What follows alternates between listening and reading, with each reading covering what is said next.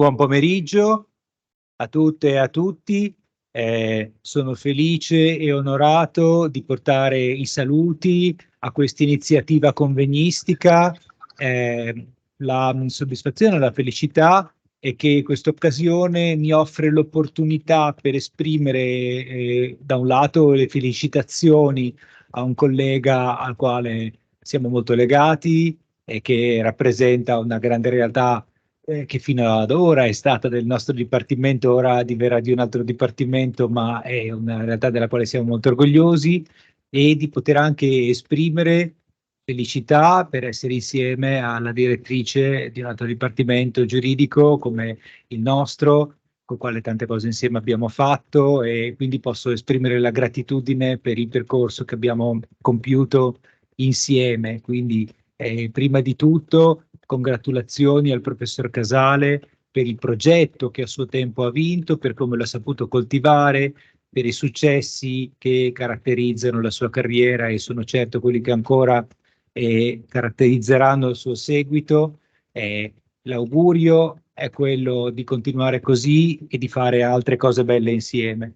E questo è anche l'augurio, oltre che a un saluto di benvenuto che rivolgo alla professoressa Golino, perché abbiamo fatto molte cose belle, e la cosa più bella è poi la vicinanza e la condivisione di tante tappe del percorso, e l'auspicio è di continuare su questa strada perché è decisamente più bella percorrerla insieme che non percorrerla da soli. Quindi per noi è una grande fortuna poter avere come confronto il suo dipartimento e la sua persona.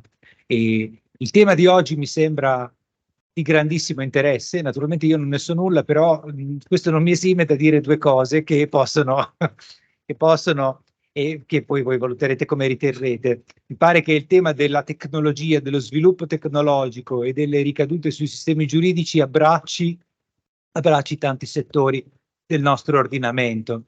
E mi pare di cogliere, almeno nella mia realtà, che ci sono un pochino due tendenze che si manifestano.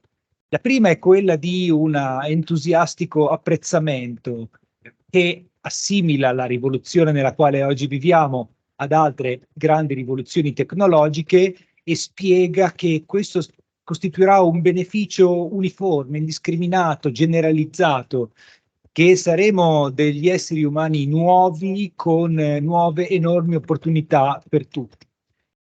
Questo è stato detto anche pochi giorni fa in Piazza Maggiore al conferimento di un sigillum magnum. Affermazione che mi sembra interessante. La domanda che io non sono in grado, a cui non sono in grado di rispondere è se queste opportunità che si aprono saranno per tutti in egual misura, se invece ci sarà una bilancia, se non proprio per tutti, se qualcuno invece ci perderà. E questo è un tema, secondo me, sul quale è opportuno fare una riflessione, e la devono fare i giuristi, è quanto mai necessario. L'altro atteggiamento che almeno caratterizza molto il mio ordinamento è quello di orrore e di fuga. Quindi è una cosa terrificante che costituisce in sé un tradimento di principi che noi avevamo, e che anche solo menzionarlo, poterla recepire, rappresenta una forma di tradimento dei valori ai quali noi ci ispiriamo. E anche questa seconda affermazione, a mio modo di vedere, deve essere messa in discussione, perché se noi semplicemente rifiutiamo di confrontarci con un dato nuovo, poi rischiamo che il dato nuovo continui a produrre i propri effetti semplicemente ignorando il nostro rifiuto. E così il benvenuto e l'auspicio per questo convegno è un invito che faccio a tutti noi come giuristi, è quello di usare i valori e le categorie come strumento per capire la realtà e non invece per rifiutare di adattarsi ad essa. È un tradimento che a volte le classi dirigenti fanno, e quando ciò si è verificato, grandi nocumenti ne sono derivati per le persone poi che si trovavano ad avere a che fare con queste innovazioni. Quindi noi abbiamo una grande responsabilità, che è quella di guardare i dati empiricamente quali sono e usare le categorie che sappiamo così bene lavorare ed elaborare per fare in modo che la realtà del domani sia migliore di quella con la quale ci troviamo ad avere a che fare. Grazie e buon lavoro. Buon pomeriggio a tutte e a tutti. Io davvero sono lusingata dalle parole del professor Caianiello, che mi hanno anche un po' commossa, dico la verità. I nostri due dipartimenti stanno percorrendo un percorso parallelo, direi quasi mano nella mano, stiamo facendo tante cose insieme. E questo incontro di oggi ne è in parte la testimonianza, quindi io, oltre a dare il benvenuto a voi e a portare i saluti del nostro dipartimento, ringrazio veramente Davide Casale per aver saputo anche ancora di più rinsaldare questo legame che negli ultimi anni si è creato tra i nostri due dipartimenti che sono chiaramente che hanno delle differenze, ma il cui valore sta nel completamento di essi, no? C'è chi va verso un binario, c'è chi va su un altro, ma lo facciamo insieme. Questo penso che sia un grandissimo valore non soltanto per noi che lo compiamo, ma anche per l'Ateneo, perché penso che sia importante riconoscere le diversità pur nella vicinanza di intenti. Quindi questo penso che sia una cosa molto importante che ci riguardi. Venendo all'incontro di oggi, tu Michele hai già detto molto, hai parlato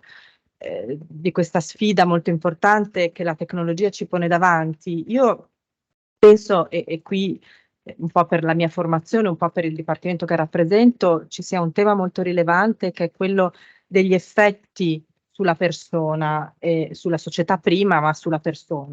Credo che sia uno degli elementi chiave che questa sfida ci pone davanti oggi e indagare e interrogarsi su quali strumenti, perché è necessario farlo, anche se capisco la volontà di rifuggire, quali strumenti possono essere messi in atto per affrontare questa sfida che sul lavoro credo che abbia un impatto e abbia avuto già un impatto assai rilevante. Io non voglio perdere tempo, non voglio sottrarvi tempo a quelli che saranno i lavori del pomeriggio. Ringrazio veramente ancora il professor Casale per questa iniziativa, sia per il valore scientifico che l'iniziativa ha, partendo dal progetto che ha vinto, ma anche, come dicevo prima, per aver saputo unire ancora una volta il Dipartimento di Scienze Giuridiche e il Dipartimento di Sociologia e Diritto dell'Economia.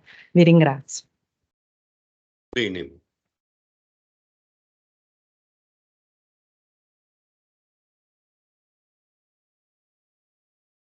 Mi sono ricordato che nel 1964-65 io, in virtù di una Fulbright, sono stato negli Stati Uniti a studiare l'automazione. Parlo di anni in cui molti di voi, o quasi tutti, non eravate ancora nati. Qual era il problema che si poneva? Era il problema della ricaduta sulla forza lavoro. Da due punti di vista: che se ne dovesse prevedere una riduzione, e quindi era una questione di livello, se le macchine avessero espropriato dei posti.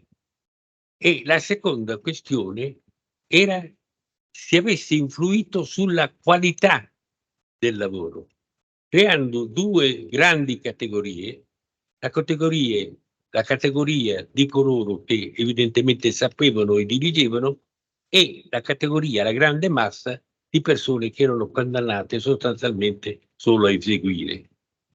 Devo dire che a distanza di tanti anni, nessuna di queste due previsioni drammatiche si è verificata. Quindi dobbiamo stare attenti nell'uso della parola rivoluzione. Se rivoluzione c'è, è una rivoluzione in costante progress. Poi, siccome noi giuristi come gli economisti siamo innamorati dal dividere i processi in tante tappe successive, per cui per esempio ci fa comodo parlare dell'alto, del medio e del basso medioevo, così abbiamo completato tutte le misure che questo medioevo può assumere, senza lasciarne fuori nessuna. Siccome noi siamo innamorati della classificazione, allora abbiamo e parliamo di più tappe di questa rivoluzione tecnologica. Però attenzione, quando parliamo di tappe, questa è una regola di prudenza che ci viene dagli storici, non dobbiamo mai pensare a delle sostituzioni totali, nel senso che la tappa che viene dopo cancella completamente quella che c'era prima. Cioè il processo è un processo disuguale fra paesi, disuguale all'interno dello stesso paese. Per cui sostanzialmente quando parliamo di tappe, ripeto, lo dobbiamo fare con questa consapevolezza che la storia è continua e non sopporta quello che ci aiuta peraltro, diciamo così, a ricordarla, non sopporta le divisioni nette. Anche se queste divisioni dipendono da fatti storici indubitabili. Come ad esempio, voglio dire, la scoperta di Colombo. Certo è una cosa molto importante, ma probabilmente quelli che vivevano nel 1492 non ne sentivano assolutamente le esigenze, non ne avvertivano l'importanza. Allora, tuttavia, con questa, diciamo, avvertenza potenziale di non ritenere le tappe come sostitutive integralmente di quelle precedenti da parte di quelle successive, io in uno scritto che è tornato un po', diciamo così, rallegrato un po' di citazioni in questi ultimi tempi, che era la mia relazione all'AIDA del 1985, parlavo di una terza rivoluzione industriale. Partivo dall'invenzione del vapore, della macchina a vapore, per il suo significato emblematico di una produzione diciamo così, di energia, no? Che avrebbe permesso poi sostanzialmente il decollo. Veramente. Quindi parlavo di questa tre rivoluzioni che partivano dalla. La terza, quella di cui io mi facevo carico, se la dovessi qualificare a posteriori, la chiamerei di quella della digitalizzazione. Sostanzialmente. È vero che le guerre sono cattive, ma le guerre hanno prodotto le più grosse accelerazioni della ricerca scientifica. No? Insomma, se noi pensiamo sostanzialmente a quello che ha significato l'energia atomica, a quello che ha significato il primo calcolatore, cioè vediamo che in effetti le guerre purtroppo causano queste accelerazioni. Qual è la quarta? Siamo alla vigilia di una quarta rivoluzione, di una quarta tappa, diciamo così. Questa quarta tappa è costituita dall'intelligenza artificiale, quindi avremo la terza che è la digitalizzazione e la quarta l'intelligenza artificiale. Io onestamente non sono in grado di imbancarmi perché non ho capito esattamente che cosa significhi intelligenza artificiale, per un motivo, che ne sappiamo ancora molto poco dell'intelligenza umana e quindi è veramente difficile immaginare come funzioni quella dell'intelligenza artificiale. E in secondo luogo, perché in realtà, come diceva Pascal, Cartesio diceva cogito ergo sum, Pascal diceva ci sono le ragioni del cervello, ma ci sono le ragioni del cuore.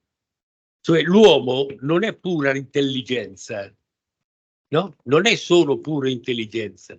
Quindi è difficile immaginare come si possa riprodurre, no? un meccanismo che veramente, diciamo così, copi i processi decisionali che noi realizziamo, che passano attraverso un filtro molto più complesso. Intelligenza artificiale. L'intelligenza artificiale, fra l'altro, noi la immaginiamo come qualcosa che dovrebbe svilupparsi nei prossimi decenni, dico, verso la fine di questo secolo. Ma c'è qualcuno che è in grado di immaginare quale sarà lo scenario di fondo alla fine del secolo, contro di cui o su cui dovrebbe svilupparsi l'intelligenza artificiale? Noi ci troviamo di fronte a due fenomeni giganteschi, sostanzialmente, i quali fenomeni sono destinati a bucare radicalmente il mondo che noi conosciamo. Il primo è il cambiamento climatico. Mi è venuto da sorridere a pensare che il cambiamento climatico, attraverso l'erosione delle coste, potrebbe portare alla fine del turismo e così avremmo risolto il problema del lavoro nero, no? Sulle spiagge di questa notte. Il primo quindi è il cambiamento climatico, il secondo è l'immigrazione. Secondo l'immigrazione sono due fenomeni che non ci permettono di capire che cosa sarà alla fine quale sarà lo scenario, evidentemente, perché sono fenomeni di cui non conosciamo lo sviluppo. Questo non significa che non dobbiamo coltivare l'intelligenza artificiale, ma significa che non dobbiamo assegnare alla rivoluzione tecnologica un peso maggiore di quello che può avere all'interno di tutti questi condizionamenti che vengono da processi rispetto a cui noi non abbiamo che un limitato potere di controllo. Tuttavia, siccome noi siamo degli artigiani del diritto, continuiamo a lavorare lo stesso, immaginandoci che ci sia uno scenario dove le nostre lucubrazioni abbiano una qualche ricaduta significativa. Però chiediamoci intanto, al di là del fervore degli studi, io ho visto, e mi congratulo, che questo progetto ha prodotto in termini di articoli, di interventi, di interviste, una massa spaventosa di letteratura. Se ora moltiplichiamo questo fatto per tutti i progetti che sono in corso, questa stanza sarebbe completamente oscurata e ostruita da quintali, tonnellate di carta. Questo per dire che sostanzialmente c'è anche un problema di selezione dell'informazione che sta diventando assolutamente ingestibile nella maniera più assoluta. Però, detto questo, continuiamo a fare il nostro lavoro. E il nostro lavoro da che cosa parte? Da che cosa deve partire? Da quel diritto del lavoro che abbiamo. Cioè noi sostanzialmente studiamo questo fenomeno dell'intelligenza, ma lo studiamo con riguardo al diritto del lavoro che abbiamo. Cioè cerchiamo di migliorare la rete protettiva che verrebbe messa in discussione, a rischio, in pericolo da questa evoluzione diciamo così, della tecnologia.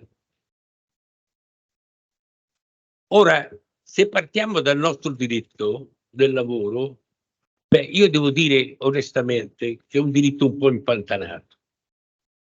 Cioè è un diritto in cui sostanzialmente si vive ancora con il mito della stagione dello statuto. E si cerca disperatamente di trovare qualche spazio su cui poter dire la propria. Se guardate ai dibattiti, ci stiamo dibattendo sostanzialmente su il salario minimo e l'efficacia dei contratti collettivi, che sono fra l'altro due questioni strettamente imparentate. Quindi è un diritto, diciamo così, è un diritto floscio, cioè e di questo bisogna dare credito, o perlomeno debito, soprattutto alla legge, soprattutto al sistema, soprattutto all'evoluzione legislativa.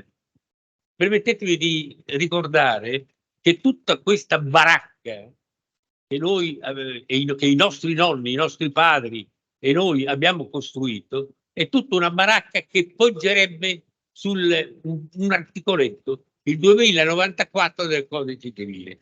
Cioè noi, per quanto evitiamo di dirlo, adesso quasi ci vergogniamo di dire che siamo studiosi del diritto del lavoro subordinato. Quella parola subordinato è diventata una parola impudica. Quindi noi siamo studiosi del diritto del lavoro. Ma dal punto di vista positivo è un lavoro subordinato. Bene, come ha reagito il legislatore? Mi limito semplicemente a ricordare una mia interpretazione, ma come ha reagito? Ha reagito sostanzialmente moltiplicando le fattispecie, per cui è difficile immaginare come sono correlate quella del lavoro eteroorganizzato, costituisce un'espansione del 2094 oppure no, viene completamente riassorbita? E se non viene completamente riassorbita, che cosa se ne deve derivare a livello della disciplina? Perché sostanzialmente, mentre il legislatore moltiplica le fattispecie, là si è modificata la disciplina. Cioè sostanzialmente nel lavoro eteroorganizzato dovrebbe essere applicata integralmente la disciplina del lavoro subordinato, anche se la fattispecie non è più tale da giustificare quell'integrale corpo normativo. E lo stesso è nel lavoro agile.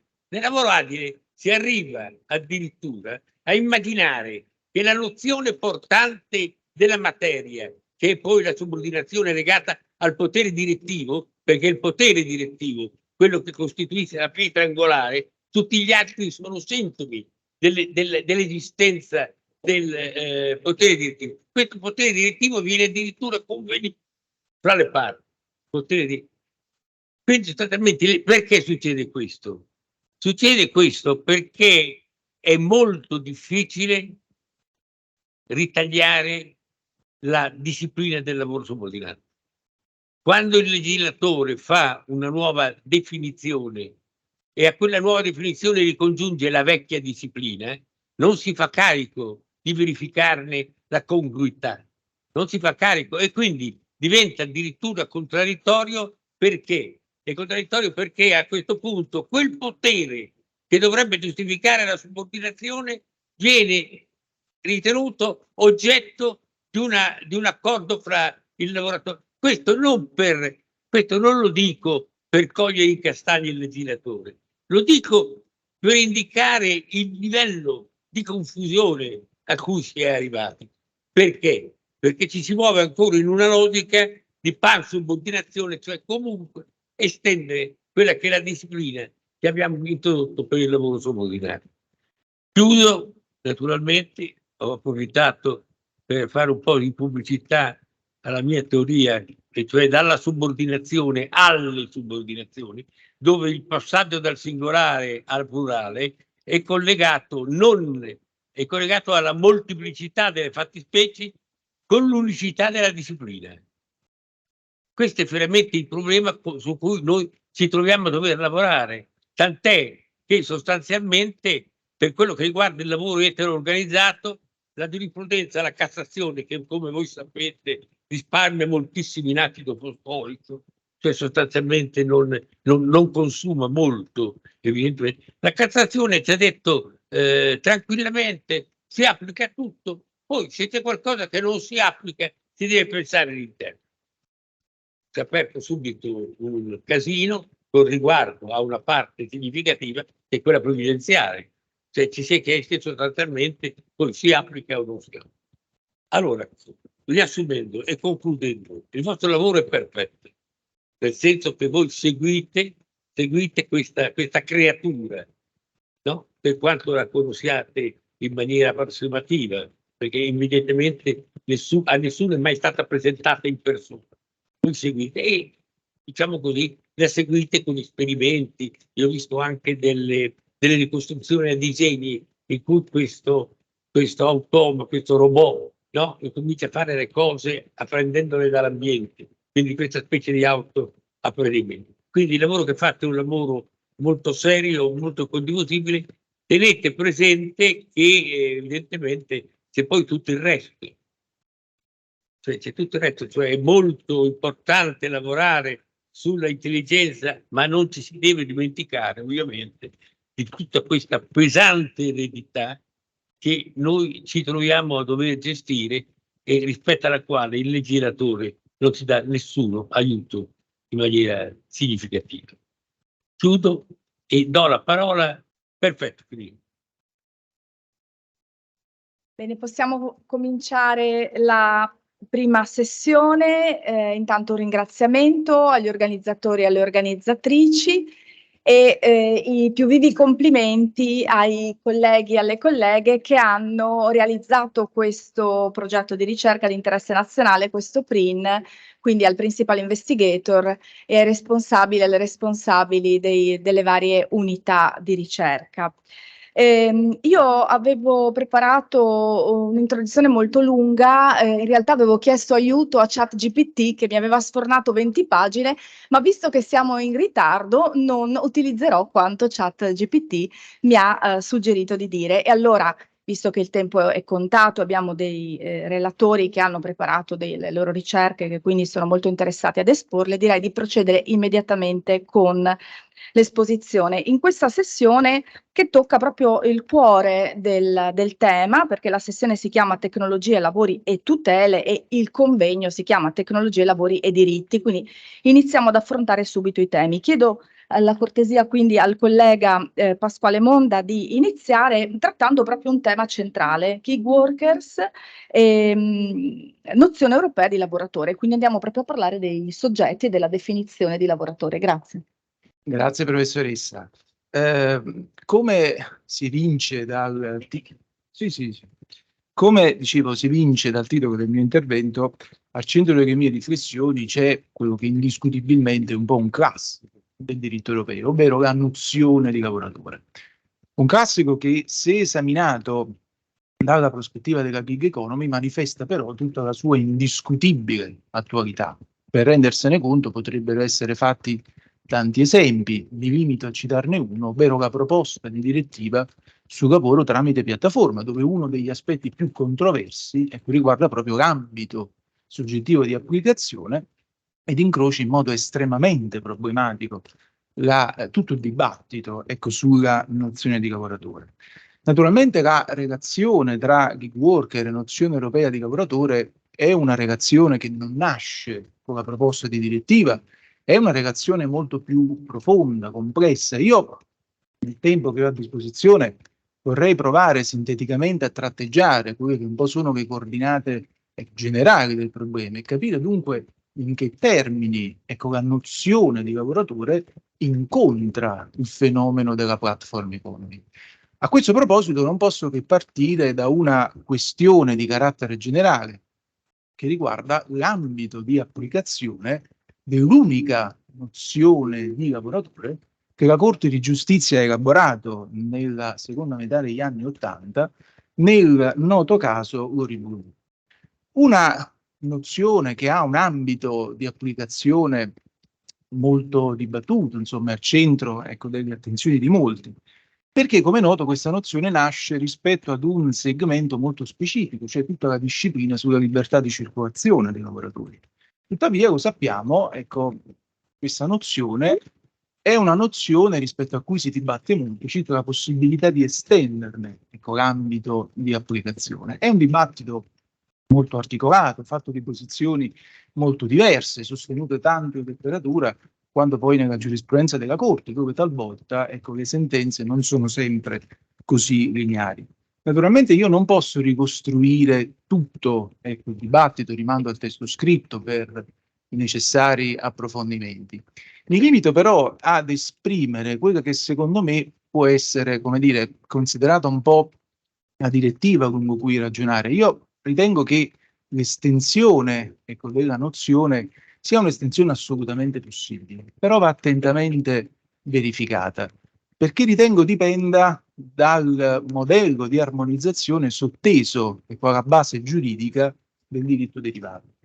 Per cui laddove l'ordinamento europeo punta ad un modello di armonizzazione improntato sulla uniformità dei sistemi di tutela all'interno del territorio dell'Unione, dove questo è l'obiettivo, l'estensione della nozione non pone particolari problemi. Penso a tutto il diritto antidiscriminatorio, penso a tutta l'area della disciplina sulla salute e sulla sicurezza dei lavoratori. Il discorso diventa un po' più complicato, laddove il modello di armonizzazione è un modello di armonizzazione minima, molto discusso, lo sappiamo, però un modello di armonizzazione che attualmente rinviene le sue coordinate giuridiche nell'articolo 153 del Trattato sul funzionamento dell'Unione. dove coordinamento europeo, più che puntare ad uniformità delle tutele, sostanzialmente pone l'obiettivo di individuare dei livelli di tutele, salvo poi la possibilità degli ordinamenti nazionali di modularne l'applicazione secondo i propri assetti interni. E qui il problema è che negli assetti interni difficilmente non può non rientrare la nozione nazionale di lavoratore. Di qui un primo tassello, insomma, solo in apparenza, per la verità scontato, perché mi ritornerà utile quando dopo proverò a formulare qualche rapida osservazione sulla proposta di direttiva sul lavoro mediante piattaforme, cioè che il problema di verificare quando il gig worker rientra nella nozione europea di lavoratore non può che porsi laddove ricorrono i presupposti giuridici per la piena applicazione di questa nozione. Diversamente il problema è un problema che va affrontato a livello nazionale. Ora, sul punto però vorrei, come dire, ribadire una precisazione, perché quando parlo di un problema da affrontare, insomma, a livello nazionale, questo credo che la Corte di Giustizia, insomma, lo abbia chiarito in modo molto preciso, non significa rimettere poi questo genere di valutazione al pieno arbitrio degli ordinamenti nazionali. Discrezionalità non significa arbitrarietà. Discrezionalità significa agire in modo ragionevole. Per cui il problema è che l'ordinamento affronta sì il tema, insomma, la questione dell'ambito soggettivo di applicazione, ma lo fa alla luce di quelle che sono le proprie costruzioni giuridiche, non potendo escludere quei soggetti che già sono lavoratori dalla propria prospettiva nazionale. Laddove invece ricorrono quei presupposti per applicare la nozione di lavoratore, il discorso cambia e cambia in modo drastico. Qui il problema è capire a quali condizioni il gig worker rientra nella nozione. E qui non posso non incrociare, insomma, rapidamente quelli che sono gli elementi che strutturano la nozione. Perché secondo me una notazione diventa imprescindibile. Questi elementi non possono non essere letti dalla prospettiva del diritto europeo. Talvolta si commette, come dire, l'equivoco, insomma, di riempire di contenuto questi elementi, come dire, utilizzando concettualizzazioni tipiche degli ordinamenti nazionali. Il problema in realtà si è posto, insomma, non tanto per la dimensione onerosa, per il carattere oneroso, insomma, della prestazione, per la dimensione reale ed effettiva dell'attività, ma per il concetto di direzione, che è uno degli elementi che strutturano la nozione europea. Il problema è come leggere. È possibile riempire di contenuto questa nozione utilizzando concettualizzazioni tipiche degli ordinamenti nazionali? È possibile leggere nella direzione il concetto di direzione fatto proprio, insomma, dalla Corte di Giustizia, una sorta di rimando a quello che poi è il concetto di eterodirezione. Io credo che questo non sia un percorso praticabile. La nozione di direzione fatta propria dalla Corte di Giustizia è una nozione che ha una sua dimensione assiologica, perché l'obiettivo è quello di dare effettività al diritto europeo. E allora questa nozione va ricercata nell'ambito della Corte di Giustizia. Per cui quando la Corte parla di limitazione della libertà di determinare l'orario, il luogo, l'attività di lavoro, la scelta dei collaboratori, non individua, come pure talvolta è stato detto, una sorta di indici sintomatici, insomma, di un potere più ampio e pervasivo. In realtà quegli elementi rimandano ad una concettualizzazione della direzione, che è di gran lunga diversa da quella tipica degli ordinamenti nazionali, molto più sfumata, molto più ampia. Una direzione che è sostanzialmente una limitazione dell'autonomia organizzativa. Tra l'altro, a ribadire la distanza che separa, insomma, questo modo di concepire il lavoro, diciamo, la nozione di lavoratore, insomma, da quelle nazionali, richiamo, insomma, molto velocemente quel particolare, insomma, indirizzo giurisprudenziale inaugurato, insomma, dal caso Lanusa. Ricordo, il caso Lanusa riguardava, insomma, la direttiva sulla salute e sicurezza delle lavoratrici gestanti, insomma, ma questo tipo di impostazione è stato poi ripreso per l'orario di lavoro, licenziamento collettivo, libertà di circolazione, dove la Corte ritiene addirittura il concetto di direzione surrogabile da un più generico riferimento al controllo. Da un più generico riferimento al controllo e alla possibilità di revocare unilateralmente le punizioni. È chiaro che questo tipo, ecco, di impostazione alimenta, insomma, tutta una serie di questioni di carattere generale, insomma, come questa impostazione incide, ecco, sul binomio subordinazione-autonomia, che insomma, in modo molto peculiare nemmeno sfugge del tutto all'ordinamento europeo, come intendere il controllo, qual è la fase prodromica al controllo e che poi diventa oggetto essa stessa del controllo. Tutte queste questioni naturalmente non ho il tempo di intervenire, però il punto importante è che la ricerca degli elementi fondativi della nozione non può che essere rinvenuta, ecco, nell'ordinamento europeo. Tra l'altro, a questo proposito, un breve, insomma, collegamento, rapido collegamento con la tanto discussa ordinanza Jodl non posso non farlo.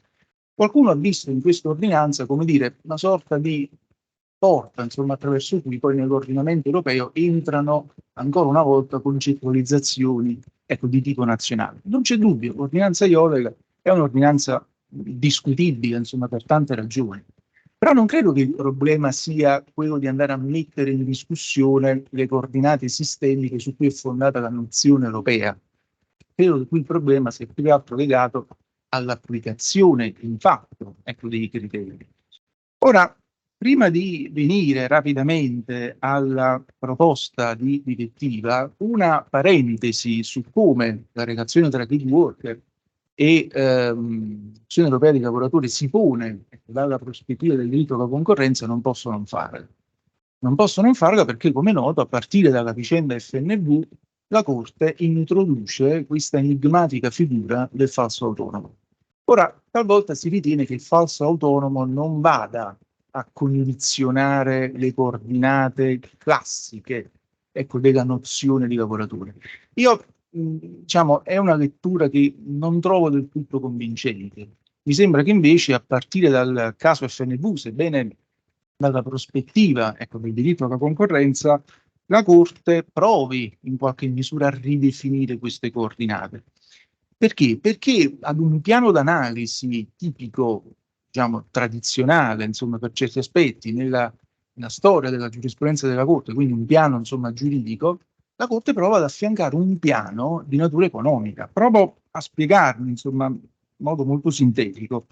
A leggere con attenzione, ecco, la sentenza FNV, ci si rende conto che la Corte parte nel definire, ecco, la nozione di lavoratore, parte sì da quella classica concezione giuridica di lavoratore dove al centro c'è la limitazione dell'autonomia organizzativa, però questa concettualizzazione giuridica, questo criterio giuridico ne affianca uno economico.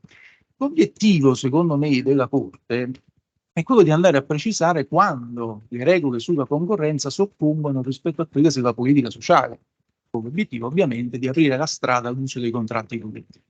E a questo proposito, a questo scopo, la Corte di Giustizia mette in relazione la nozione di lavoratore con quella di impresa, ricavando per certi aspetti la nozione di lavoratore un po' per sottrazione, cioè rimettendo in questa nozione tutto ciò che non rientra, ecco, nella nozione di impresa. Ecco perché il prestatore di servizi diventa, cito testualmente, colui il quale non determina in autonomia la propria condotta nel mercato, perché instaurandosi una relazione di unità economica con il committente fuoriesce, ecco, dalla nozione di impresa. Dunque, criterio giuridico, ma anche un criterio economico, l'indipendenza del mercato. Quando l'indipendenza viene meno? Qui credo che la Corte, attraverso una fitta trama, insomma, di rimandi ai suoi precedenti, intenda sostanzialmente porre l'accento sulla impossibilità per il prestatore di definire in autonomia le condizioni di vendita del servizio, in modo specifico il prezzo, insomma, di vendita del servizio. Ora mi pare, ma insomma non mi dilungo sul tema, insomma, anche per non sforare, insomma, che questa impostazione, questa lettura che ho provato molto sinteticamente, insomma, a definire, trovi conferma anche negli orientamenti della Commissione sulla contrattazione collettiva dei lavoratori autonomi, dove la Commissione, partendo, insomma, dall'impostazione FNV, individua, insomma, dei soggetti, dei prestatori di servizi paragonabili al lavoratore, mettendo proprio l'accento sulla condizione di indipendenza o meno nel mercato e riconduce, ecco, nell'ambito di questi soggetti anche coloro i quali svolgono lavoro mediante piattaforme, proprio perché questi lavoratori non sono in grado, ecco, di definire in modo autonomo le condizioni di vendita del servizio. La Commissione dice: vi subiscono e basta. E arrivo a questo punto alla proposta di direttiva. Mi avvio a concludere. Ora, io penso che nella proposta di direttiva la declinazione, la relazione, insomma, tra il work e l'emozione europea venga sviluppata in modo, come dire, estremamente problematico e complesso. È una posizione sostenuta da tanti in letteratura. Al centro, insomma, del dibattito, insomma, il pomo della discordia è un po' costituito dall'utilizzo del meccanismo della presunzione. Una presunzione elaborata, plasmata dalla direttiva, fondata su criteri direttamente individuati dalla proposta di direttiva, quindi criteri insomma, che secondo molti finirebbero in qualche misura con il mettere da parte, ecco, le nozioni nazionali di lavoratori. Criteri da cui però, come dicevo, dipende una presunzione di subordinazione. Criteri molto ampi, criteri molto generici, qualcuno li ha definiti onnivori, altri insomma mettono l'accento sul fatto che questi criteri sono, come dire, un po' condivisi, insomma comuni, tanto al lavoro subordinato, insomma, quanto al lavoro autonomo. Insomma, criteri dove non è immediatamente riscontrabile, insomma, quelle che sono alcuni dei cardini, ecco, delle concettualizzazioni tipiche delle nozioni nazionali di lavoratore. L'eterodirezione di cui prima ci parlava anche il professore Carinci. Per cui, ragionando in questi termini, guardando la direttiva da questa prospettiva, sembra che effettivamente il dubbio, insomma, di una qualche possibile frizione col modello dell'armonizzazione minima non sia del tutto peregrino. Soprattutto la direttiva nasce, insomma, sulla base, insomma, la sua base giuridica nell'articolo 153 del Trattato sul funzionamento dell'Unione. E, come dire, il problema di relazionarsi alle coordinate della sua base giuridica nemmeno sfugge del tutto alla proposta, tant'è che quando deve definire la nozione di lavoratore subordinato delle piattaforme lo individua rimandando agli ordinamenti nazionali. È vero, utilizza poi una formula ambigua, tenuto conto della giurisprudenza della Corte. Un'ambiguità che però, secondo me, può essere in qualche modo sciolta, considerando quella giurisprudenza che prima richiamavo. Autonomia, discrezionalità non significa arbitrarietà, questo la giurisprudenza, ecco, lo ha evidenziato, insomma, in modo, come dire, particolarmente chiaro ogni qualvolta le direttive in materia di politica sociale hanno utilizzato la classica clausola dei limiti. E tra l'altro penso che proprio nella logica del confronto, insomma, con l'articolo 153, la proposta non obliteri del tutto le nozioni nazionali di direttiva, tant'è che la presunzione a natura relativa non ha natura assoluta, è ammessa, insomma, la confutazione, ammessa la prova contraria, una prova che evidentemente non può riguardare solo i criteri costitutivi, fondativi della presunzione, ma è una prova che evidentemente riapre il nodo qualificatorio e lo riapre, insomma, rimettendo al centro, ecco, le impostazioni nazionali.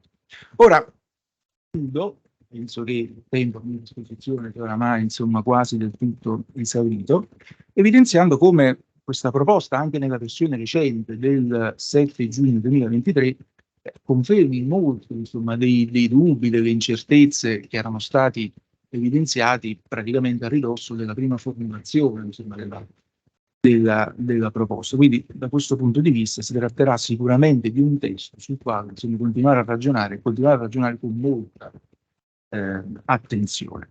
Mi fermo, vi ringrazio per l'attenzione.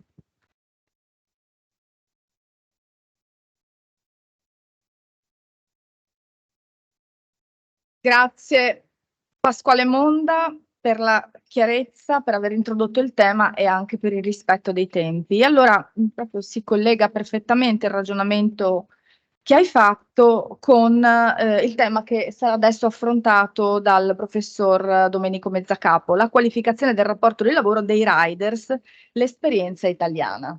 Prego.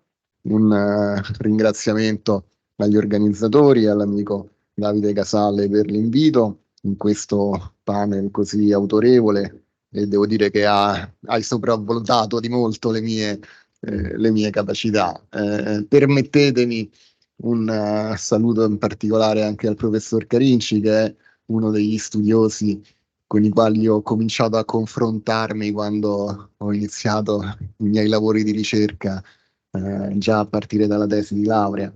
io studiavo il lavoro pubblico e quindi lui è stato uno dei miei punti di riferimento, e quindi è sempre un piacere tornare qui a Bologna. E permettetemi anche un saluto particolare ai miei studenti che so essere collegati da remoto. Abbiamo un collegamento dall'aula 500 della Sapienza, dove ci sono un'ottantina di miei studenti che ci seguono, quindi un saluto particolare anche a loro. Io ho il tema della qualificazione del rapporto di lavoro dei riders, anche se questo tema è stato già trattato dal professor Carinci, quindi io come dire, mi inserisco in scia e perdonatemi se sarò magari anche un po' semplice su certi passaggi, ma lo faccio anche a vantaggio dei miei studenti collegati. E credo che questo tema debba essere in qualche modo affrontato anche partendo un po' più da lontano, cioè cercando di capire quali sono le ragioni dell'emersione del lavoro autonomo continuativo e come poi questa disciplina si è evoluta ed ha impattato sui riders. Io ho messo qui questa slide i primi riferimenti e mi fa piacere ricordare le tappe intermedie. Non tutti lo ricordano, ma un primo riferimento alle Cococò è contenuto nella legge Erga Omnes, la legge 741 del 59, ma è la riforma del processo del lavoro che apre poi il dibattito, no, con l'articolo 409 del Codice di Procedura Civile del 73, guarda caso, 3 anni dopo che cosa? 3 anni dopo lo Statuto. Però c'è questo rimbombo che è un po' fastidioso. 3 anni dopo lo Statuto e quindi 3 anni dopo l'articolo 18, la norma che sancisce la maggiore difficoltà di licenziamento, chiamiamola così, no? Tutti sapete che qualcuno aveva parlato anche dei licenziamenti impossibili. Poi che succede? Nel 95, qui c'è un errore nella slide, nel 95 con la riforma del sistema pensionistico questi rapporti vengono assoggettati a contribuzione previdenziale, guarda caso 5 anni dopo la legge 108 del 90, che è quella legge che ha esteso l'ambito di applicazione della reintegrazione. Quindi questo lavoro autonomo continuativo emerge e comincia a diffondersi quando la flessibilità in uscita diventa problematica e magicamente le imprese cominciano ad avere necessità di lavoratori autonomi continuativi, quando prima di questi anni questa esigenza non era sentita, no? La subordinazione come nella sua elasticità era idonea a ricomprendere qualunque attività lavorativa continuativa. E infatti dagli operai ai dirigenti sono tutti subordinati. Quindi nasce questa figura e comincia a porsi il problema della distinzione tra coordinazione e subordinazione. Io ricordo sempre questo aneddoto che mi venne raccontato da un maestro della nostra materia, posso fare il nome, era il professor Pessi, e quando ero studente alla scuola di specializzazione in diritto sindacale alla Sapienza, lui teneva il corso e ci raccontava questo aneddoto, che lui si trovava a insegnare diritto del lavoro, non so per quale accidente, a un gruppo di religiose, e a un certo punto spiegava questa differenza e le suore non capivano. Dice, ma come si fa a distinguere? E dice, ma lei come fa a distinguere tra la coppia sposata e la coppia convivente? Con l'aiuto di Dio. Dice, anch'io con l'aiuto di Dio distinguo tra subordinazione e coordinazione. E non a caso il mio maestro, Giuseppe Santoro Passarelli, ha utilizzato questa fortunata espressione, no, della coordinazione come formula insincera. Lui in realtà la riprende, se non ricordo male, da Ascarelli, che ne parlava con riferimento ai tipi di società, alle società in mano pubblica in particolare. Però è una formula insincera perché? Perché non c'è una definizione normativa di coordinazione. Il 409, come tutti sapete, è una norma processuale, quindi che estende la disciplina processuale a quelle collaborazioni. In assenza di una definizione normativa, la supplenza l'ha assunta la giurisprudenza, ovviamente seguendo alcune indicazioni della dottrina, ma con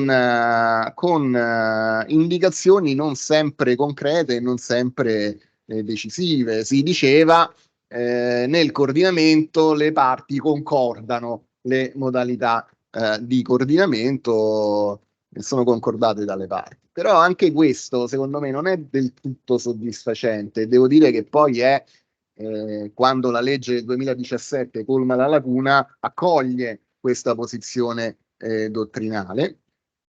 Però in concreto è difficile distinguere, no? È una distinzione che vale solo in teoria, perché in concreto se io dico a una persona fai questa cosa e lui la fa perché obbedisce ad un ordine o la fa perché ha tacitamente acconsentito a questa proposta. Quindi capite tutti che in concreto non regge. Ed infatti questo poi ha portato all'abuso delle collaborazioni, l'uso fraudolento e i vari tentativi del legislatore di come dire, arginare questi abusi. Abbiamo avuto la disciplina del lavoro a progetto, sulla quale non posso soffermarmi, oggi abrogata, e sostituita in parte da questo riferimento delle collaborazioni etero organizzate. Si applica la disciplina del rapporto di lavoro subordinato ai rapporti di collaborazione, ho messo l'ultima versione della norma, che si concretano in prestazioni di lavoro prevalentemente personali, continuative. Fino a qui abbiamo, a parte il riferimento alla prestazione di lavoro, una sostanziale continuità con il 409, e la differenza in questo: nelle modalità di esecuzione sono organizzate dal committente e si applica la disciplina del lavoro subordinato. Quindi il problema è capire come si interpreta questa norma e che logica, a quale logica risponde questa norma. Abbiamo avuto la Cassazione, è stata già citata, io ho messo in evidenza qualche punto saliente. È una norma di disciplina, quindi non importa la collocazione qualificatoria delle co-co-co, ha una funzione antifraudolenta e una funzione rimediale. L'abbiamo già studiato, l'abbiamo letto, eccetera. Io mi permetto di segnalare solo una cosa: ma siamo sicuri che queste due funzioni sono complementari? Perché se ha una funzione antifraudolenta, una posizione sulla qualificazione la sta prendendo, perché ci sta dicendo che sono rapporti finti autonomi. Se ha invece una funzione rimediale, sta assumendo un aspetto, una logica diversa, cioè quella di dare una disciplina a un rapporto che richiede una disciplina ragionevolmente differenziata, potremmo dire. E segnalo ancora una cosa: la disciplina del lavoro a progetto aveva tutti e due gli elementi, perché aveva sia la funzione antifraudolenta, con la presunzione di subordinazione, ma anche un primo accenno di disciplina sostanziale del lavoro autonomo genuino, cosa che invece manca totalmente nella nuova norma delle co-co-co. È una lacuna che è stata colmata, se è stata colmata, solo successivamente con la legge sul lavoro autonomo non imprenditoriale, ammesso che l'abbia colmata, perché si potrebbe cavillare. Quindi si applica la disciplina del lavoro subordinato a questi rapporti, si applica integralmente, ha sollevato già il problema il professor Carinci. La Cassazione su questo è anche un po' ambigua, perché da un lato lo dice nettamente che si applica integralmente questa disciplina, che all'interprete non è dato selezionare la disciplina applicabile in nessun modo. Dall'altro lato c'è questo passaggio ambiguo del punto 41 che molti hanno già sottolineato, dove in una sorta di obiter dictum si dice non possono escludersi situazioni in cui l'applicazione integrale della disciplina della subordinazione sia ontologicamente incompatibile con le fattispecie da regolare, che per definizione non sono comprese nel 2094, però si tratta di una questione che non è rilevante nel caso sottoposto all'esame di questa norma. Che vuol dire che non è rilevante, che potrebbe rilevare in altri casi? Insomma, qui la Cassazione ci lascia un po', come dire, col dubbio, e questo dubbio continua ad alimentare una incertezza interpretativa a livello dottrinale, perché c'è chi sostiene che in ragione di questo punto 41 si possa in qualche modo arrivare anche a una differenziazione delle tutele, ovviamente con tutti i problemi nel criterio selettivo che possiamo incontrare. A mio avviso questo punto non va enfatizzato è una parentesi, sta fuori da quel giudizio. Io credo che sia chiara la tendenza della Cassazione a un'applicazione integrale di quella disciplina in una logica antifraudolenta che prescinde dalla qualificazione, perché si prende atto che una serie di rapporti sono vicini, sono nella zona grigia, soggetti che sono in una situazione di dipendenza economica, debolezza contrattuale, chiamatela come volete, sono meritevoli della stessa disciplina per evitare abusi. Anche qui potremmo domandarci se tutto questo è lecito sul piano della questione della disponibilità del tipo. Il professor Carinci lo diceva, noi siamo ancorati alla dicotomia, no? L'autonomia-subordinazione, che diventa anche una tecnica di distribuzione delle tutele, oltre che una dicotomia qualificatoria. Forse questo è il nostro limite. Ci ricordiamo che la Corte Costituzionale, nel momento in cui si valorizza l'articolo 35 della Costituzione, la tutela del lavoro in tutte le sue forme e applicazioni, significa anche in ciascuna, diceva anche Matteo Dell'Olio, no? E quindi dovrebbe esserci una ragionevole differenziazione, non posso applicare la disciplina del lavoro autonomo a rapporti subordinati, ci potremmo chiedere se vale anche il viceversa. E qui qualche sentenza anche della Cassazione ci dice che si può fare, perché se estendiamo le tutele non staremmo violando quel principio. Però anche questo potrebbe essere controvertibile. Come viene definita dalla Cassazione l'eterorganizzazione? Come eterodeterminazione da parte del committente delle modalità di coordinamento. E qui avremo la differenza col 409, dove invece queste modalità sarebbero concordate. Anche qui, come dicevo all'inizio, questa soluzione non regge sul piano applicativo, e tra l'altro le modalità di coordinamento non sono nemmeno così facilmente, almeno per me, distinguibili dalle modalità di esecuzione della prestazione. Tant'è vero che se scorriamo la sentenza, in alcuni punti li utilizza i due termini quasi allo stesso modo. Altro aspetto interessante di questa sentenza è la valorizzazione del se e del quando lavorare, no? Noi conosciamo la giurisprudenza risalente sui Pony Express, che aveva valorizzato questo aspetto come elemento distintivo, no? Del rapporto di lavoro autonomo. Bene, questa giurisprudenza è superata dalla Cassazione, perché ci dice non importa se posso decidere o posso non decidere, quello che conta non è la fase genetica, ma quello che succede poi nella fase esecutiva. E anche qui potremmo poi continuare a ragionare sul quando e sul dove, no? La Cassazione continua a valorizzarli dicendo che se c'è l'eterorganizzazione anche solo su questi due elementi si applica la disciplina del lavoro subordinato.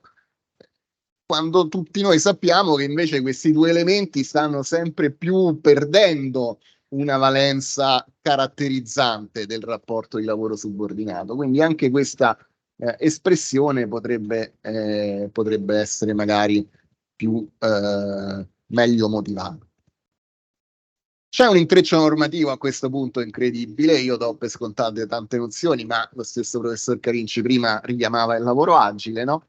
In un ipotetico segmento dove noi mettiamo il 2094 ad un estremo, quindi la subordinazione, 2222 l'autonomia pura nell'altro estremo, poi è già chi studia diritto del lavoro mi insegna che già è difficile in molti casi distinguere tra autonomia e subordinazione tout court.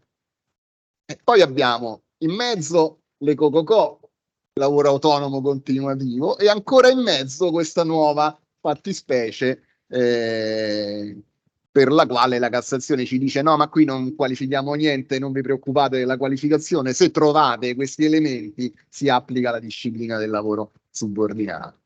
Sopra c'è il lavoro agile, dove pure c'è un rilievo al concordare le forme di esercizio del potere direttivo, e quindi come nelle COCOCO dove si concorda la modalità di coordinamento, però il lavoro agile è una forma di lavoro subordinato. E sotto c'è ancora questo lavoro mediante piattaforma al quale ora ci approcciamo, che non è, diciamo, che crea qualche problema.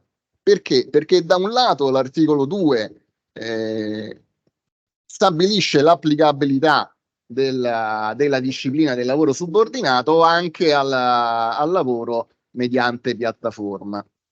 Si applica anche qualora la modalità di esecuzione sia organizzata mediante piattaforme digitali. Dall'altro lato, l'articolo 47 bis, introdotto sempre nel 2019, se non ricordo male, ci dice che fatto salvo quanto previsto quell'articolo 2, però poi quella disciplina riguarda i lavoratori autonomi che svolgono attività di consegna di beni per conto altrui in ambito urbano anche attraverso le piattaforme digitali. Quindi qui si può creare un po' un problema, si potrebbe dire va bene, qui cambia poco, bisogna vedere se in concreto è la piattaforma ed organizzare la prestazione oppure no, anche attraverso la piattaforma potrei essere genuinamente autonomo e quindi avere le tutele del 47 bis. Quando tutti noi però sappiamo nell'esperienza applicativa che queste piattaforme organizzano in modo massiccio le modalità di esecuzione della prestazione lavorativa, soprattutto se non rileva quell'elemento dello scegliere se lavorare o non lavorare. Quindi come si dipana questo intreccio normativo?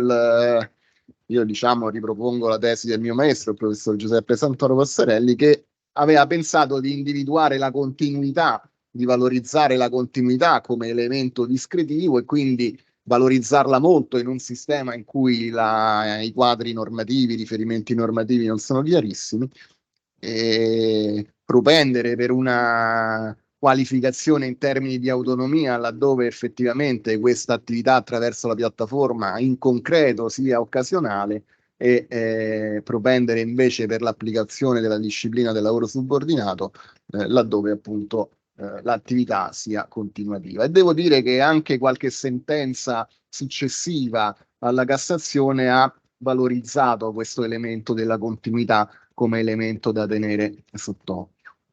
Un ultimo aspetto sul quale richiamo l'attenzione anche degli studenti a casa, perché è una cosa di cui si parla spesso ed appassiona spesso a lezioni, questo problema del ranking reputazionale, dove ora queste clausole che escludono dalla piattaforma o riducono le occasioni di lavoro sono vietate ai sensi dell'articolo 47 quinquies.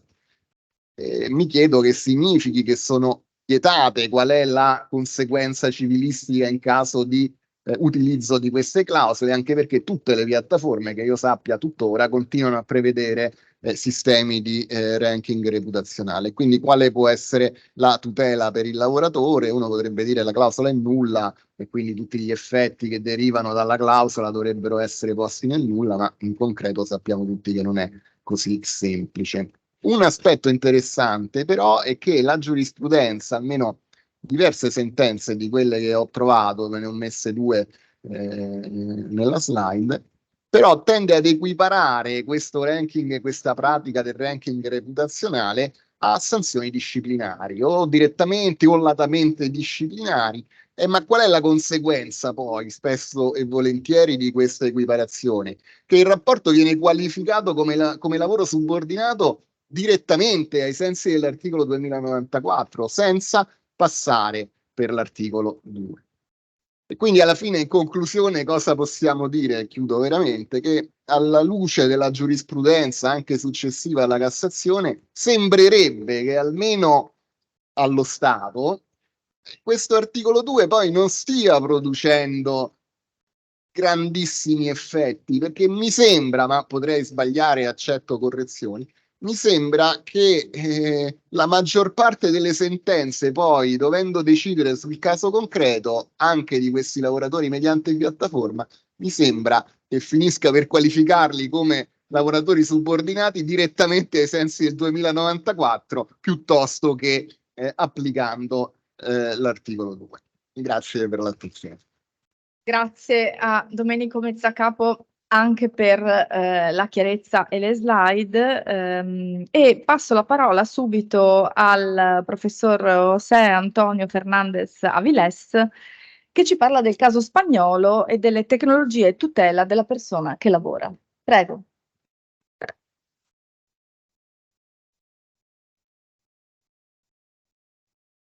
Innanzitutto voglio ringraziare al professore Casale per il suo generoso invito a partecipare al convegno in questo magnifico palazzo. E è un onore per me tornare a questa eccellente università e alla bellissima città di Bologna. Vorrei anche fare le mie congratulazioni al professore Casale e agli altri membri del progetto di ricerca, agli organizzatori e ai membri del comitato scientifico del convegno che ci permette di condividere idee e esperienze su come proteggere i lavoratori nei nuovi contesti tecnologici in cui svolgano le loro prestazioni di servizi.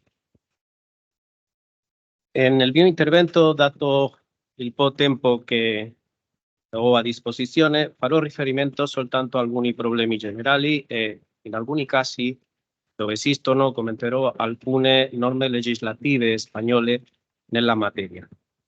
Come ha detto il professore Carinci, l'impatto della tecnologia sulle organizzazioni produttive e sul lavoro umano è stato un tema classico soprattutto della sociologia e dell'economia del lavoro, perché da sé stesso il fattore tecnologico è capace di mutare il proprio modello produttivo e poi ha portato storicamente a cambiamenti nella stessa regolamentazione del lavoro subordinato.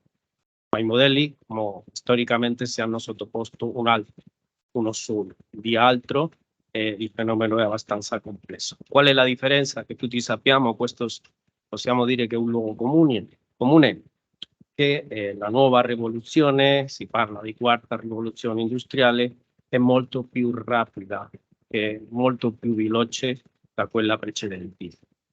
E poi la stessa esistenza dell'economia delle piattaforme è l'esempio più evidente, più chiaro, ma anche le possibilità offerte dalle tecnologie del big data, basata sul big data per i processi produttivi, erano impensabili solo qualche decennio fa, persino qualche anno fa. Altrettanto inimmaginabili erano i modelli di machine learning, ovvero i sistemi che apprendono automaticamente, chiamati meta-algoritmi, e che vengono implementati nelle aziende per prevedere la futura domanda o, per esempio, per prevedere i rischi sui mercati finanziari o, come ci interessa in questo convegno, la gestione dell'azienda e del suo personale, la selezione del personale, la gestione, l'organizzazione del lavoro, eccetera. La differenza di questa rivoluzione è il carattere dirompente che segue l'accelerazione stessa dei progressi tecnologici, che mette in evidenza il limite delle nostre modalità di governo e di controllo politico del fenomeno, che si rivela in qualche modo incapace di ricondurlo in termini civilizzatrici, se sarebbe possibile usare questa espressione. Infatti, le nostre modalità di governo dell'economia, delle relazioni industriali e della produzione e ovviamente le sue regolamentazioni giuridiche sono sempre più capaci di rispondere, non sono sempre più capaci di rispondere in maniera adeguata al cambiamento accelerato portato dall'intelligenza artificiale e dalla nuova, dalla quale io non credo, la nuova religione del dataismo, si lo chiama Harari, no? Come Leus. La prima questione generale, su questo già si è parlato abbastanza, è l'impatto delle nuove tecnologie sulla occupazione. L'effetto principale dell'applicazione della nuova robotica e dell'intelligenza artificiale nella produzione è l'aumento della produttività e lo spostamento del lavoro umano, con tutte le conseguenze che ciò comporta in termini di occupazione, la chiamata sostituzione tecnologica, nonché dell'alterazione delle stesse relazioni sociali e sindacali entro le aziende. Investire nella intelligenza artificiale ovviamente riduce i costi di personale, snellisce la gestione della forza di lavoro che viene ridotta e può anche ridurre diciamo le agitazioni sindacali entro l'azienda. Il binomio uomo-tecnologia e i suoi effetti sui tassi di occupazione sono stati un classico dibattito nelle relazioni industriali e nell'economia del lavoro. Alcuni, già anni fa, hanno osato di prevedere la fine del lavoro e la necessità di un nuovo contratto sociale. Aveva fatto per esempio Rifkin alla fine degli anni '80, nella sua opera molto diffusa, Il fine del lavoro, e che parlava poi della necessità di un nuovo contratto sociale per ridistribuire il welfare e per consentire la stessa esistenza della società in termini di pace sociale, quando il lavoro avrà perso il suo peso come strumento di integrazione sociale e di accesso al benessere e alla piena cittadinanza industriale. Sembra che è una questione molto difficile di prevedere. Gli studi prospettici sull'automatizzazione del lavoro differiscono tra di loro, ma sicuramente avrà un impatto negativo sull'occupazione umana.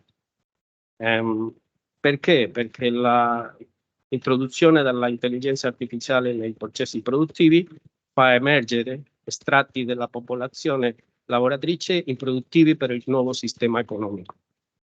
Questo già si traduce in una nuova, diciamo, questione sociale che dobbiamo risolvere in termini di politiche sociali e di transizione giusta a questi nuovi modelli produttivi.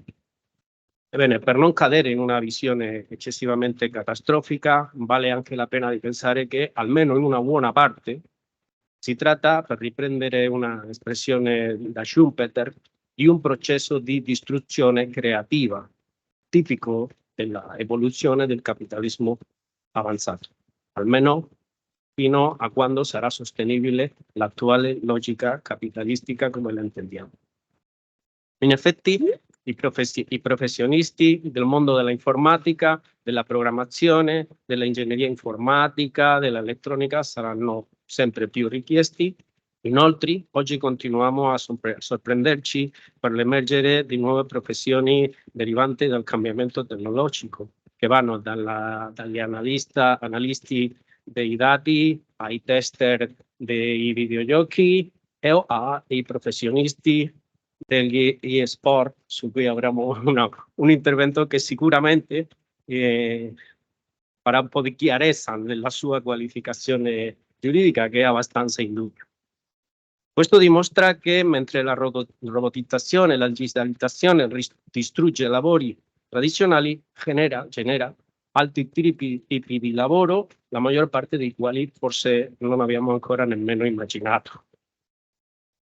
In termini giuridici, la questione più importante, anche classica, è la misura in cui il lavoro come valore sociale e il mantenimento dei posti di lavoro, l'occupazione, possono essere soppesati rispetto alla libertà gestionale e organizzativa delle imprese, nonché alla difesa della redditività e della produttività aziendale, e per mantenere un minimo di stabilità del lavoro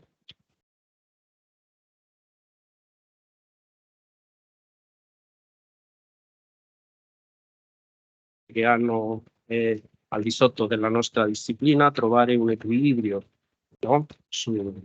Che deve trovarsi anche nelle decisioni di tipo politico, nel disegno delle nuove norme, come nell'applicazione e l'interpretazione nel piano applicativo delle norme giuridiche nostre, del diritto del lavoro classiche, sia sulle condizioni di lavoro, o le modifiche o i licenziamenti per motivi per necessità dell'azienda.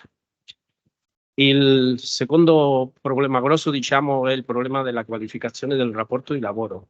I miei colleghi del panel già hanno spiegato abbastanza bene la situazione nell'Italia, e questo mi permette anche di andare, diciamo, troppo rapido, no? Sulla situazione nella Spagna. Il problema è che le nuove tecnologie consentono di nascondere la figura del datore di lavoro e fanno apparire le relazioni come rapporti di lavoro autonomo.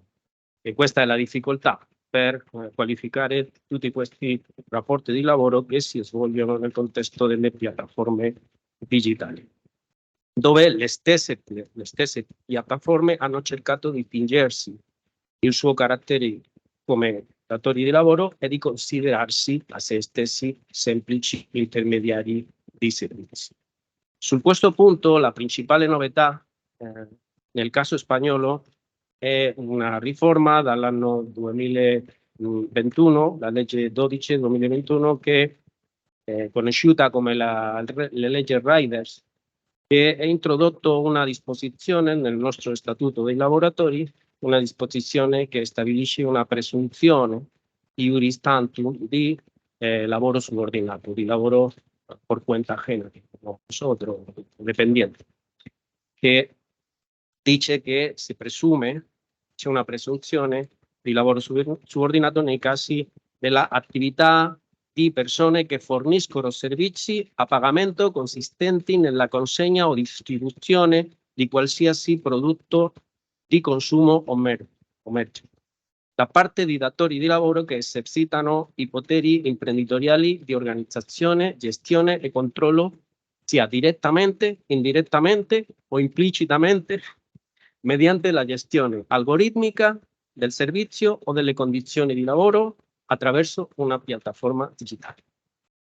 Questa regola in realtà soltanto risolve il problema dei riders, non risolve il problema della qualifica in generale di tutti quelli diciamo prestazioni di servizi che vengono incanalati o sviluppati attraverso le piattaforme digitali. Poi una limitata ambito di applicazione, così non è una soluzione diciamo generale per la qualifica nei rapporti di lavoro nel contesto delle piattaforme, ma io penso che occorre, credo che questo è il senso dell'intervento del professore Carinci, valorizzare le nozioni generali dei nostri ordinamenti, la subordinazione, o nel caso spagnolo che abbiamo due indici tipologici, ageninità, dipendenza, e diciamo approfittare la vis attrattiva che queste nozioni generali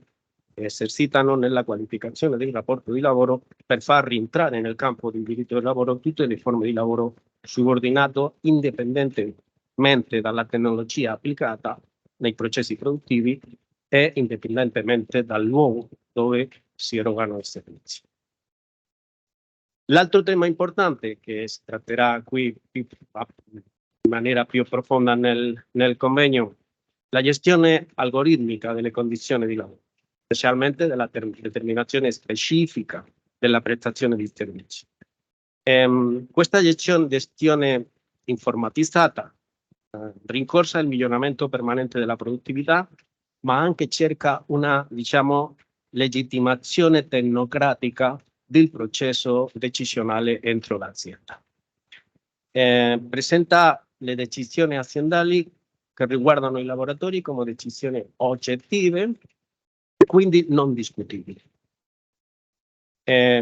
Sono quindi una sfida sia per la trasparenza delle condizioni del rapporto di lavoro, sia per gli strumenti, diciamo, tradizionali di partecipazione dei lavoratori dell'azienda.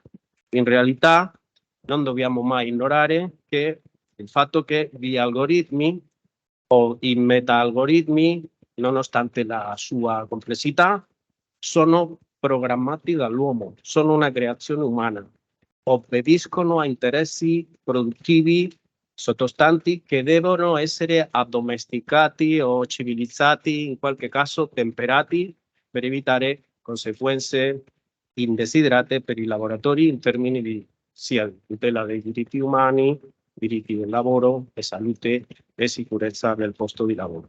Deve quindi essere bien chiaro che l'azienda che utilizza la intelligenza artificiale è responsabile delle conseguenze, diciamo, illegali o indesiderate delle decisioni prese da questi sistemi di intelligenza artificiale. Qui il problema, diciamo, più complesso è quelli dei meta-algoritmi, che sono quelli che elaborano outputs, pertanto decisioni, che nemmeno sono controllabili dagli stessi programmatori. I rischi di tutto questo sistemi o modelli di organizzazione, di gestione del lavoro, sono ben noti da noi.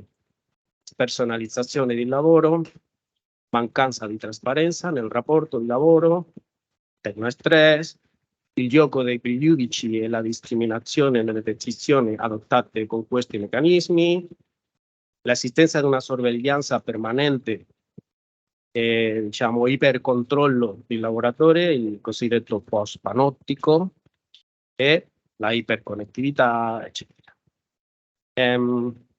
Cosa abbiamo nel nostro ordinamento? Bueno, abbiamo un accordo quadro europeo sulla digitalizzazione che mi sembra che stabilisce criteri molto rilevanti. E già al di là del dibattito di quella se è obbligatorio o non è obbligatorio, se potrebbe usare diciamo come strumento interpretativo delle norme legali o dei contratti collettivi. Bueno, questo è un altro dibattito, ma soprattutto stabilisce chiaramente il principio del controllo umano. E parla di che la intelligenza artificiale affidabile si basa su componenti che devono essere legale, equa, trasparente, sicura, affidabile, seguire gli standard etici concordati, rispetto dei diritti umani fondamentali, della eguaglianza e degli altri principi etici. Pare abbastanza chiaro per me che nei team della programmazione dell'intelligenza artificiale applicata alla gestione aziendale, alla gestione dei rapporti di lavoro, devono essere formate anche da giuristi, almeno alcuni giuristi, che stabiliscano qualche limite, no? Che forse i formatori informatici non conoscono. È un'altra domanda, questo io non lo so perché è un tema molto problematico. Se sappiamo che i sistemi più avanzati di intelligenza artificiale, i meta-algoritmi, non sono sicuri i risultati perché già non sono controllabili dai suoi programmatori, perché non usiamo il principio di cauzione, di precauzione che si usa in altri ambiti, per esempio nel diritto medioambientale, si considera un principio applicabile, valido, per decidere dove sì o no si deve applicare questa tecnologia alla gestione dei rapporti. Alcune regole in Spagna su questi problemi, soprattutto dal punto di vista dei rischi psicosociali, già fanno riferimento all'obbligo di prevenire alcune situazioni generate da questi sistemi. Per esempio, nel caso del lavoro a distanza, la legge dal 2020 ha introdotto un'obbligazione già specifica di valutare i rischi e pianificare l'attività di prevenzione per il lavoro a distanza che devono tenere in conto dei rischi caratteristici di questo tipo di lavoro, prestando particolare attenzione ai fattori psicosociali, ergonomici e organizzativi e all'accessibilità dell'ambiente di lavoro effettivo. In particolare, si deve tenere conto della distribuzione della giornata lavorativa, dei tempi di disponibilità e della garanzia di pause e di interruzione durante la giornata lavorativa.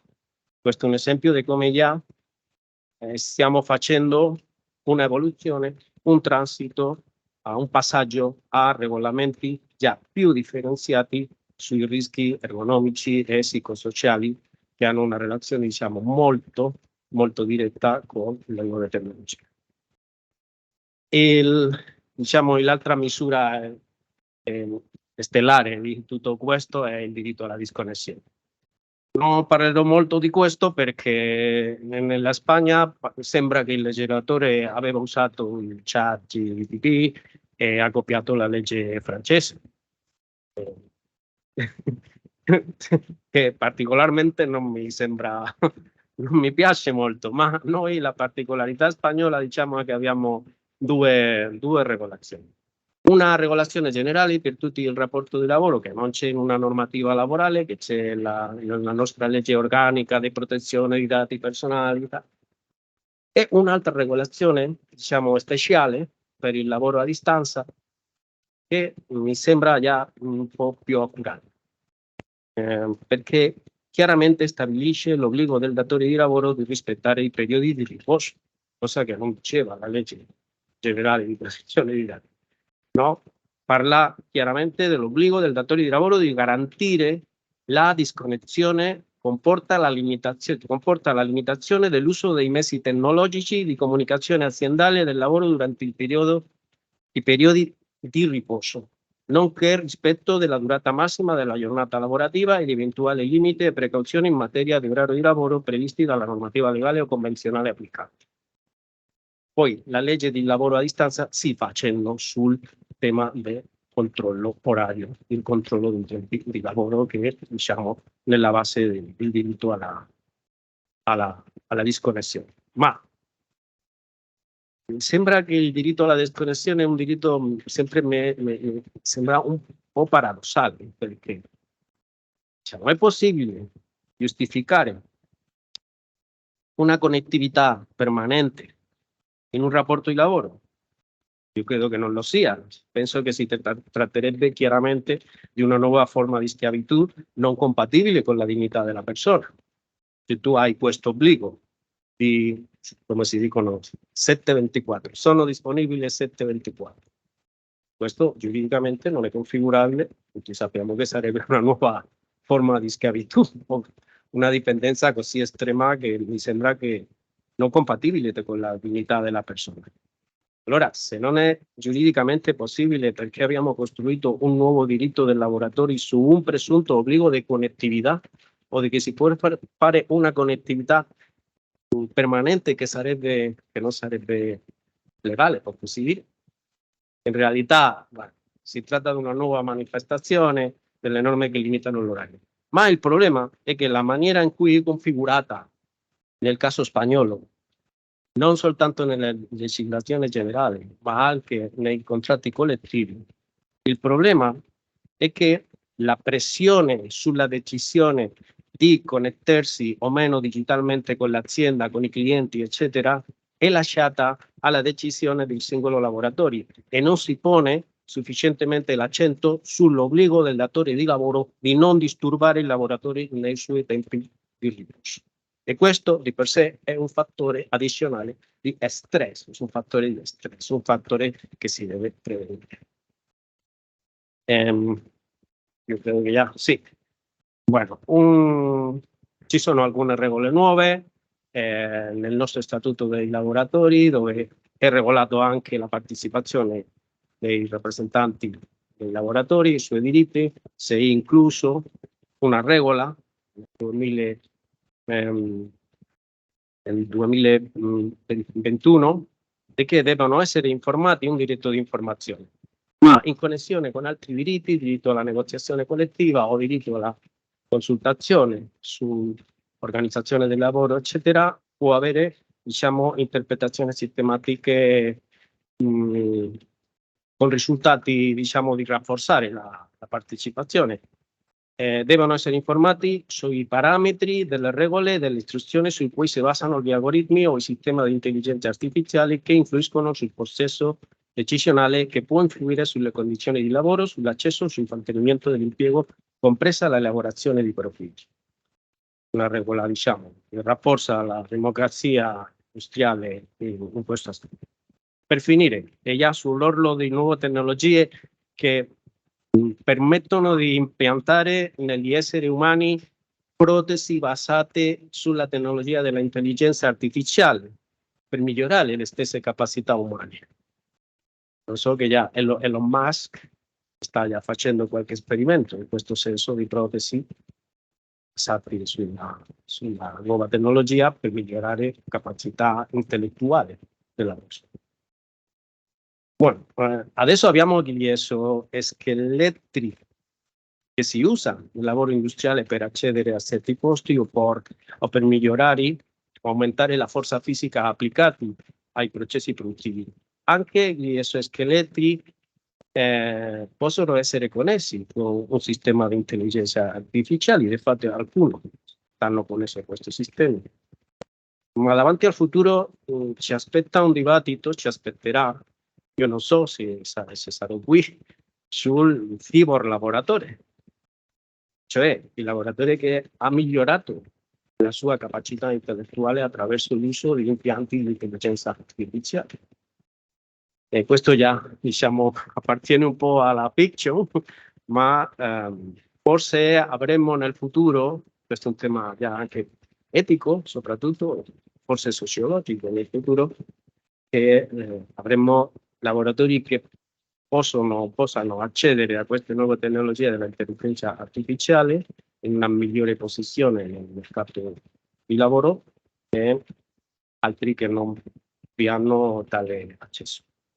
Lascio qui queste domande e mi scuso per il mio italiano, apprezzo molto la vostra attenzione. Grazie.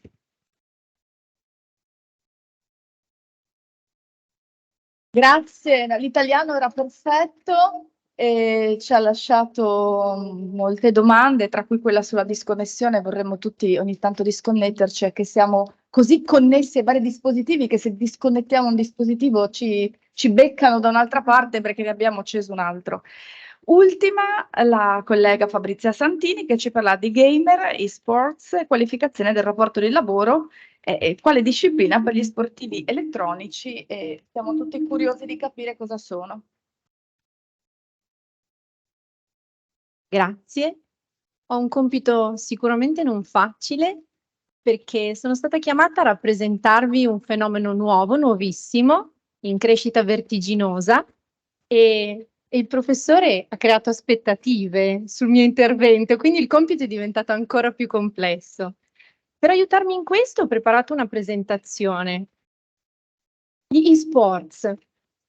Bene, le trasformazioni tecnologiche, la digitalizzazione hanno avuto un impatto trasformativo anche sul settore dello sport.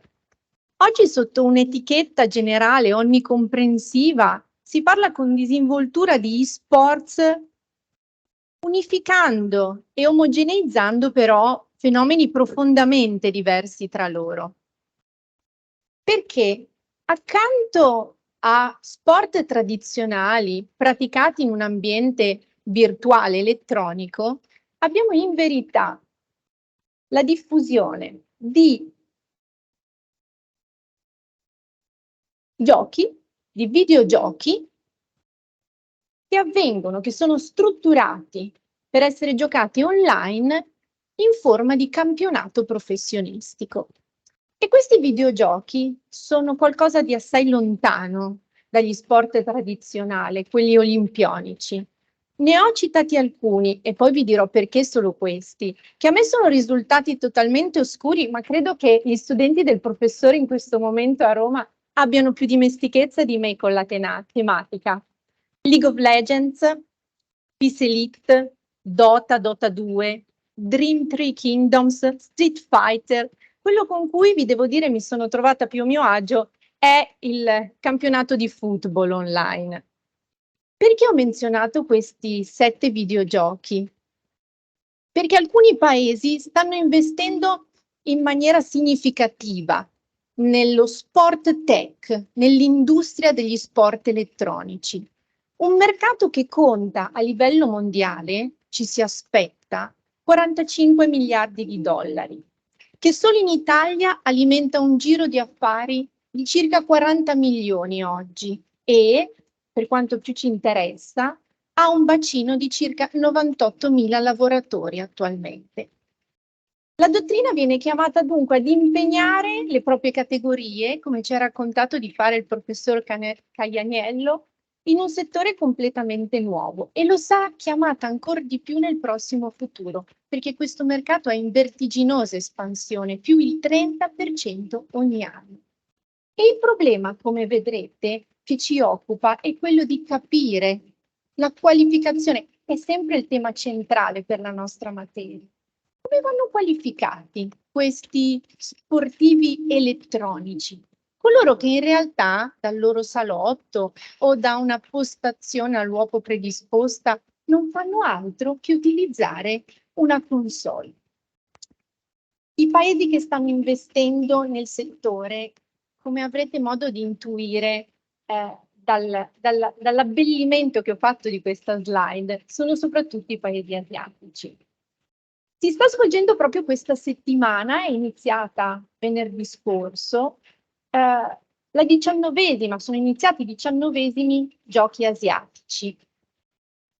L'Asia, fin dal 2003, ha qualificato gli e-sport come sport ufficiali, ma il salto è venuto ancora dopo, nel 2020, quando questi sono assurti a sport da medaglia olimpica. Sono questi 7. Questa settimana i giochi asiatici stanno attribuendo le 7 medaglie olimpiche per i miglior giocatori asiatici di questi 7 videogiochi. Non hanno nulla a che fare con gli sport tradizionali. Si tratta di giochi di fantasia, di destrezza, di ingegno e di intelligenza, dove il dispendio di energie fisico è ridotto pari allo 0. Non c'è attività fisica. Che cosa sta accadendo al contempo in Italia? Beh, il panorama è significativamente diverso. Perché? Nel 2022, a seguito di un blitz dei funzionari dell'Agenzia delle Dogane e dei Monopoli, sono state chiuse 4 sale LAN, i centri cioè dove avvengono le competizioni di e-sports.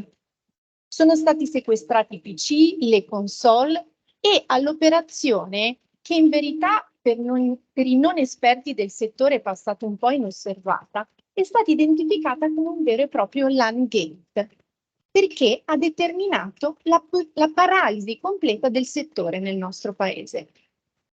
Le sale LAN hanno dovuto chiudere. Perché?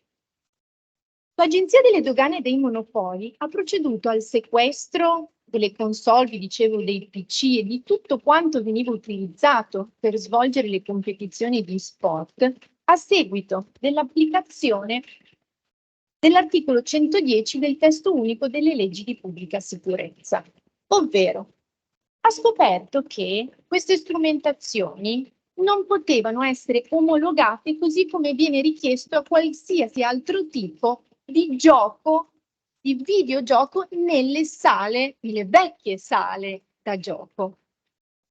Ma questo è solo l'inizio, è solo la norma che ha dato l'avvio al blitz dell'Agenzia delle Dogane. Perché? Perché da un intreccio un po' complicato di disposizioni si è arrivati a scoprire che non solo tutta quella strumentazione non era utilizzabile a fronte del nostro contesto normativo, ma l'Agenzia delle Dogane stesse e più disposizioni normative erano intervenute ripetutamente a stabilire che non può essere fornito al pubblico un PC o una console che consenta di collegarsi a una piattaforma o un videogioco online per effettuare una partita. Perché questo quadro così complicato? Che io tratto in maniera ovviamente superficiale perché non rientra strettamente nella nostra materia. Perché alla base degli interventi dell'ADM c'è un principio che è quello di vietare il gioco d'azzardo. E il costrutto normativo doveva servire a questo. Per evitare il gioco d'azzardo partiamo dal privare gli avventori dei locali degli strumenti con cui possono giocare d'azzardo. Ebbene, abbiamo 2 realtà profondamente diverse. Quella dei paesi che stanno scommettendo, come vi dicevo, nel settore dello sport tech, e l'Italia, che si trova in questo momento fortemente pregiudicata dalla normativa, non è più slavonistica, ma di prevenzione del gioco d'azzardo. Ecco dove emerge il problema che ora ci chiama ad intervenire. Possiamo dire che non ci interessa molto stabilire se e dove i giocatori, i loro team, i club possono svolgere la prestazione, quanto piuttosto chiarire la qualificazione di quella prestazione del gamer, che chiamiamo pro player, con il team e il club di appartenenza, quello per cui compete, svolge la sua prestazione. Questo perché? Perché se noi rimettiamo la disciplina di queste prestazioni all'ambito da cui nascono, che è il settore dell'intrattenimento, l'unica disciplina applicabile è quella dell'autonomia privata. Rimettiamo la disciplina di questi rapporti di lavoro all'autonomia privata. Siamo soddisfatti? Forse no.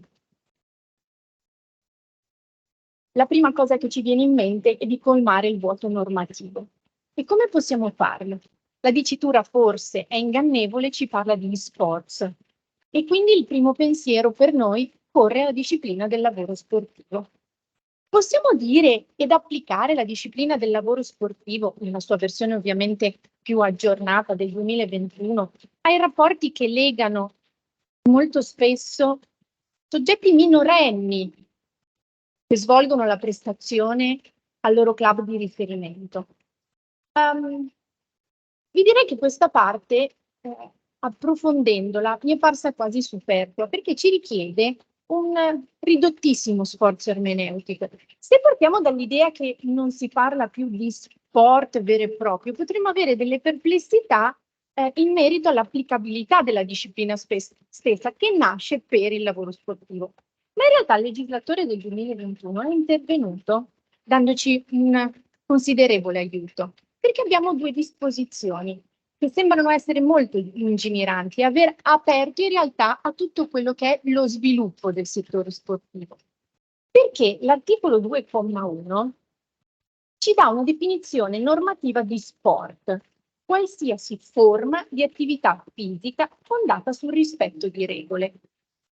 Ma non facciamoci trarre in inganno da questa attività fisica. L'abbiamo detto, nelle attività di competizione del gaming specifico, laddove non si simula uno sport, ma c'è un gioco basato sull'abilità e sull'intelligenza, sulle strategie individuali, potremmo dire non c'è attività fisica. Invece no, la lettera F dell'articolo 2 va ancora un po' oltre. Stabilendo che è attività fisica qualunque movimento esercitato dal sistema muscolo-scheletrico, che si traduce in un dispendio energetico superiore a quello richiesto in condizioni di riposo.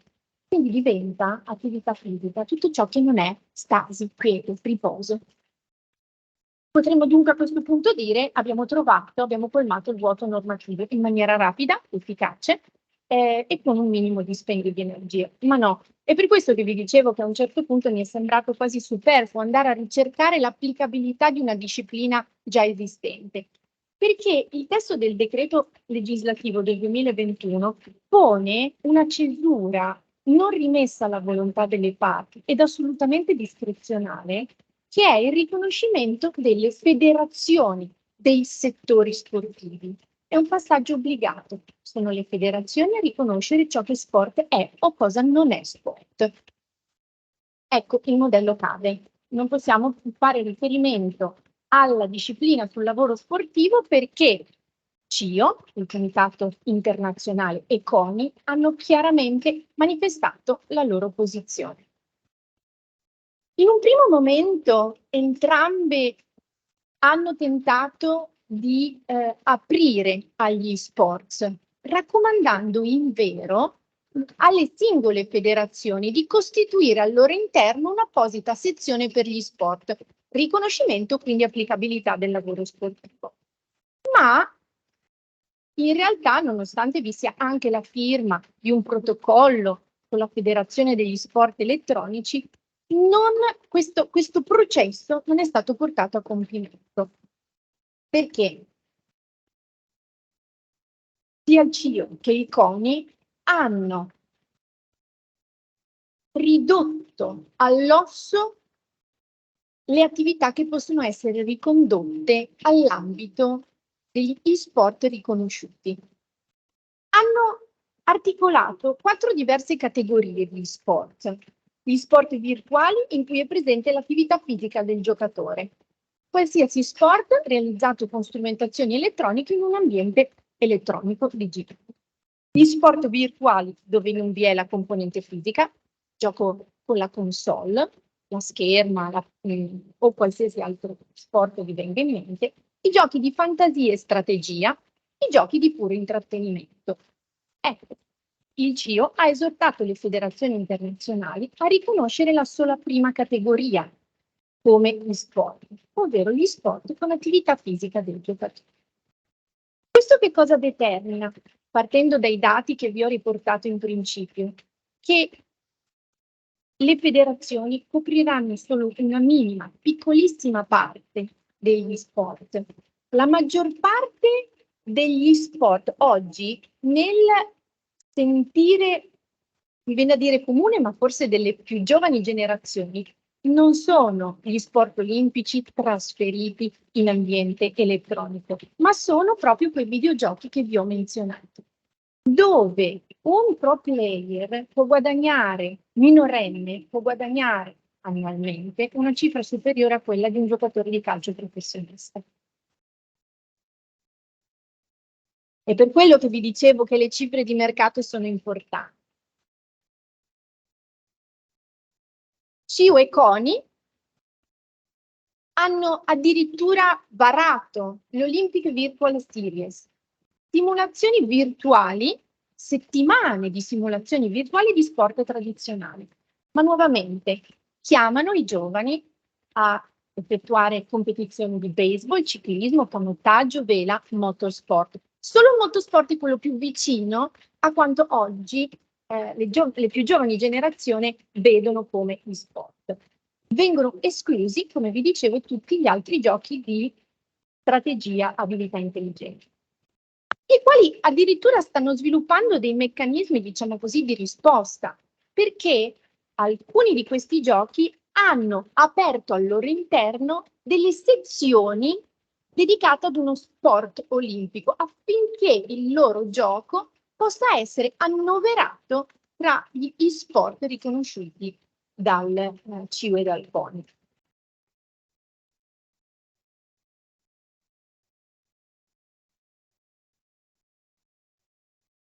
Ci si avvede subito, a fronte di un panorama sicuramente complicato, dai numeri crescenti, come vi dicevo, a cui vorrei aggiungere un'ulteriore nota di colore. Parigi ha ospitato la finale di League of Legends l'anno scorso.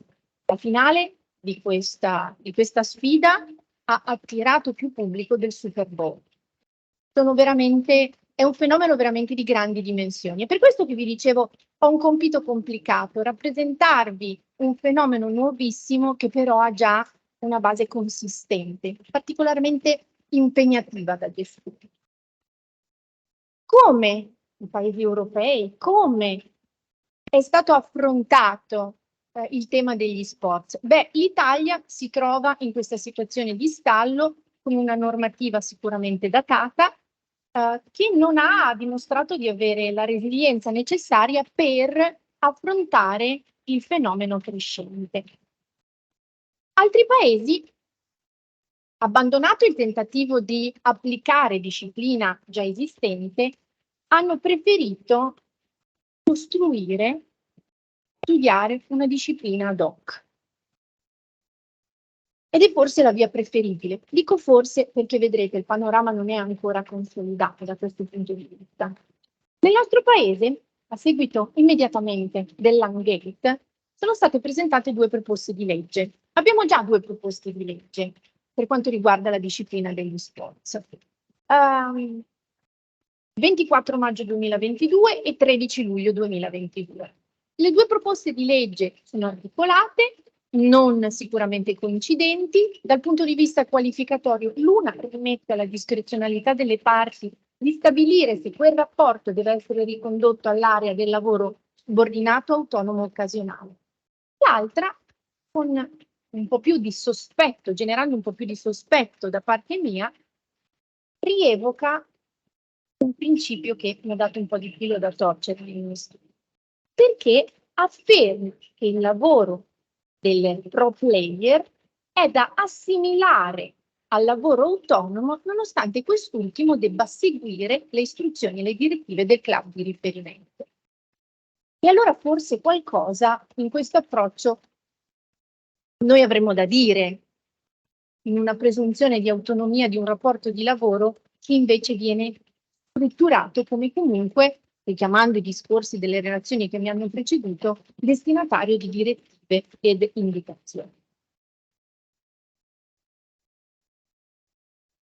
E qui ho voluto ricapitolare un po' le tratti caratterizzanti le 2 proposte, che sono pur tuttavia ad oggi ancora in stallo nel nostro Parlamento. Operate velocissime dalla Repubblica di San Marino. nel mese di maggio di quest'anno, è nuovissima, ha licenziato, era in studio da un po', il codice degli sport. È una regolamentazione dettagliata che in verità ambisce a diventare riferimento europeo degli sport, perché a tutti gli effetti è la prima disciplina normativa che a 360 gradi disciplina il fenomeno. Si parte dalla struttura anche dell'impresa sportiva, per passare poi alle figure dei diversi atleti, ai regimi agevolati da un punto di vista contributivo anche del rapporto di lavoro, insomma, per riuscire a coprire a tutto tondo il mercato. San Marino ha adottato una strategia chiara. È il primo paese europeo a dotarsi di un codice degli sport e ambisce a diventare un hub a livello italiano e non solo per tutto quello che è il mercato del lavoro sportivo, del lavoro e-sportivo. Due considerazioni anche qui. La prima, articolo 12. Ritroviamo quella formulazione che mi ha dato un po' da pensare e che forse mi darà da studiare nel prossimo futuro. Il contratto di e-sport è un contratto tipico assimilato al contratto di lavoro autonomo, fermo restando che il giocatore dovrà rispettare istruzioni tecniche e prescrizioni per il perseguimento degli scopi agonistici del team e-sport.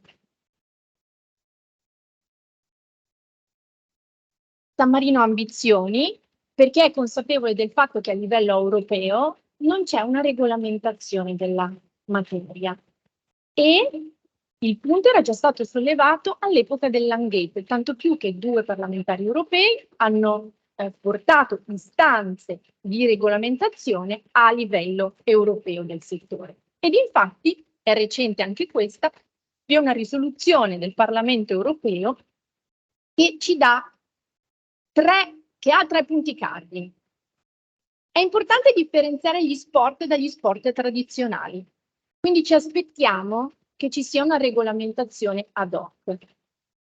È necessaria una definizione condivisa di che cos'è gli sport e in terzo luogo, gli sport differenziato dallo sport potrebbe anche avere ricadute sulla legislazione oggi del lavoro sportivo.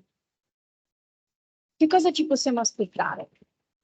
La risoluzione del Parlamento europeo è di stimolo all'intervento della Commissione, quindi non mi resta altro che dirvi e a questo punto chiudo che è tardissimo e mi permetto di rimanere nell'ambito dello sport, quindi la palla in questo momento passa alla Commissione europea. Vedremo che cosa succederà nel prossimo futuro. O forse avrei dovuto dire la console. Grazie. So let's start. Marta Otto is the first speaker. She's going to present about collaborative governance approach and ethical algorithmic management. So Marta, the floor is yours. Depends. Just in case you hear me, because obviously every now and then you might not see me because I'm operating in two computers. So first of all, thank you very much to Professor Emanuele Menegatti and Professor Davide Casale for your really kind invitation to come here and share some. I'm fine. Okay. Sure. Are you okay? To share some thoughts on the research that I do that is very much about intersections of labor law, new technologies, and so on. So today I would like to turn your attention to a new regulatory approach that is becoming very much visible, at least at the EU level, namely the collaborative governance approach.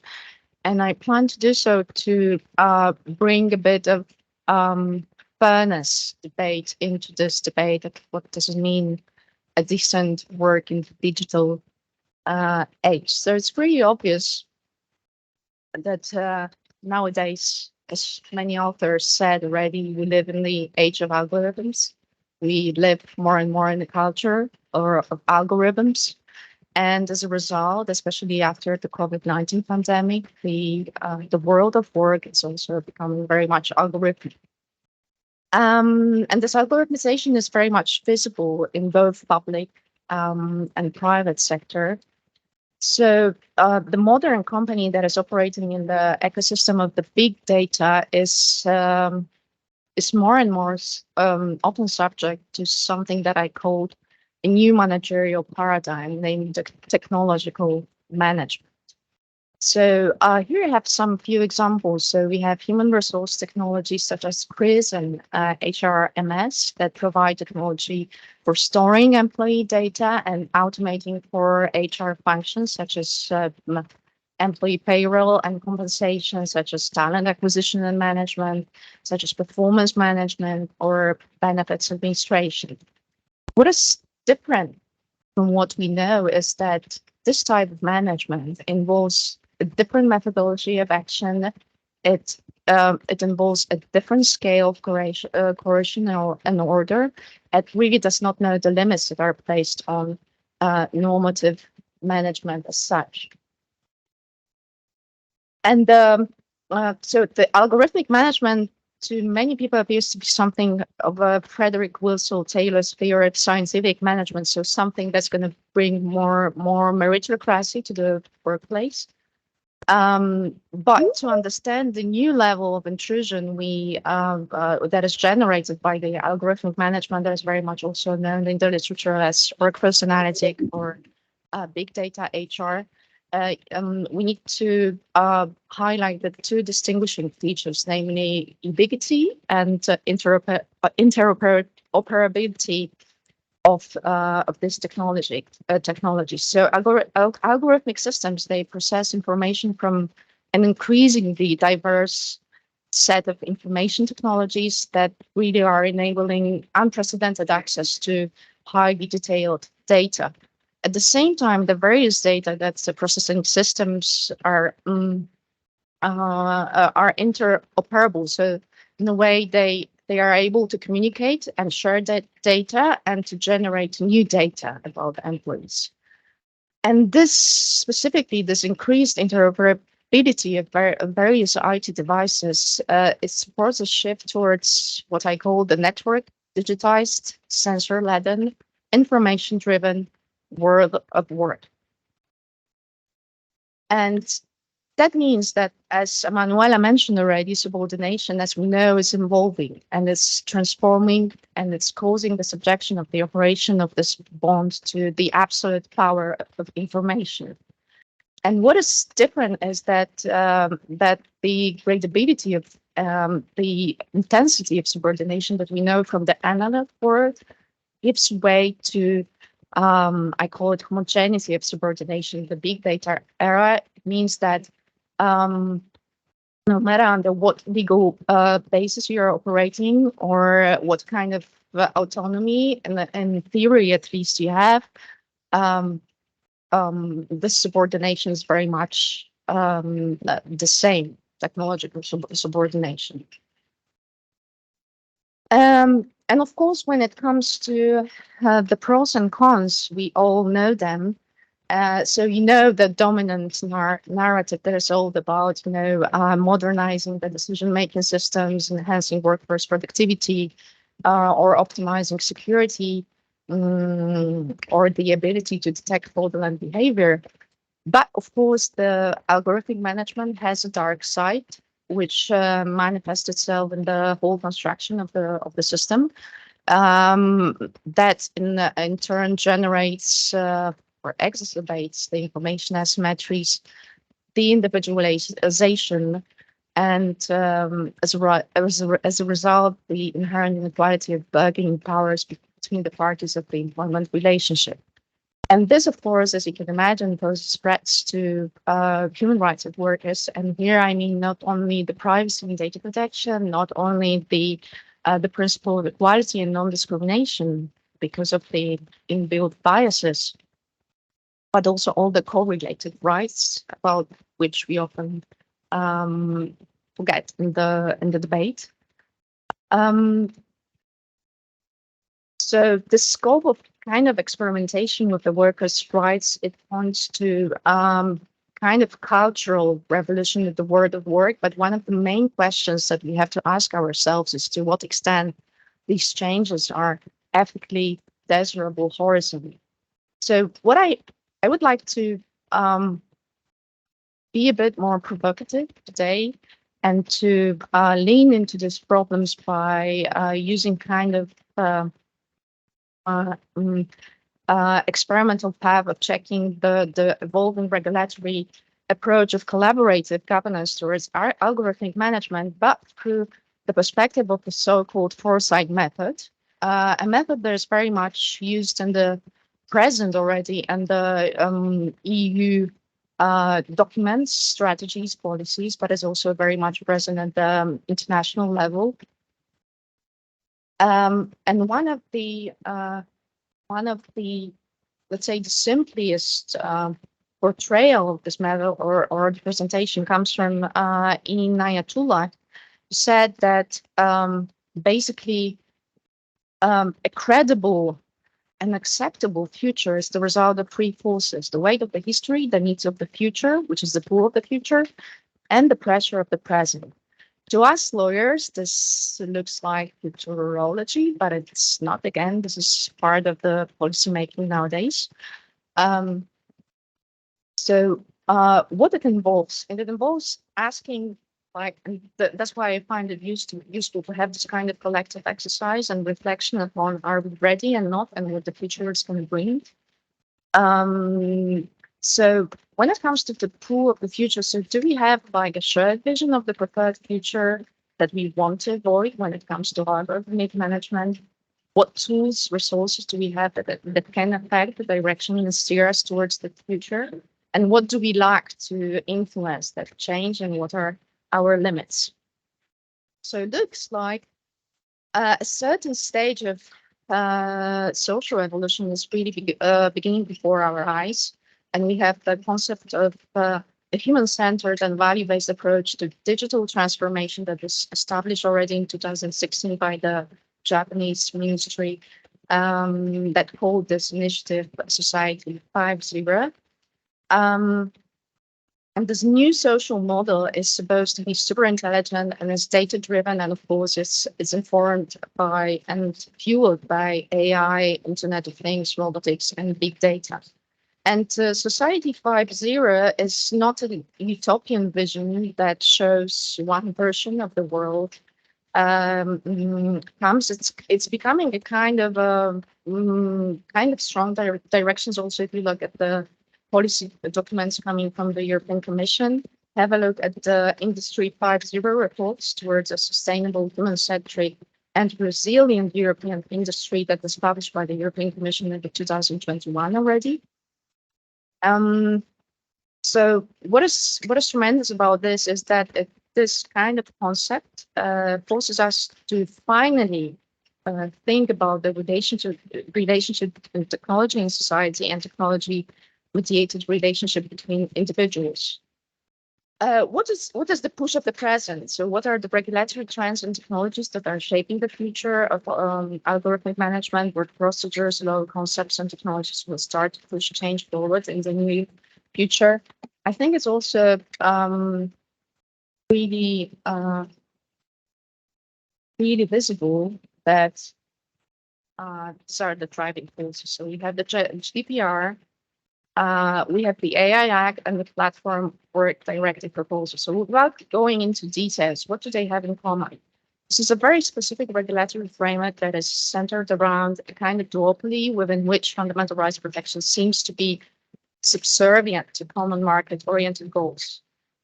The main question that it should bother us, is it's human-centric enough to bring back this work in the digital age? More importantly, this type of regulation is on purpose a risk-based approach regulation. So it requires organizations to assess the likelihood and the severity of the risk of their personal data processing operations to the fundamental rights and freedoms of individuals. And unfortunately, the European legislator, but also the national legislators, to my knowledge, do not provide guidance on how to assess and evaluate and assign weights to the various risks and harms in the employment context. And what is interesting is that this risk-based approach is part of the so-called collaborative governance approach. So on principle, the state, the European legislator, instead of dictating specific and detailed regulations, creates a certain delegation for conference, so in our case, employers, to find contextually appropriate solutions. And I gave you some of the examples that come from the GDPR, the platform work directive, and so on, and in the brackets. And this is troublesome because in the context that we know, this is generating what I call a functional sovereignty dilemma, meaning that private actors, employers, take over the role of governments and standard setting, which does not seem to be ethically correct. Why? Because we know that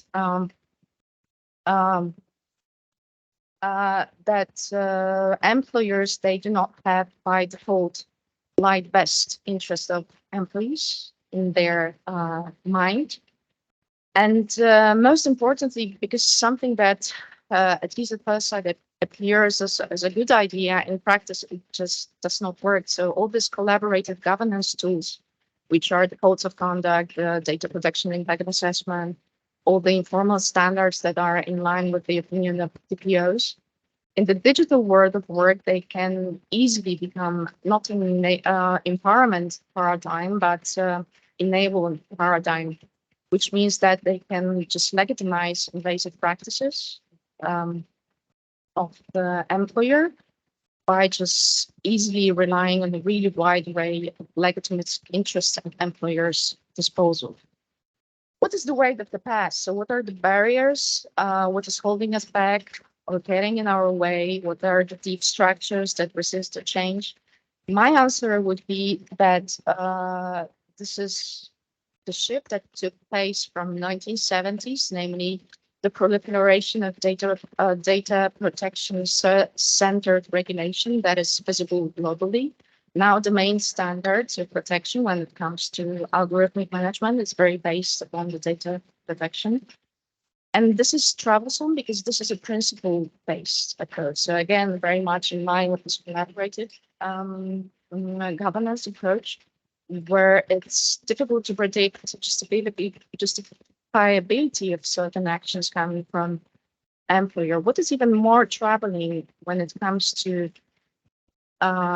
providing fairness is that the core, the standalone data protection principle, which is present in the Charter of Fundamental Rights as well as the GDPR, over the years, it has been easily transferred or equated with privacy notice requirements, so the transparency principle. But does the transparency, which if you look at even at the platform work directive, there is a great emphasis being put on the transparency. Does it really mean a fair approach?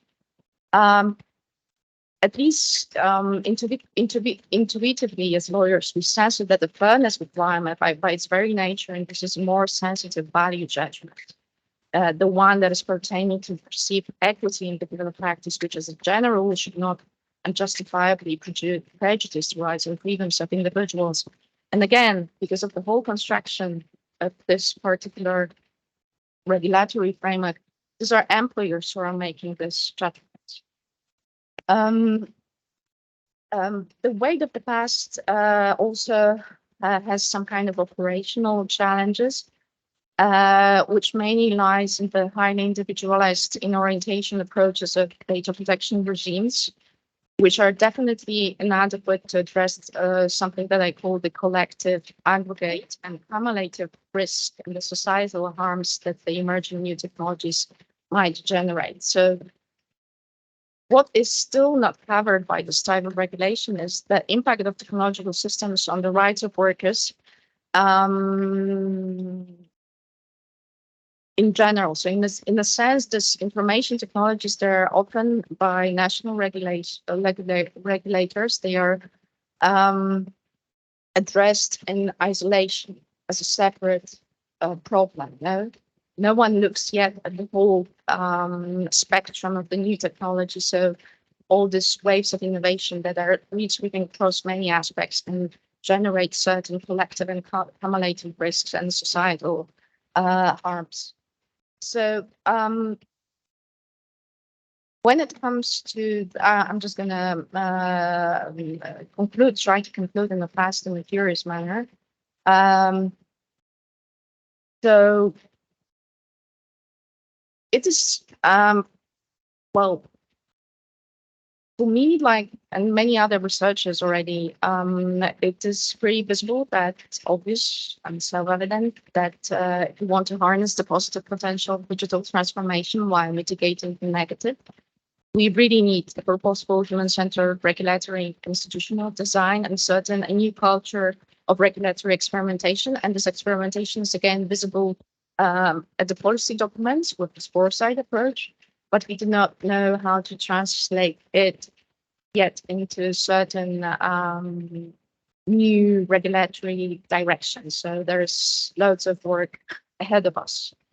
And we need more proactive rather than reactive and defensive approach, more remedial rather than corrective approach, more empowerment than just mitigation, upon which this type of regulation is based on. And since we know that the new technologies are not stopping, quite the opposite, they are just accelerating in a way they are implemented in the world of work. It is pretty self-evident that the reliance solely upon a priori regulation will become increasingly difficult in state. So when it comes to this experimentation, we need to try to build a protection system that is encompassing law, activism, and technologies in which all these components are mutually reinforcing to protect the essence of the workers' rights. Which means that, of course, the red lines due to inherent inequality of bargaining powers and information asymmetries will always be needed. So we need like enforceable, strong and rights-based regime that does not necessarily have to be based on data protection regime. And most importantly, we need new modes of interaction that must be instated between different stakeholders to design a regime that offers something like meaningful remedies that prevent and address workers' rights violations, and that most importantly, that would act as an incentive for institutions to create a certain institutional culture where certain rights are valued, prioritized, and embedded at the outset of innovation, and not as it is now as an afterthought, as a regulatory burden, or as a kind of tick box exercise. So a truly collaborative approach to regulation and governance should, in principle, involve in equal footing multiple stakeholders in the development, but also the implementation of the policies and practices. And this approach, for sure, should recognize that protection of workers' rights in the digital era should not be just the sole responsibility of the government, not to mention the sole responsibility of the private sector as it is in practice right now with the data protection regime. But it should be a collaborative effort that includes various stakeholders. And by various stakeholders, I mean not only our social partners, but also data protection authorities, which are not always present in this discussion. And this is rather surprising because with the newly established European Data Protection Board, given its composition, given its power to provide guidance and so on, given its practice to put these guidelines into, for example, public consultation with various stakeholders, it is more probable that this EDPB could provide a platform for this ongoing dialogue on the risk and societal harms in the employment context that is becoming more and more digital. And maybe at some point, it will also provide an incentive for legislator to come up with a more harmonized, than it is nowadays, approach to algorithmic management and general data protection also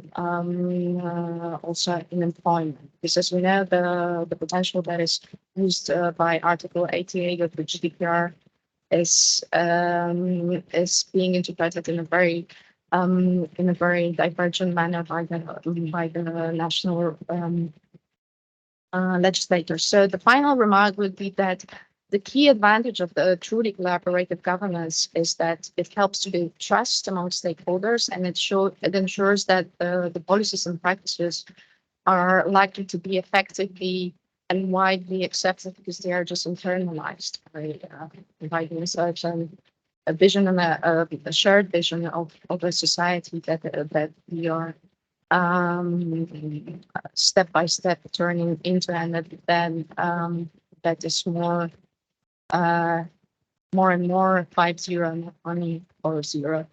And as we know, the rhetoric of those models is quite different. So let me stop here, and I'm looking forward to the discussion and your reflections upon this experiment. So thank you very much, and I give the floor to Emanuele. Okay, thank you very much, Marta, for pointing out all the challenges stemming from algorithm management and possible regulatory institutional solutions. As you mentioned, algorithm management is involved with platform work also. And the directive on platform work is addressing this issue as well as the classification issue, which is the main one. So now it's the time for Professor Massimiliano Delfino to present on the directive on platform work as a tool to improve decent work. Massimiliano, the floor is yours. Just please try to follow Marta's example and just keep it in 20 minutes if it's possible. Thank you very much, Massimiliano. Thank you. Thank you, Emanuele. Thank you, Emanuele Menegatti and Davide Casale for inviting me at this workshop, at this seminar, which is very interesting. As Emanuele has just said, the title of my presentation is a question. It's a question: is the directive on platform work a tool to improve decent work? But this question has two different interpretations. There are two different questions in the same question. The first one is the draft directive a tool to improve decent work in general? The second version, the second interpretation, is the draft directive a tool to improve the decent work of platform workers? In both cases, it's necessary to start from the decent work agenda, announced in the ILO annual report in 1999 and adopted in 2008. Such an agenda established four pillars of decent work: employment creation, social protection, rights at work, and social dialogue, and became the new 2030 Agenda for Sustainable Development. What's the idea at the root of my presentation? The idea is to focus on the fourth principle of decent work, social dialogue, and according to the social dialogue, the decent work agenda, social dialogue is considered in a broad sense, since it includes negotiation, consultation, information, collective bargaining, dispute prevention, tripartite social dialogue, and so on. And social dialogue, according to the decent work agenda, can only function if certain preconditions are in place. These preconditions include strong independent workers and employers organization, respect for the fundamental rights of freedom of association and collective bargaining. There are, as you know, 8 ILO conventions that are particularly important for social dialogue, starting from the 1949 Convention on the Right to Organize and Collective Bargaining, coming to the Collective Bargaining Recommendation of 1981, so conventions and recommendations. As you can see, the pillar of social dialogue in the decent work agenda is linked to the issue of core labor standards. And regarding this field, the expression core labor standard refers mainly to two major labor standards: the freedom of association and the effective recognition of the right to collective bargaining, regulated by the conventions mentioned. Some of those of them I mentioned a few minutes ago. The topicality of these conventions is evidenced by the fact that the core level standards are referred to by a series of other sources, other derived sources, characterized, unlike the conventions, by the fact that they are not legally binding. The first of these sources is the Declaration on Fundamental Principles and Rights at Work of 1998. As I said, the idea of my presentation is to focus on the fourth principle of the Decent Work Agenda, social dialogue, to try to understand whether platform work is decent work in both the senses I mentioned above. I've already said that social dialogue, I think both social dialogue and platform work must be considered under a broader perspective. I've already said something about the social dialogue because in the Decent Work Agenda, there is a broad interpretation, a broad definition of social dialogue. As regards to platform work, I have to say I do agree with what Marta Otto has just said. Platform work is not limited to the proposal for a directive of 2021. There is much more than the directive, especially from the social dialogue point of view. I'm referring to the European Social Partners Agreement on Digitalization of 2020. As we know, it is an autonomous collective agreement signed under Article 155 of the Treaty on the Functioning of the European Union, without any impetus from the European Commission. This agreement has not been transposed into a directive. It does not have a general effect. And this agreement covers all workers and employers in the public and private sectors and all economic activities. And concerning its content, the agreement emphasizes that it is essential that digital technology is introduced through early consultation with the workforce and their representatives within industrial relation systems, so that confidence, according to the agreement, can be instilled in the process. Therefore, the involvement of workers and social partners through early consultation is crucial to gaining the workers' consent to digital technology.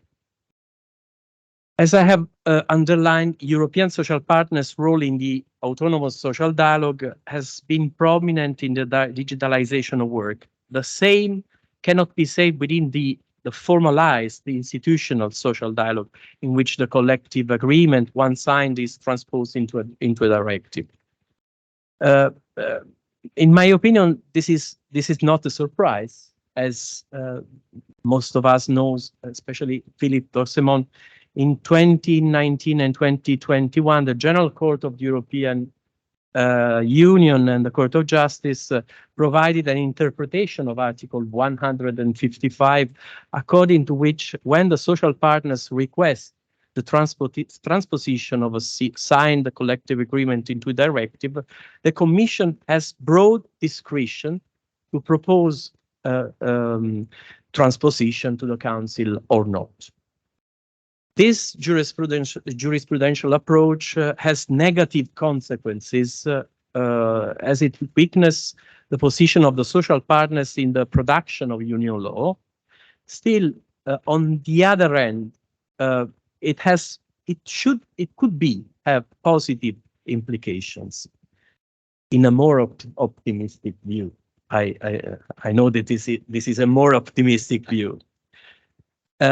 I can say that the social partners have a different role, more similar to the role played in the national legal system of most member states, where in the framework of the tripartite social dialogue, the government can transform the agreements into provisions or draft laws or bills or so on.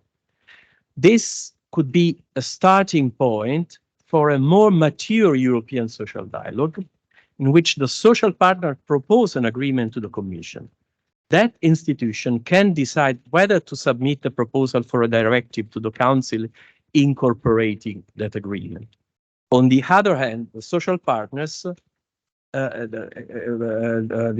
the other hand, the emphasis placed on the Commission's discretionary power could facilitate social dialogue in the sense that the social partners act on a more traditional field, where the aim is to promote the interest of the signatory parties and ensure the collective interest and not the general interest, the promotion of which, in my opinion, is the responsibility of the European legislator, not the social partner. This is my point of view. Going into the details of the proposal for a directive on platform work, there is room for social actors in the direction of decent work, although mainly through information and consultation of workers and/or their representatives. According to the version of the proposal following the amendments of the European Parliament in 2023, there are some provisions on information and consultation procedures addressed to individual workers and others of a collective nature. In all the provision of the first type, information and consultation must be given to individuals performing work through a digital platform, regardless of their connection with the platform, whereas collective information and consultation must be addressed to the employee's representative or, failing that, directly to the employees, meaning those who are employed. In some other cases, the information is made available to the persons who carry out work through digital platforms and to the representatives of the platform workers.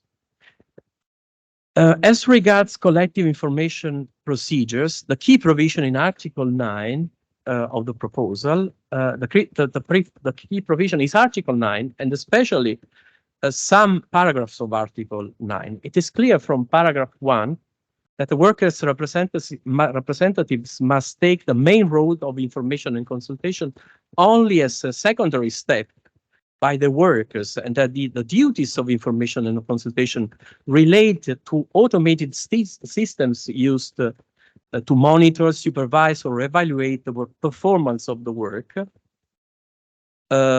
on digital platforms by electronic means, and to automated decision-making systems used to take or support decisions significantly affecting the working conditions of such workers.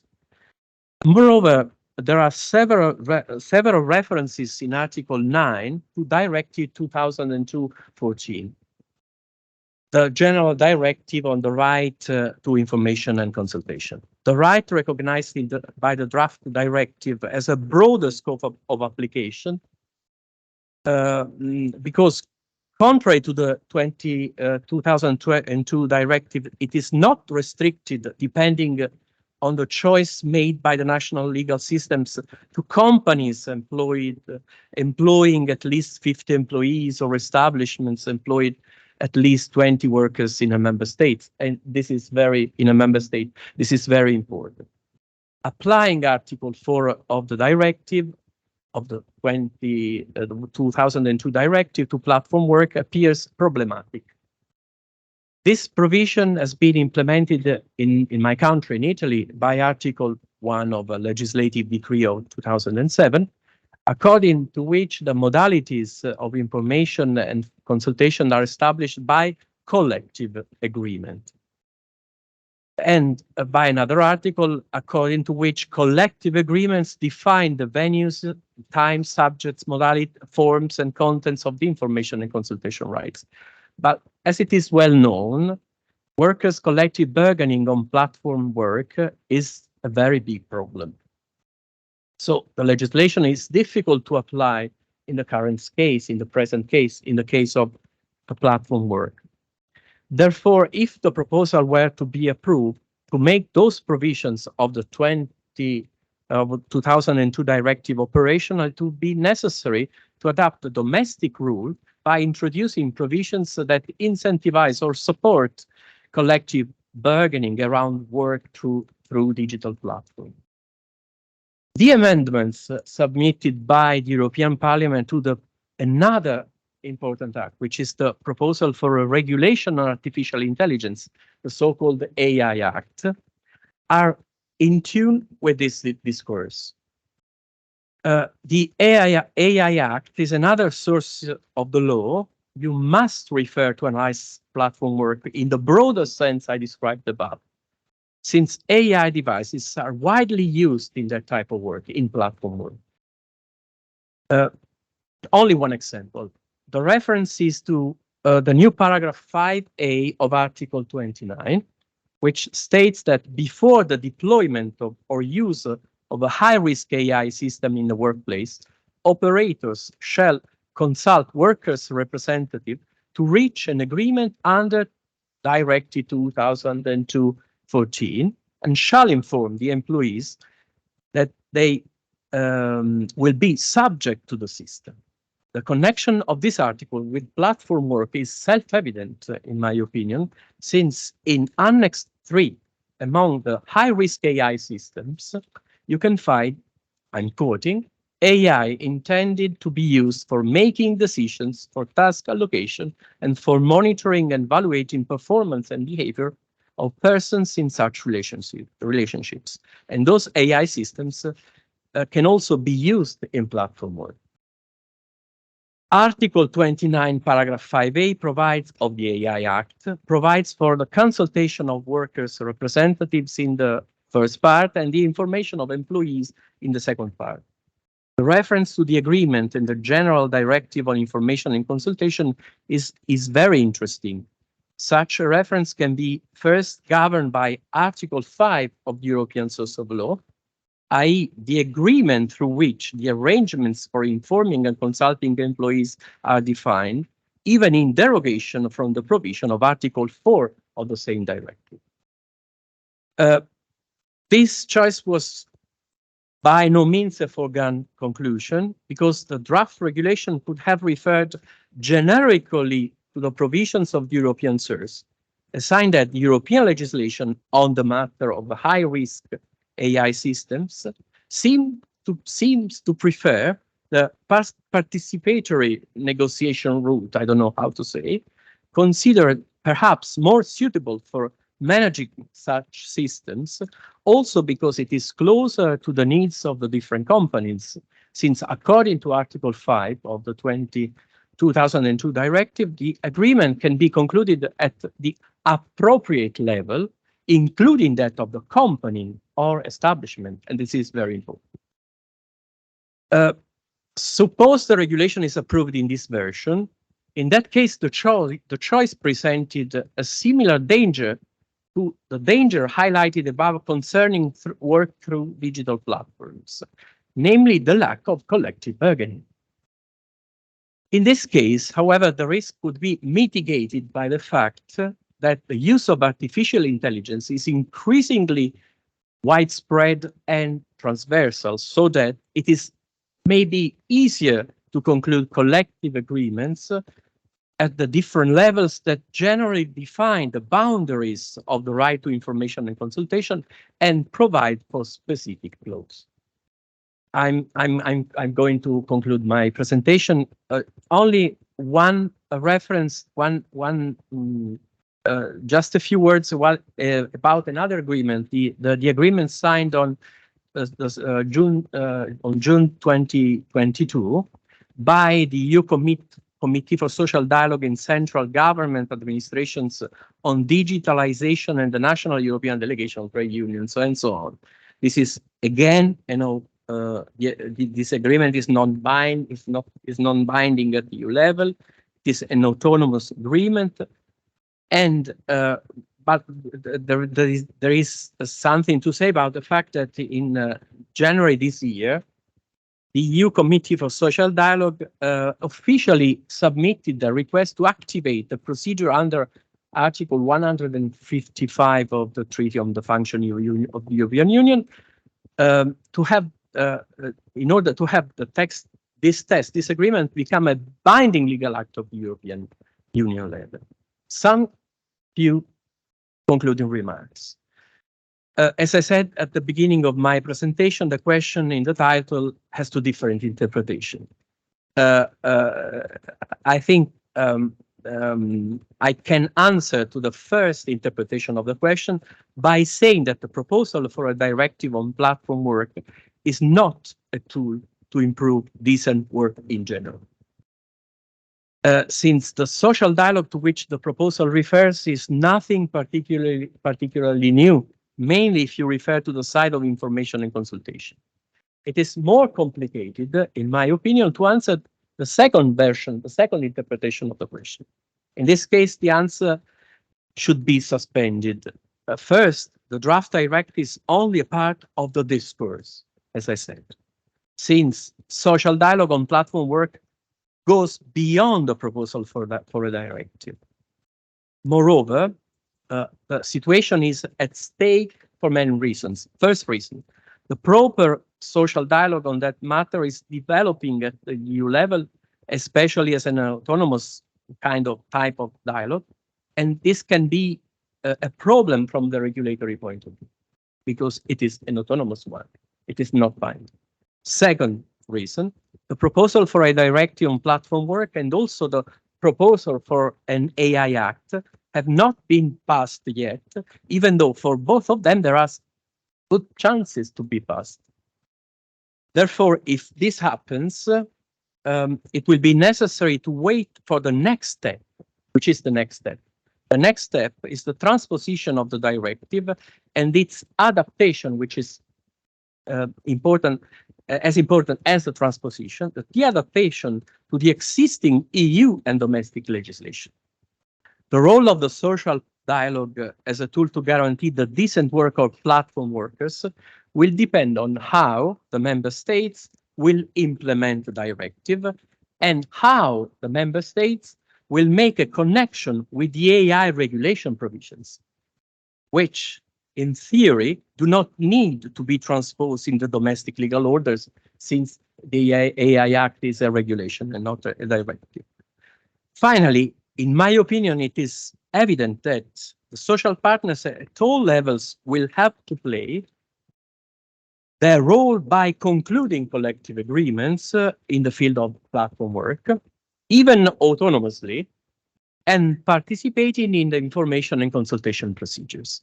Only the social actors can make the social dialogue adequate in the broad sense, the broad interpretation I described above. So trying to contribute to the make platform work decent in the wide sense I said. Thank you very much for your attention. Sorry for being late.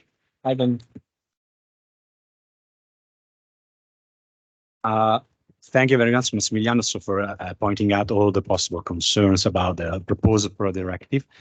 Now it's Philippe de Semont turn. He's going to present about fundamental labor rights, a via regia towards labor law. The title already suggests the eclectic Philippe's personality, for sure. And let me warn you, this presentation is not going to be for the faint of heart. So I don't take any responsibility for that. Thank you very much. Well, many thanks for the invitation.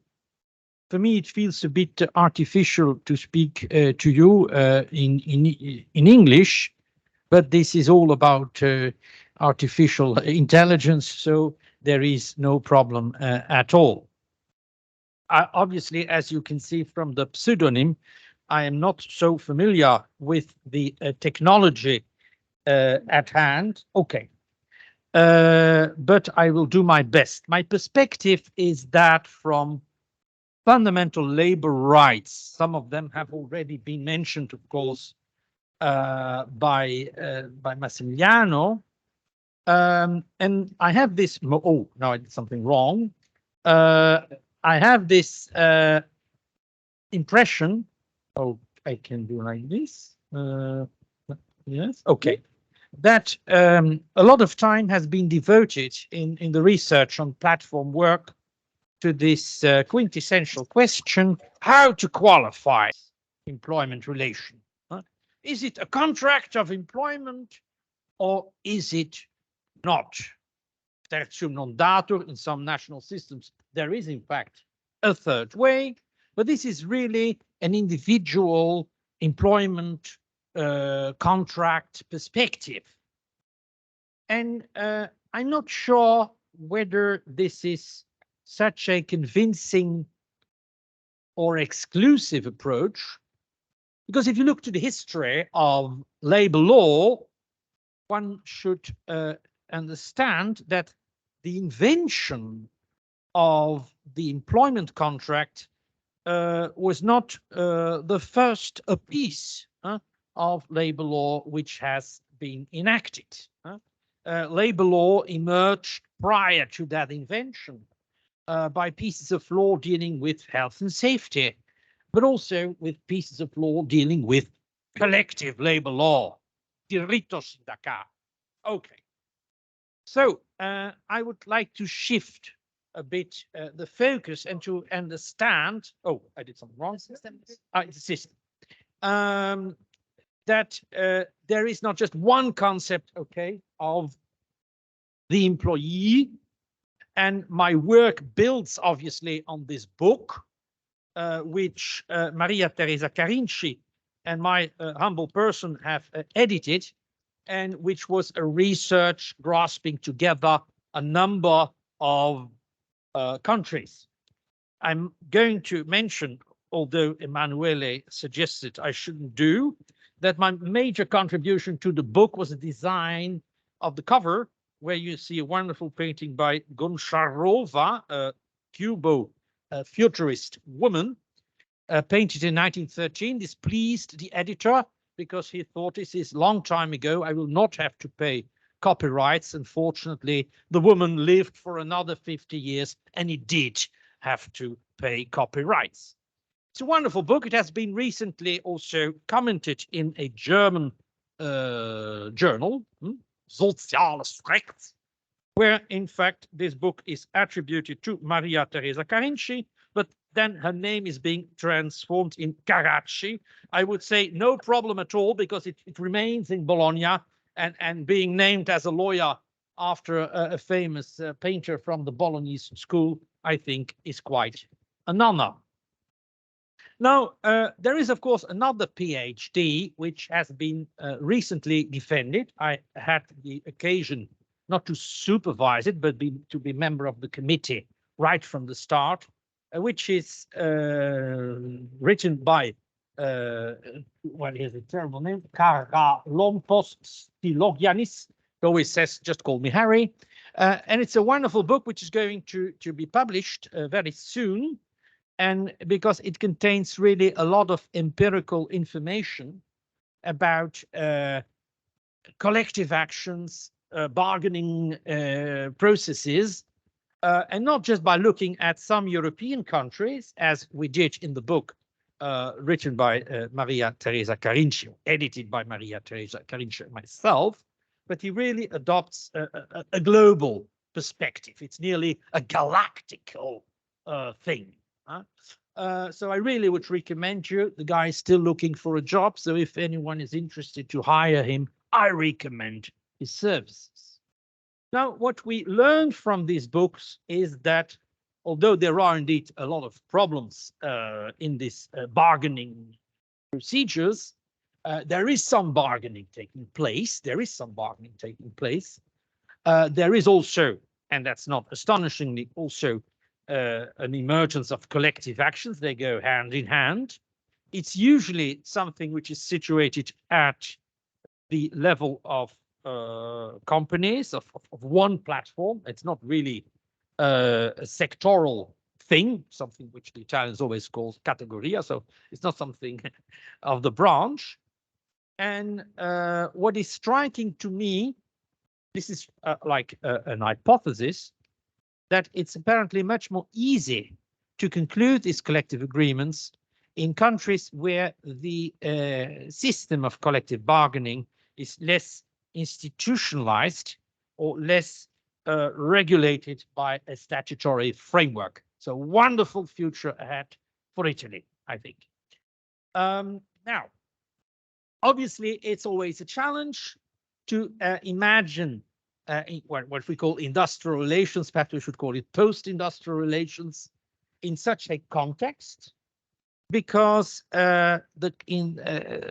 industrial relations are a piece of theater where the laws of theater should apply, simultaneity of time and space, and this is completely lacking. We have people who are not working together in a same space, who probably do not have any idea of their existence. It seems wonderful, you don't know your colleagues, but it's a challenge. It's a challenge to develop industrial relations because it's difficult to reach these people, to get them organized, and even to institute some form of representation. It's once more an example of a world where we have, I will not call them employers, but entrepreneurs, enterprises, who boast about their corporate social responsibility, but who have recourse to a workforce, but who deny that there are employers. This is a very interesting phenomenon. I don't want to hear any rubbish about corporate social responsibility. I would be very glad if an employer admits he's an employer. That would be a nice start. Now, why is this fundamental labor rights approach interesting, relevant? Because we could arrive at another alternative concept of the worker, where the question, does the person have an employment contract or not, is entirely irrelevant. Because we are dealing here with human rights, and it's very dangerous to interpret the personal scope of human rights in a too narrow way, because in the end you're depriving human beings from human rights, and that's problematic. If I call them human rights, it's because we are dealing with a set of rights which have been enshrined as well in national constitutions, in modern national constitutions. Italy is a very nice example, as well as in international instruments. And of course, usually, and this is very much influenced by writers as Gino Giugni and others, there's this triad of the right to organize, the freedom of collective bargaining, and the right to strike. But as you already understood from the expose by Massimiliano, we should also dig into the issue of the right to information and consultation, which is perhaps one of the rare gifts of the European Union to the debate. So let me start by the right to organize, libertà sindacale. It's a very interesting right because it transcends already this Cold War division between civil and political rights and economic, social, and cultural rights. And it has been enshrined in a lot of national constitutions, sometimes in a very specific way. And if we look to some of the case law regarding libertà sindacale, liberté syndicale, in the French and in the Italian constitution, we already see that the concept of the worker by the constitutional courts is interpreted very large. Now, a very nice interpretation, exemplary, is this specific, you could say categorical, convention of the ILO on rural workers dating back to 1975. Why is it so interesting? It's interesting because you have a kind of a Copernican revolution to the approach. If you read Article 2, the scope is actually not envisaged through the lens of the worker, is this a worker or not, but is a rural worker an employer, or isn't he an employer? And if he's not an employer, but he's working, by the way, employers don't work, they are not supposed to work, they just have to give money and work, they don't have to do anything. If this rural worker is not an employer, he falls within the convention, even, and the convention says so explicitly, if he or she is a self-employed person. And I think that this convention has also influenced to some extent a more broad approach, or generic approach to the debate by the Freedom of Association Committee. You find a trace of that in number 387 of the famous compilation formerly known as Digest. And then there is the right to collective bargaining. Needless to say, I just wanted to say that, of course, the European Convention on Human Rights, you know, the convention, Strasbourg, also has to some extent a broad interpretation, but it has not yet really indicated in a very specific way that self-employed fall within the ambit of the right to organize, especially in that collective dimension. But we have already an opening in this wonderful Syndicatul Pastoral Bund judgment, which says the contract of employment is not relevant. There should not be a contract of employment. But they do, and this is a bit Laurie Bloom, which was already mentioned, approach, there should be subordination. That's a problem. There should be work and there should be remuneration. Okay. And then we go to collective bargaining. Collective bargaining, which is, of course, not a right, in my view, of the worker. So, in fact, the question is not whether a platform worker is a worker or whether the right to collective bargaining is held by a platform worker, because in my view, it's a right of trade unions, okay? That is what Sinsheimer has tried to explain to us in the 20s, 1920s. We are 100 years later, so please do not think that this is a right of workers. But the point is, can trade unions organize these workers, and not just organize them, but represent them for the sake of collective bargaining? And there I think that the Freedom of Association Committee of the ILO, in a Polish case, okay, has made the most explicit opening to self-employed people. There is here a part of this Polish case. And so that's the most promising thing. And there is, of course, a little bit more ambiguous statement by the European Committee on Social Rights, which monitors the European Social Charter, which in a way has acquitted Ireland because they had adapted in the meantime their legislation, opening it up to some kind of collective bargaining for some self-employed workers. But it's still a bit of an ambiguous statement. Then there is the right to strike. La cerise sur la tarte, so as we say in French. And once more, I think there have been laws about strike prior to the invention of the employment contract. So whether you were a worker with an employment contract or not was irrelevant, because there was no institutionalized employment contract. Obviously, these laws were nasty laws, criminalizing, prohibiting strikes, and not even strikes, but collective actions in general, combinations. So I would use then this argument in a special perverted way. Can't we recognize a right to strike irrelevant of the existence of the employment contract? If we can prohibit strikes irrelevant of the employment contract, why can't we just recognize it irrelevant of the existence of an employment contract? The problem is, of course, that usually the right to strike is not defined as the suspension of at least employment, perhaps not necessarily the contract of employment, but the physical activity of employment. And a lot of work which is being done by platform workers boils down to a sort of on-call work, okay?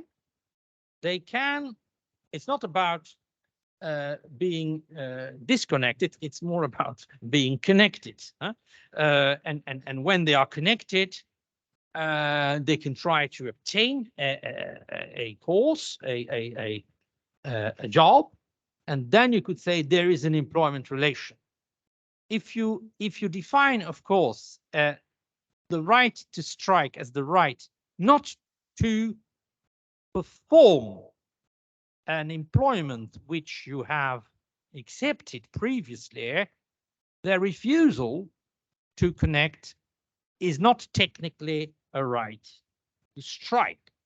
The right to strike presupposes the establishment of an employment relation in this genetical moment, which was also referred to. So I would plead for a broader concept, the right to collective action. And in France, there is, in fact, this very specific piece of legislation which refrains from using the word strike, which is grève in French, and which speaks about mouvement de refus concerté, so a collective refusal to furnish service. And it's very interesting, this description, because it comes much closer to the combinations and the coalitions, coalizione, of the Ancien Régime and of the 19th century, the first half of the 19th century, where indeed workers refused to conclude an employment contract, which is freedom. But when they exercise that freedom collectively, then suddenly the liberal order did not accept that people used their liberal rights. And I think that these new modern movements come much closer to this old phenomenon. Histoire se répète. And I think that this definition or approach of the French legislator is very intelligent. It's good that they did not use the word grève. And then we have the right to information and consultation.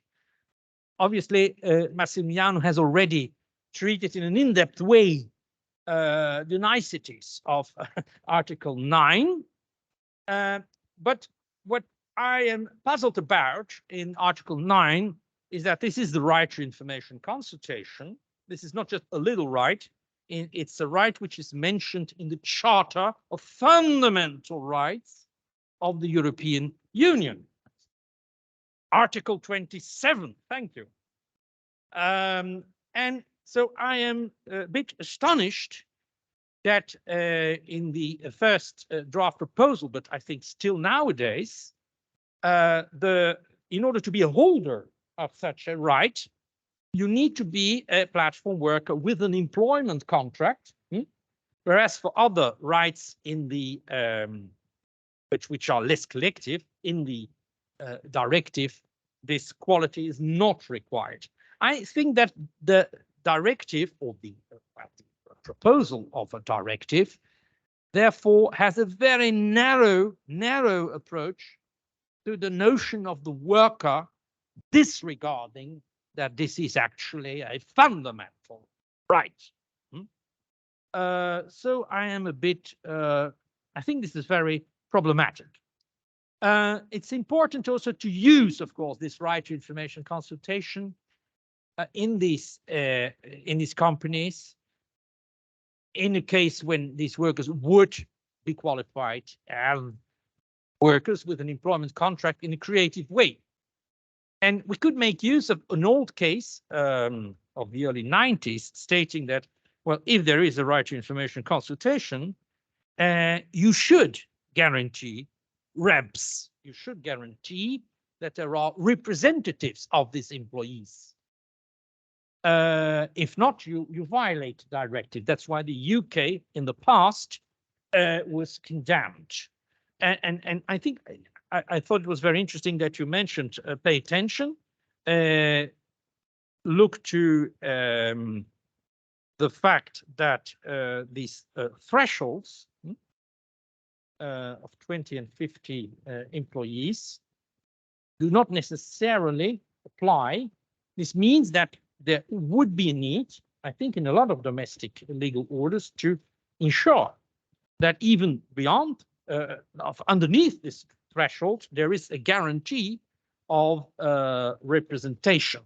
Another way to use, to play the role of a rompepalle, as we say in Italy, is to use, of course, the European Works Council's directive. A lot of these platforms are operating seemingly on a European basis. And it's not very clear, it's not very transparent how their structure looks like. So it's perfectly possible, in my view, to ask as a worker or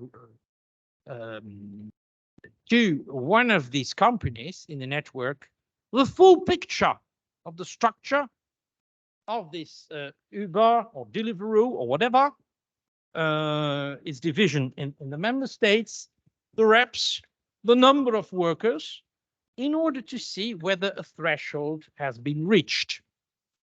I think there is such a right. In fact, it's the only part of the directive which is well developed by the case law of the Court of Justice. And I will leave it here, Mr. Chair. So thank you very much, Philippe. Now, sorry for Alexander, it's always difficult to speak after Philippe, but I know that you are the one that can take this challenge up. So basically, Alexander, so to conclude our, let's say, brief overview on the challenges brought by digitalization, is going to present on digitalization in the public sector.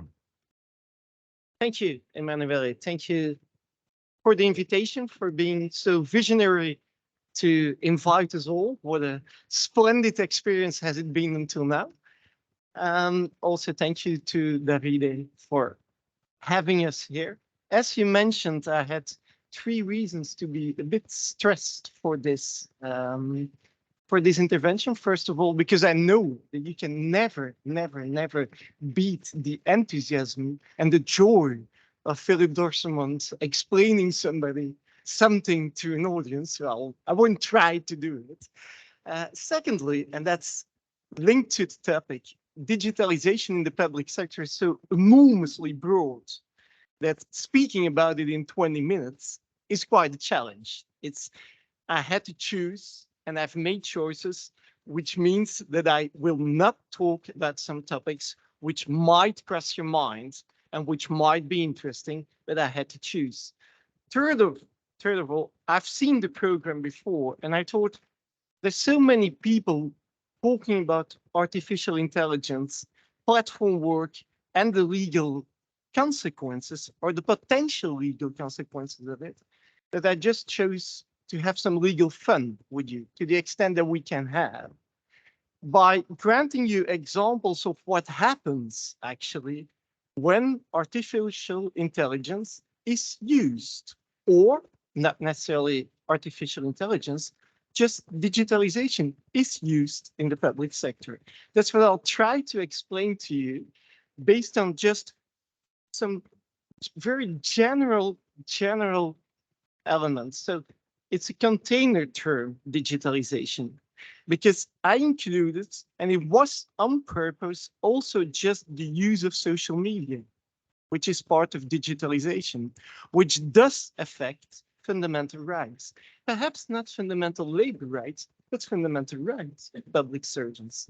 And I'll grant you some examples of what happened in some countries within the EU by just using social media, which is part of the digitalization, and which are things we should think about, also about the consequences. So I won't talk, and I deeply respect all of my colleagues who have done it before, I won't talk about the transition towards artificial intelligence and the consequences for the future. Lots of people are much better qualified than me to do so and have done so. And I respect what they do. I won't talk about the digitalization of justice, about the use of computer models, but I will talk about the use of artificial intelligence in procedures with regard to civil servants today, at this particular moment in different EU member states, and I will talk about telework and how to control it. I've made a very limited number of slides, but I just want to talk to you and you may intervene whenever something crosses your minds. People have exposed to you the Artificial Intelligence Act, or at least the draft, which is ready. You should look at it. Is the public sector mentioned when it concerns employers? Nothing special is done. Nothing special is mentioned. And it's quite important. Why is it important? I'll explain you why. Because the employer who actually uses in employment circumstances, artificial intelligence at high risk also runs a high risk because he or she, the ones who don't work but who offer work, as I just understood, they actually are liable when something gets wrong. You get your artificial intelligence package from somebody else, but when it goes wrong, you're liable for it as entrepreneur. Does it also count for the state? I don't know. Apparently, yes, because they're employer. And then I'll come back to the other directive, which had an enormous impact, the GDPR. Have you ever seen what an enormous fines you can have as private entrepreneur when you violate the rules of the GDPR? Millions of euros can be your fine. Have you ever noticed what happened to the public sector? Potential administrative fine. If the member states provide it in their regulatory framework, do they do it? Almost none of them have. So that means that when it becomes tangible, when it becomes difficult, we exclude, and we do it very often, we exclude the state as employer. And it does make sense because the state are all of us. So it means that taxpayers' money would be used to pay fines to the state by the state. That's actually what is going to happen. Perhaps some liability towards damages could be used, but the fines are for different reasons. So that's an important issue. When I look at the EI Act and how they're preparing it, once again, they're totally ignoring the public sector. Totally. It's actually the struggle of my life, if you know. I mean, I have had deeper struggles, but those are private, so I won't share them with you. But the struggle of my professional life is that whenever I see EU regulation, I think, and it concerns labor law, I think, has anybody talked about the public sector? And then the answer is, yes, we included it. It's also applicable for the public sector. Yeah. Do you know what the consequence is? And the answer is, no, we don't. And I'll grant you the example, an example which I've had and which I've seen on 2 occasions. Both of these examples, not all of them, I can guarantee, both of these examples are Belgian. I admit, they're from my home country. Our home country. I admit, both of us are Belgians. What happened? There was a reshuffle in public administration. And there is a duty, and it counts actually for all those countries which a typical fonction publique, Piaggio Pubblico approach, which has altered a bit in Italy, but which has not altered in France, Belgium, Spain, and Portugal. For instance, quite a lot of EU member states, that you should recruit and promote the most suitable candidate, the best one. That's also why there are such exams taken care of, which still is the case also in Italy. You know what they did in Belgium? They made an artificial intelligence program. Big fun, big fun. I can assure you. Why? Because it was used for 2 promotions, which I will now disclose to you, for 2 promotions which were actually linked to reshuffle. What do I mean? Those people were originally at a lower level, but due to the complications of their functions, it became a higher level. So they had to pause a new exam to get to the higher level, although they were executing those functions since, talking about the first example, since 11 years, for the second example, 23 years. Keep it in mind. They had to apply for their own job as a promotion due to the reshuffle. The artificial intelligence model was built up, and the artificial intelligence model knew what the function meant because the data were granted to the model. The only problem is obviously not by the candidates, but because they couldn't, but those were exercising the function. Do you know how much the first male person, the second was female? Do you know what he obtained as a result for his own function after 11 years out of the artificial intelligence model? 17 out of 100. 17%. And he stated, that's impossible. I know what the function is about. But the answer was, computer says no. Sorry, computer says no. That's it. And so it's now pending before the courts, but we're not sure. We're definitely not sure that he's going to win it because everything was packed and prepared, and everything which was linked to the function was foreseen by the model. You know that the model indicated that he didn't have a clue what the function was about. He did it for 11 years. And to make it even worse, he was responsible for part of the safety of our state. So I would be in deep, deep trouble if I were Belgian, and I am. Second element, female candidate, same thing happened, reshuffle. She obtained, better than the other one, 32%. What a big result. What a big result. She had the same feeling, but I'm doing it for 23 years. Computer says no. So we're not going to adapt it. And they always say, yeah, but that's just a moment. And perhaps you had a bad day, but that doesn't count. You should be able, for a function which you exercise apparently correctly due to all the evaluations, to pass such an exam. Otherwise, something is wrong with the exam.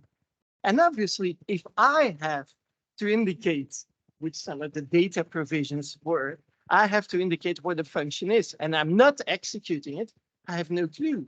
The one sitting there has the clue, but the problem was they both didn't pass, and we don't know what the outcome will. Imagine, in the end, that they would win such a pending cases. The problem is that the liability, perhaps, of the employer will be invoked. That's the liability of us all. Are we going to pay fines because of the fact that the employer, we all, has not respected artificial intelligence, the Artificial Intelligence Act? I'm not that sure. It's not foreseen yet. So that's the first example I wanted to share with you. I don't want to be too negative about it, but it's something important we should keep in mind. You know all the examples with regard to discrimination, discriminatory elements which have taken place mainly in the United States for colored people coming out in worse conditions. So it remains something, part of what Marta indicated, the fairness aspect remains very important, but there is something added to it for the public sector. For the public sector, it's not just the fact that you're not allowed to discriminate. It's also the duty to recruit the best person. And that goes further than not discriminating. And it's not included as a basic principle because that's not the case for private employers. It's something else. So the duties, the burdens upon the shoulders of the state are much further. And it's not foreseen by the Artificial Intelligence Act yet. So that's a first example I wanted to share with you. Obviously, I'm not the expert into artificial intelligence, but I wanted to do it. A second element, which is very often forgotten and which I want to share with you, is just the basic use. I know that it also counts for private employees, but the basic use of social media. It's a major issue in the public sector. You know, in the Netherlands, not that long time ago, actually, and they're waiting for the results of new elections within a few months. It might be a comparable result as we've seen in Italy. Could be. One of the, could be for us in 2024 as well, before we start making fun out of it. What happened, it's quite some time ago, was the first case, but it set the tone. What happened, you might know, and I may pronounce it difficult for Italians, but it's the correct Dutch pronunciation. You may know Geert Wilders, the right-wing PVV party leader, who actually supported a minority government some years ago. And one of the civil servants had, in a private Facebook post, indicated, I don't want to serve such a man, which is a difficult one, because on one hand, you should, on the other hand, there is a freedom of expression. If you don't like somebody, if that's not your political ID, according to the European Court of Human Rights, you do have the right to express your own opinions with some limitations.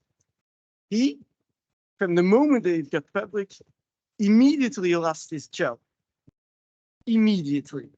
And that's something we see as an evolution in many European member states. I'll grant you the second example, and you might remember it, Philip. It's some time ago, but not that long, that our diversity civil servant of the Flemish authority, I don't know whether you, she criticized the minister for not having taking care of diversity enough in her approaches, not necessarily in her politics, but in her approaches. And she criticized based on emails, not just in public, but based on emails she sent to her minister, indicating, look, as a diversity civil servant, I have to tell you this, I have to tell you that. At a certain moment, she signed, and that's the moment where it became too much for the minister. She signed the right to wear a headscarf for some people in the public sector. And she criticized internally the minister based on the European Convention of Human Rights. I don't see what's legally correct based on the case law of the European Court of Human Rights, because they granted freedom to the member states, but she criticized internally. Consequence, she lost her job. She lost her job by using digital means to inform somebody.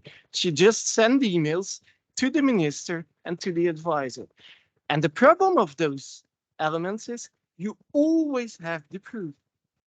It's always written somewhere, and it will never be forgotten. So to all civil servants that I train, and I sometimes do, the first thing I do is don't post anything on Twitter, don't post anything on social media, not on Facebook, or nothing.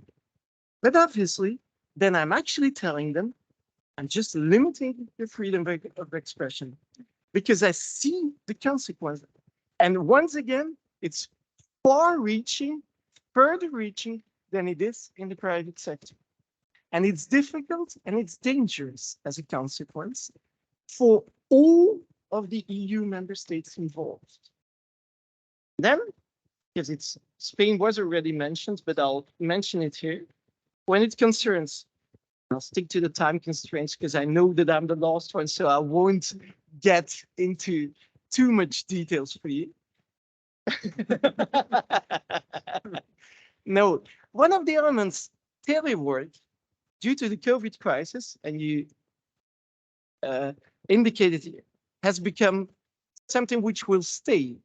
Once again, we can discuss about many things when it concerns telework, but Spain had made, you told me yesterday, once again, you confirmed, had made a collective bargaining agreement.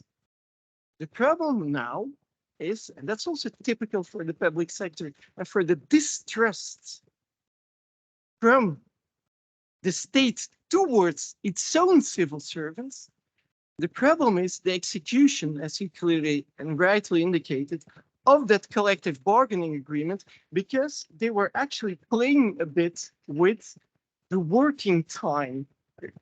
So they don't believe that's the end. They don't believe that civil servants will work after 5 o'clock. They don't believe it.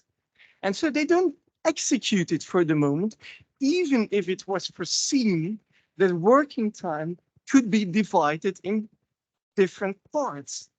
And then comes the next element, when you look at the directives, and still most of labor law working time legislation, the whole regulatory framework, and I took also Italy as an example, 191 from 1998. I know it has been modified on several occasions, but it includes telework for the public administration within Italy. The problem is it's based on the traditional working time elements. Providing collective bargaining agreements could help for private sector on very several occasions. It's much more difficult to implement them if allowed in the public sector. And we go even further, because you in Italy, you can actually sign collective bargaining agreements binding by law, legally binding both of the partners. We don't know the same system in the Netherlands. We don't know the same system in Belgium. We don't know the same system in France. We don't know the same system in Spain, in Portugal, I'm sorry. Those collective agreements, they're not binding. Legally, they're not binding. So what does it make? It makes that we have to make regulation, which very often has to derive from the regulation for the private sector, but which cannot derive from EU working time directives. And we still have to respect them. So we have, and I gave the example of Belgium, but I could give many from the countries I quoted: Belgium, the Netherlands, France, and Portugal. I could give more examples where we are struggling with working time directives and telework specifically for the public sector, because it's not foreseen, as for the private sector in those countries, that collective bargaining agreements can derive from it. There's nothing for them. So we're making regulations, circulars even, which are actually in breach of EU law and in breach of our own legislation. And that's how we take care of our civil servants. So that's actually some legal fun, which I wanted to share with you at the end, some examples which crossed my mind. Within 20 minutes, I didn't want to make it too heavy as the last speaker, but just you can start thinking about it and enjoy your day further on. Thank you very much.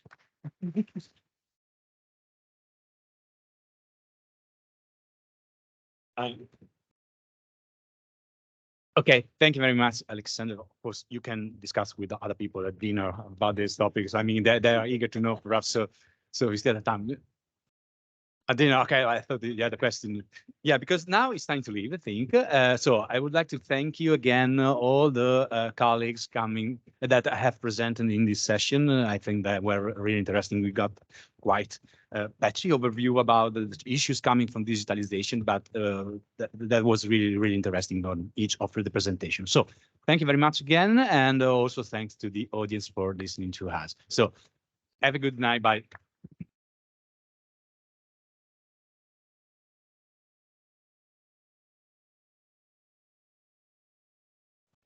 Buongiorno a tutti, benvenuti.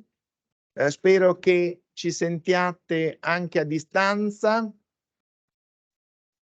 Allora, ringrazio anch'io Davide Casale per l'invito a moderare i lavori di questa sessione. Come abbiamo detto ieri, Davide ha fatto un straordinario sforzo per realizzare un evento, mi sembra davvero interessante. Quindi grazie a Davide per questa magnifica organizzazione e anche scelta e organizzazione dei temi.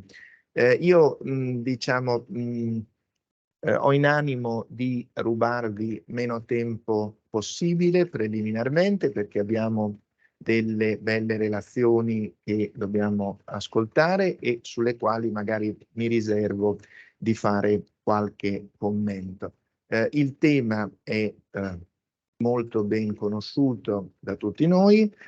Ieri ci sono stati degli assaggi molto interessanti. Oggi proseguiremo diciamo con il focus della gestione delle risorse umane e quindi come impattano queste nuove tecnologie, che sono tecnologie di intelligenza artificiale, quindi tools di intelligenza artificiale applicati alla gestione delle risorse umane. Naturalmente non sono immuni, l'utilizzo di questi strumenti non è immune da conseguenze e dalla necessità naturalmente di fornire protezione e vincoli di utilizzo nella logica della salvaguardia dei diritti fondamentali, a cominciare dalla dignità, riservatezza, autodeterminazione e via discorrendo. Quindi diciamo sicuramente temi di grande spessore, perché non sono solo di grande attualità, ma investono poi la parte core della nostra materia, che riguarda la difesa e la protezione della persona. Ecco, dopodiché è chiaro che avremo una sessione successiva coordinata da Anna Zilli, in cui poi si vedranno identificati i problemi e offerte alcune soluzioni in questa sessione. Si vedrà poi e si svilupperà più il ragionamento degli strumenti adottati, che sappiamo appunto sono strumenti che si basano principalmente sulla trasparenza e sulla prevedibilità, nel tentativo appunto del coinvolgimento e della verifica dell'utilizzo di questi strumenti, sia in corso d'opera, sia preventivamente, sia in corso d'opera e solo residualmente in fase successiva in sede contenziosa. Quindi io do subito la parola all'amico collega Marco Moccella, che ci intratterrà su nuove tecnologie e reclutamento del personale. Grazie a tutti voi per essere qui.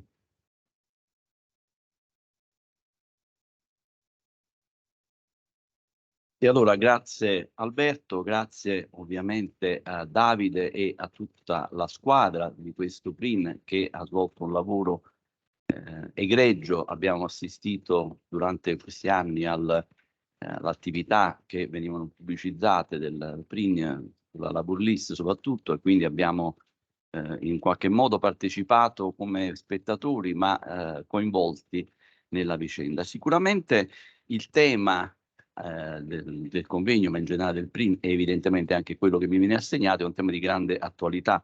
È evidente anche che il diritto del lavoro dovrà necessariamente adeguarsi a queste nuove problematiche e tematiche che vengono in qualche modo evidenziate dall'avanzare sempre più, possiamo dire, pressante dell'intelligenza artificiale.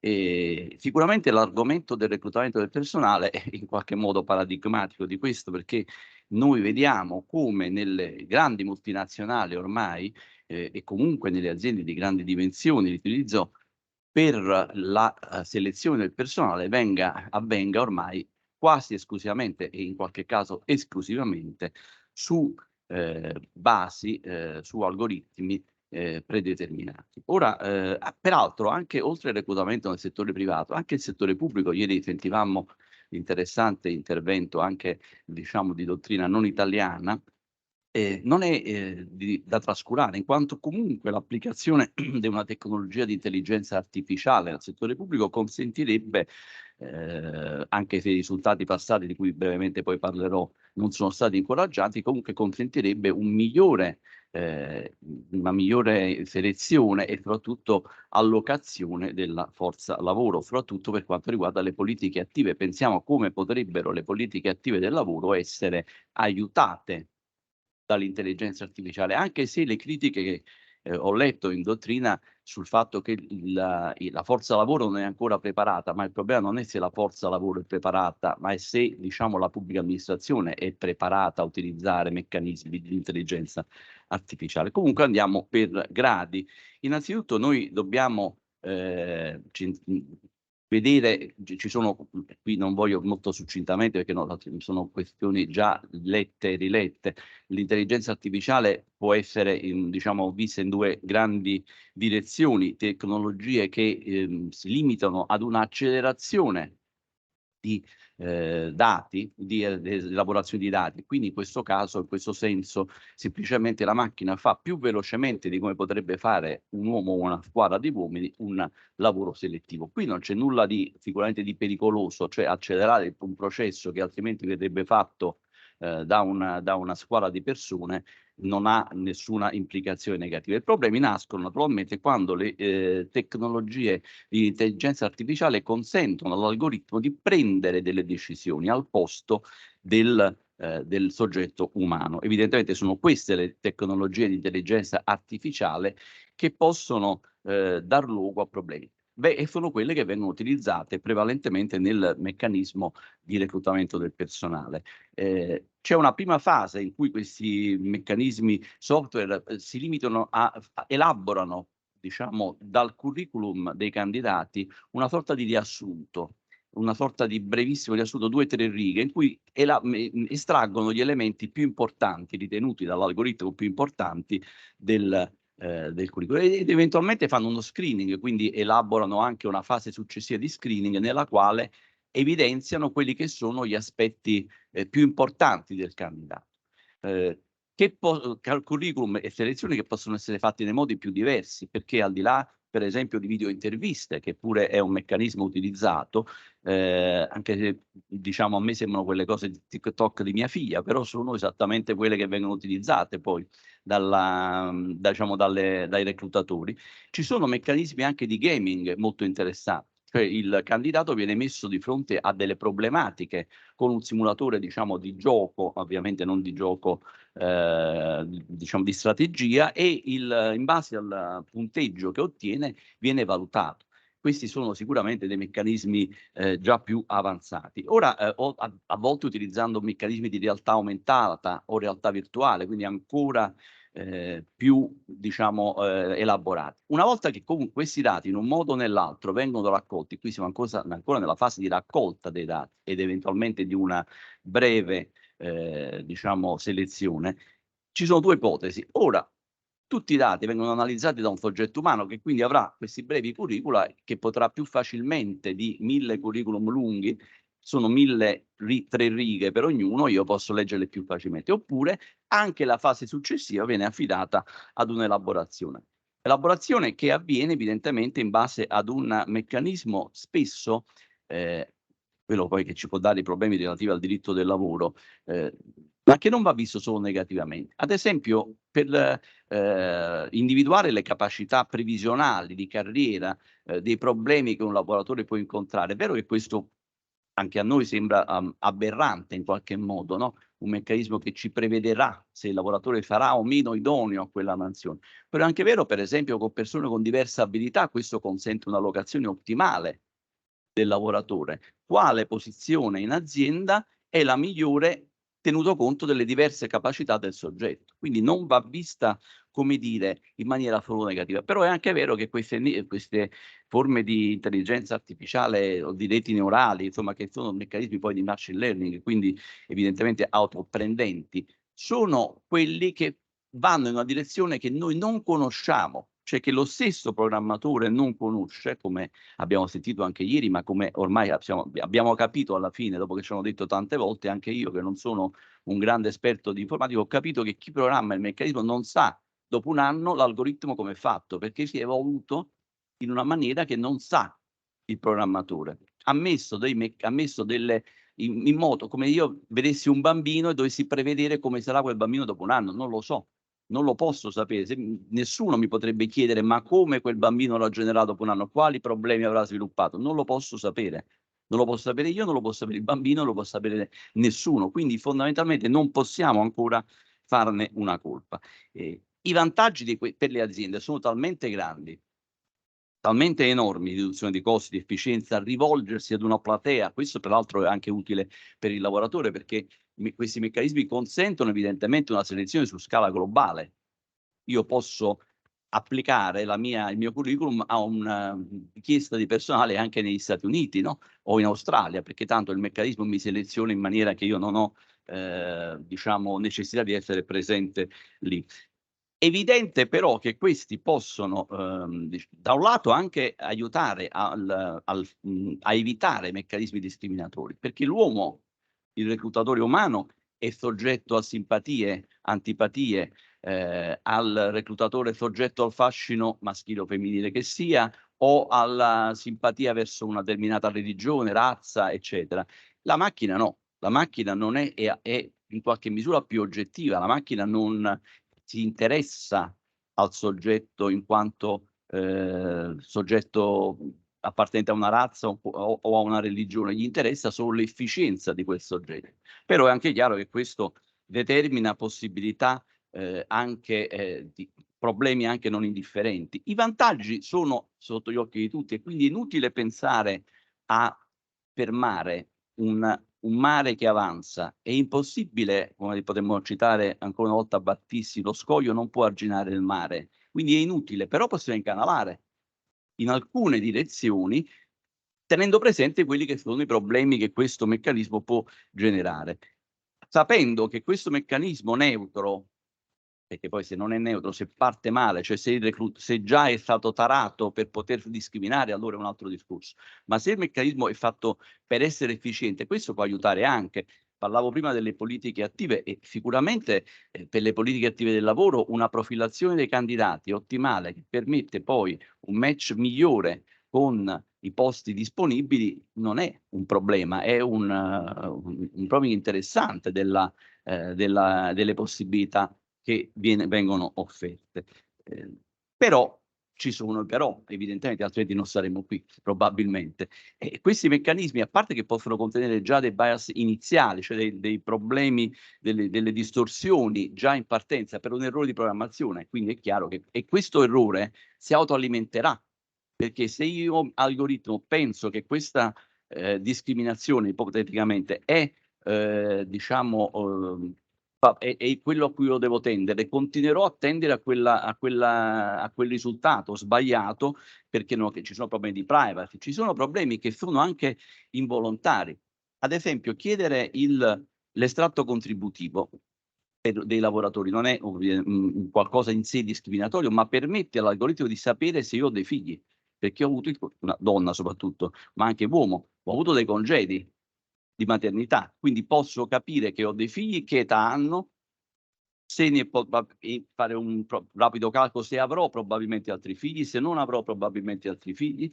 Quindi involontariamente la macchina viene messa, pur non fornendo il dato hai figli, quanti figli hai, ma la macchina lo elabora, lo capisce, diciamo così, è più furba di noi, perché comprende da altri elementi che abbiamo inserito nel curriculum. Evidentemente ora il meccanismo, diciamo, di valutazione può generare, cioè il problema poi centrale, al di là di tutti gli altri problemi che sono quelli di una inesperienza, e quindi di chi fa il curriculum e quindi non inserisce dei dati, quindi non verrà mai selezionato, perché io sono, per esempio il mio caso è emblematico, se io facessi il curriculum per il professore di diritto del lavoro non sarei mai selezionato da un algoritmo, perché non saprei scrivere gli elementi che poi invece l'algoritmo individuerebbe come importanti per fare il professore di diritto del lavoro.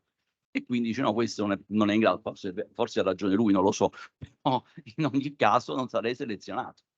Invece ma il problema centrale, chiaro, il problema più grave è quello di discriminazioni che possono in qualche modo colpire, diciamo anche in maniera disumanizzando il candidato che viene in qualche modo uniformato. Cioè io alla fine per essere scelto devo fare un curriculum come dire, basandomi sul modello che l'algoritmo ha.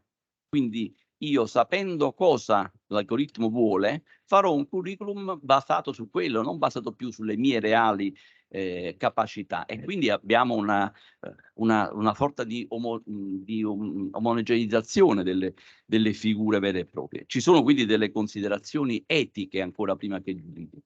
Però bisogna cercare una soluzione a questo problema. Io, diciamo, individuerei due tipi di soluzioni possibili. Una prima soluzione, se vogliamo, autoregolatoria, poi vi dirò anche la soluzione che io ritengo più opportuna. C'è una possibilità da parte dell'azienda di creare delle compliance interne sostanzialmente, per cui l'algoritmo viene in qualche modo garantito, cioè l'azienda espone, diciamo, il meccanismo di reclutamento, lo rende diciamo pubblico. Perché? Perché in questo modo la sua immagine diviene rafforzata. Io scelgo il personale sulla scorta di elementi chiari, aperti, che voi potete verificare perché sono un'azienda per bene, diciamo così.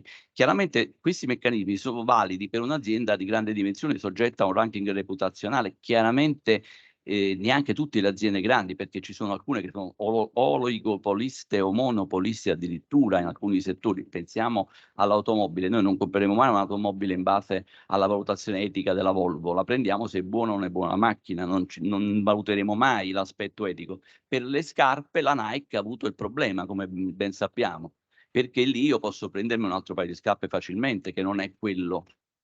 Quindi dipende però diciamo in generale questo è un meccanismo. L'altro meccanismo più tradizionale, magari di soft law, è quello regolatorio, cioè una regolazione vera e propria.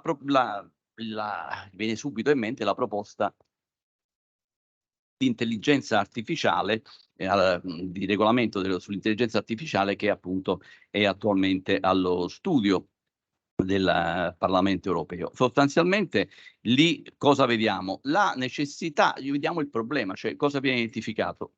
Che l'intelligenza artificiale abbia sostanzialmente rispetti principi base, dignità umana, prima Alberto, discriminazioni, parità di genere, protezione dei dati. Questi principi devono essere fondamentalmente rispettati. Vi rimando poi insomma al testo scritto per le varie definizioni, eccetera, perché però il meccanismo è quello di una finalità, il modo sostanzialmente in cui deve essere reso pubblico il meccanismo con cui il sistema interagisce con l'uomo o con altri sistemi, descrivendo dettagliatamente tutti gli algoritmi che vengono utilizzati, la classificazione, le eventuali misure di sorveglianza umana che possono essere inserite.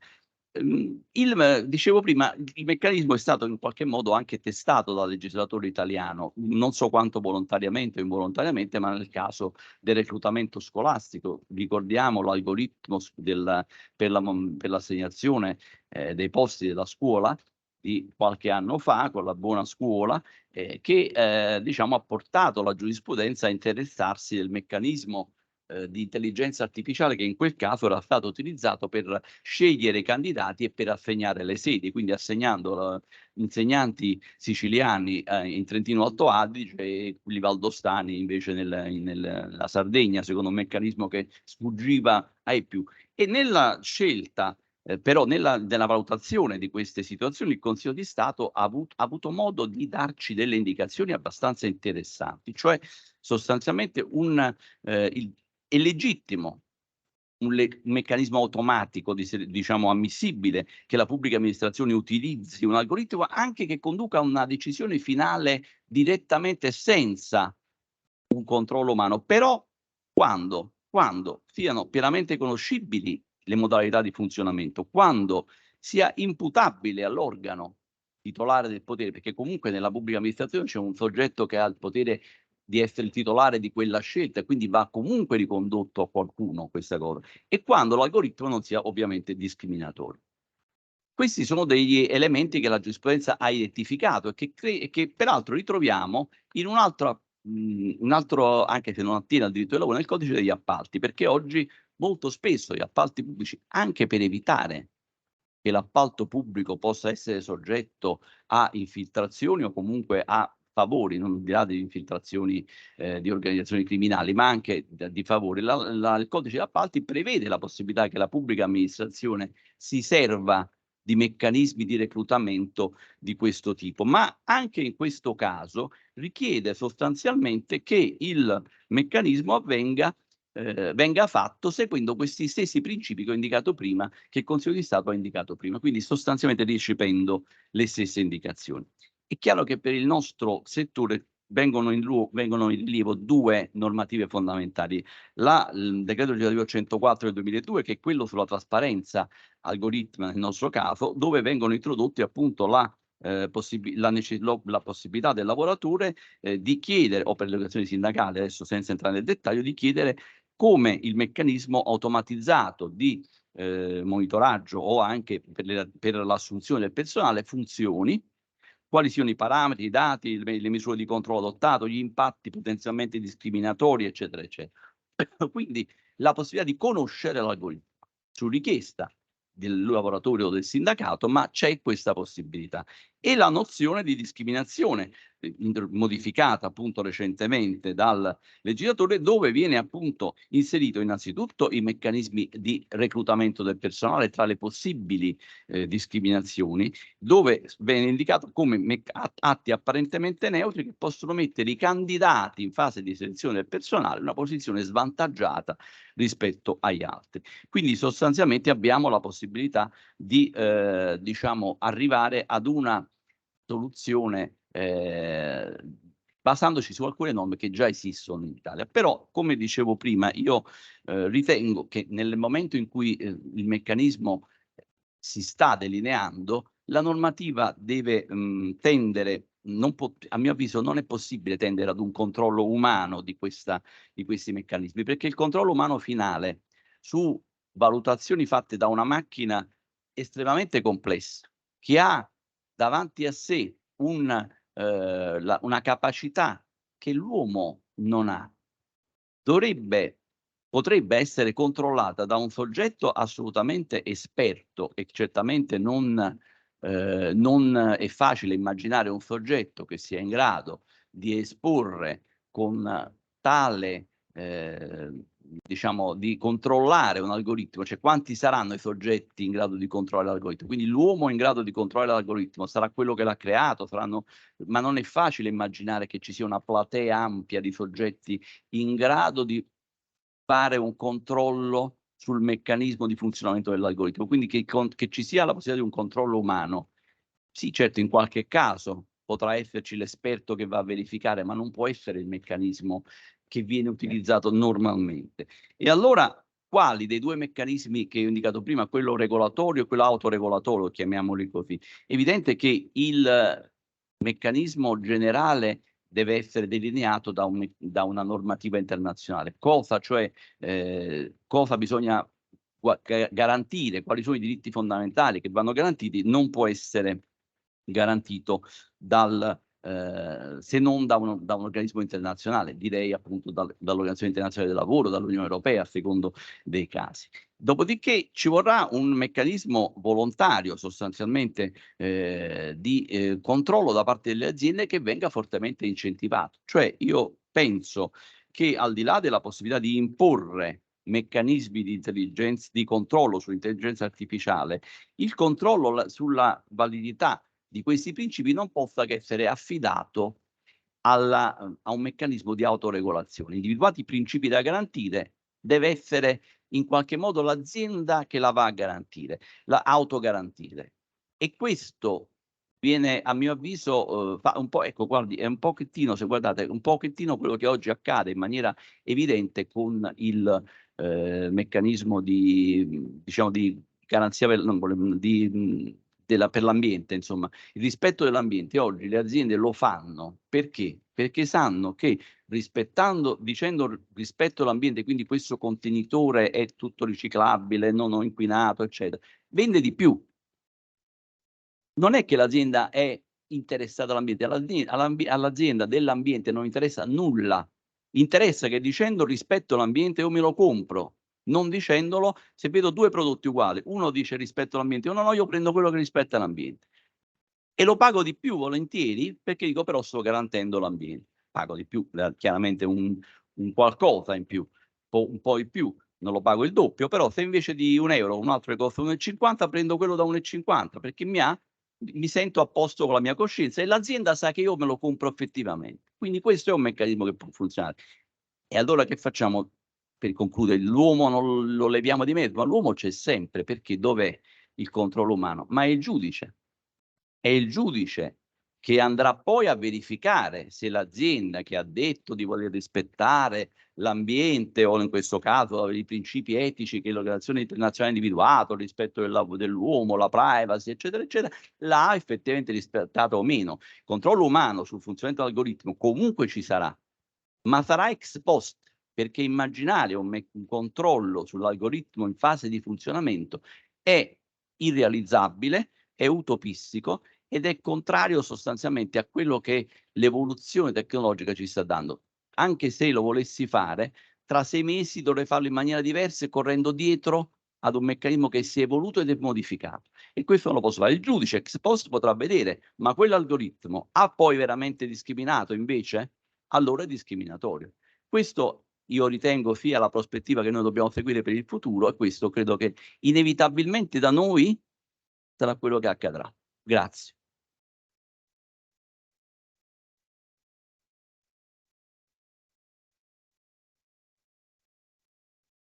Allora, ringraziamo Marco per questo bell'intervento, fra l'altro veramente lodevole anche sul piano dei tempi e della completezza, per cui veramente davvero complimenti. Naturalmente le conclusioni non saranno da tutte raccolte no? e adesso poi sentiremo Barbara anche su questo, perché naturalmente una delle sedi in cui invece ci si aspetta un contributo è quella sindacale aziendale, che invece nella logica, nella ricostruzione di Marco, avrebbe un ruolo, diciamo totalmente residuale, ancillare. E quindi, sarà interessante sentire Barbara se ci porterà delle esperienze in cui invece si è verificato un contributo maggiore delle organizzazioni sindacali anche in fase di analisi e costruzione nella implementazione di questi sistemi.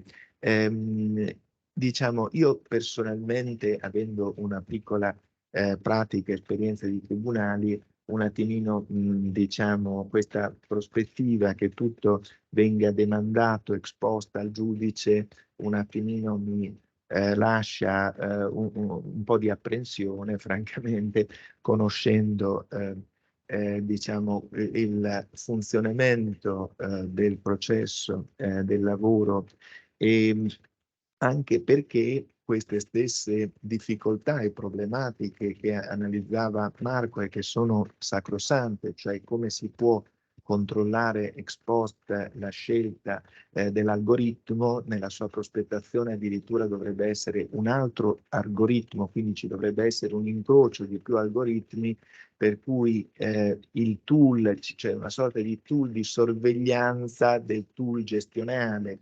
Quindi interessante, probabilmente il futuro sarà questo, ma poi alla fine diciamo il fatto di scaricarlo ex post non garantisce l'accesso della verifica umana, perché a quel punto il giudice si dovrà comunque affidare a certificazioni ex ante prodotte dalle case produttrici di questi software, proprio per i ragionamenti che diceva Marco. Per cui diciamo io vedo con un po' di preoccupazione questa prospettazione.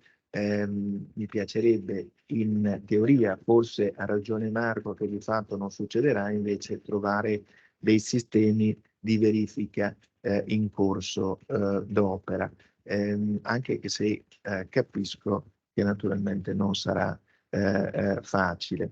Bene, adesso proseguiamo con gli interventi, sentiamo il punto di vista di Anna Troisi, che ci parlerà di sorveglianza datoriale e intelligenza artificiale.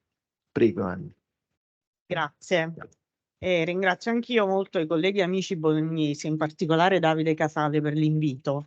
E non nascondo l'emozione che mi suscita ogni volta ritornare in veste di relatrice nell'Ateneo in cui ormai un quarto di secolo fa ho avuto come dottoranda di ricerca l'opportunità di intraprendere lo studio proprio dell'area tematica di questo convegno, di cui continuiamo a parlare oggi, è sempre più attuale. E non posso poi che rievocare preliminarmente la relazione di Franco Carinci su rivoluzione tecnologica e diritto del lavoro, svolta all'omonimo Congresso Nazionale AIDLAS di Napoli dell'aprile 1985. Prospettica e profetica, come del resto lui stesso lungimirantemente la autodefinisce nelle conclusioni, per le questioni e le soluzioni giuridiche individuate, di cui ci ritroviamo a distanza di quasi 40 anni a discutere ancora, a maggior ragione dato l'incausare delle tecnologie. L'argomento affidatomi appunto è quello del ricorso datoriale a sistemi di intelligenza artificiale per la gestione delle risorse umane. E una delle più significative novità è che, a differenza dei tradizionali modi di organizzazione del lavoro, in cui i poteri di cui è titolare il datore di lavoro possono essere esercitati da lui stesso oppure delegati a suoi collaboratori, in primis i dirigenti o a personale addetto a mansioni di vigilanza dell'attività lavorativa, tutti soggetti umani, come ci insegnano nell'ordinamento italiano gli articoli 2086 e 2104 del Codice Civile e l'articolo 3 dello Statuto dei lavoratori, nell'utilizzo dell'intelligenza artificiale è invece la macchina stessa che, una volta impostata, è in grado, in totale autonomia, di effettuare valutazioni, di assumere decisioni, avvalendosi di algoritmi, senza filtro e contributo dell'uomo, con processi decisionali automatizzati, sviluppando un'autosufficiente capacità di impartire ordini e direttive e di esercitare gli altri poteri datoriali, o meglio imprenditoriali, cioè anche del committente, risultando questi estesi di fatto anche al lavoro sans phrase, poiché la tecnologia rende ormai sempre più liquida la distinzione tra le fattispecie subordinazione e autonomia e fa emergere l'esigenza di tutele trasversali a qualunque rapporto di lavoro. Lo stesso potere informatico del datore di lavoro, che ho provato in precedenza a identificare come un nuovo composito potere, in parte al crocevia perpendicolare agli storici poteri datoriali e in parte con caratteristiche inedite, viene in questo caso esercitato direttamente dalla macchina e non dal datore o da collaboratori fisici. Essa lo fa grazie al machine o addirittura deep learning, l'apprendimento automatico, strumento di creazione di nuovi dati, anche personali, di cui gli stessi interessati sono ignari, mediante processamento data e big data analytics per tutti i fini inerenti alla gestione appunto algoritmica dei rapporti di lavoro. Diversamente dalle tecnologie informatiche più risalenti, che si limitano alla raccolta e incrocio delle informazioni. Parimenti utilizzabili in azienda sono poi i sistemi di intelligenza artificiale generativa a fini generali, come ad esempio Chat GPT o Bard.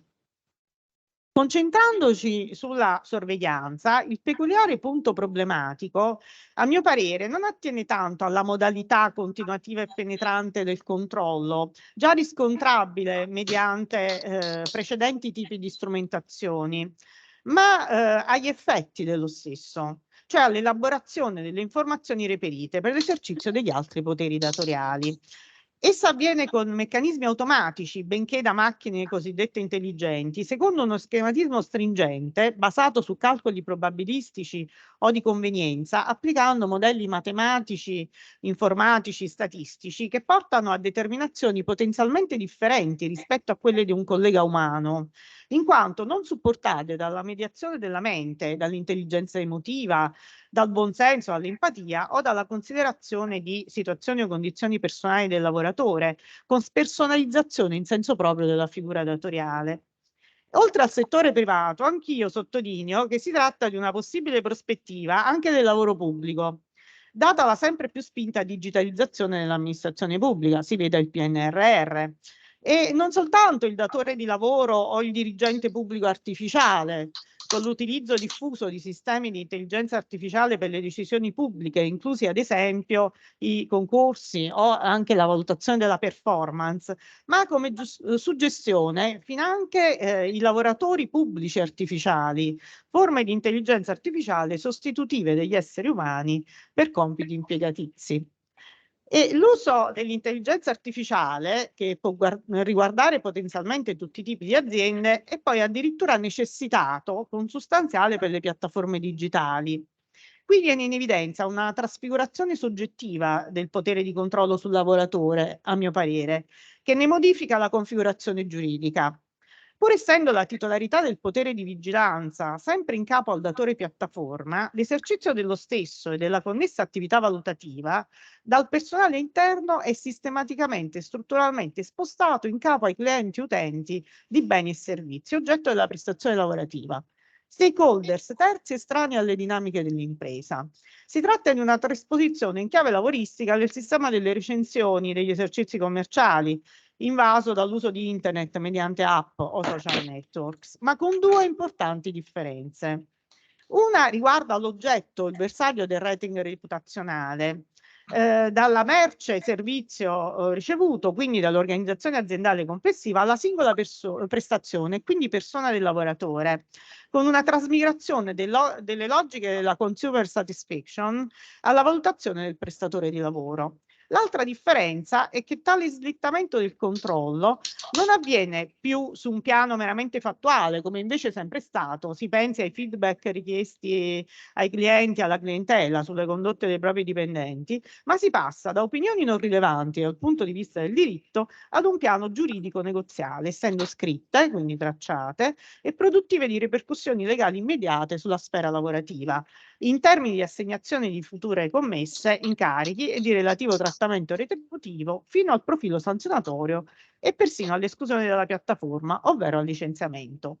Il rischio dell'utilità del lavoro, il commodum obligationis, pure nel caso di prestazione lavorativa subordinata, si trasferisce dunque dall'organizzazione imprenditoriale e datoriale, in capo alla quale da sempre si ritiene che ricada, secondo quanto riportato anche nei manuali, al lavoratore, che ne diventa almeno compartecipe, dati gli effetti sul rapporto lavorativo, sul quale risulta perciò scaricato. Tale rischio del lavoro è l'alea che incide, come sappiamo, per sua natura sul risultato produttivo dell'azienda e dell'erogazione delle energie lavorative ed è legata anche a fattori naturali, difficoltà tecniche, alla variabilità economica, all'incertezza del valore del lavoro prestato. Il giudizio del cliente della piattaforma attiene infatti all'utilità del servizio a soddisfare le proprie esigenze ed una valutazione non positiva non necessariamente imputabile al lavoratore in termini di più o meno corretto diligente adempimento o inadempimento, ma può derivare da circostanze ultronee di contesto indipendenti dalla volontà e dall'azione del lavoratore, tali da influenzarne appunto il rendimento della prestazione, oltre che essere determinata da una percezione soggettiva, persino umorale talvolta, del cliente. slegata da problematiche o criticità oggettivamente riscontrabili.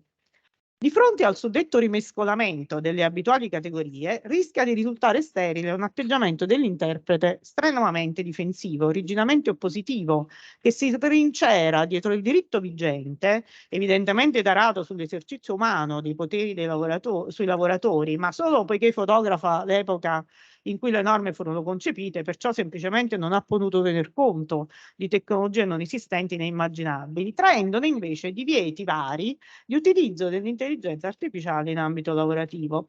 Oltre che paradossalmente conservatrice, è una prospettiva perdente, fallimentare, perché il progresso tecnologico è un fenomeno inarrestabile, dalle ulteriori potenzialità evolutive in parte imprevedibili, e non è mai stato fermato col diritto. È illusorio pensare di poterlo contrastare normativamente. Rischia anzi di rivelarsi disfunzionale in termini di effettività proprio rispetto agli scopi di protezione del lavoro e dei lavoratori e di giustizia sociale, necessariamente da coniugarsi con quelli dello sviluppo produttivo e degli assetti economici.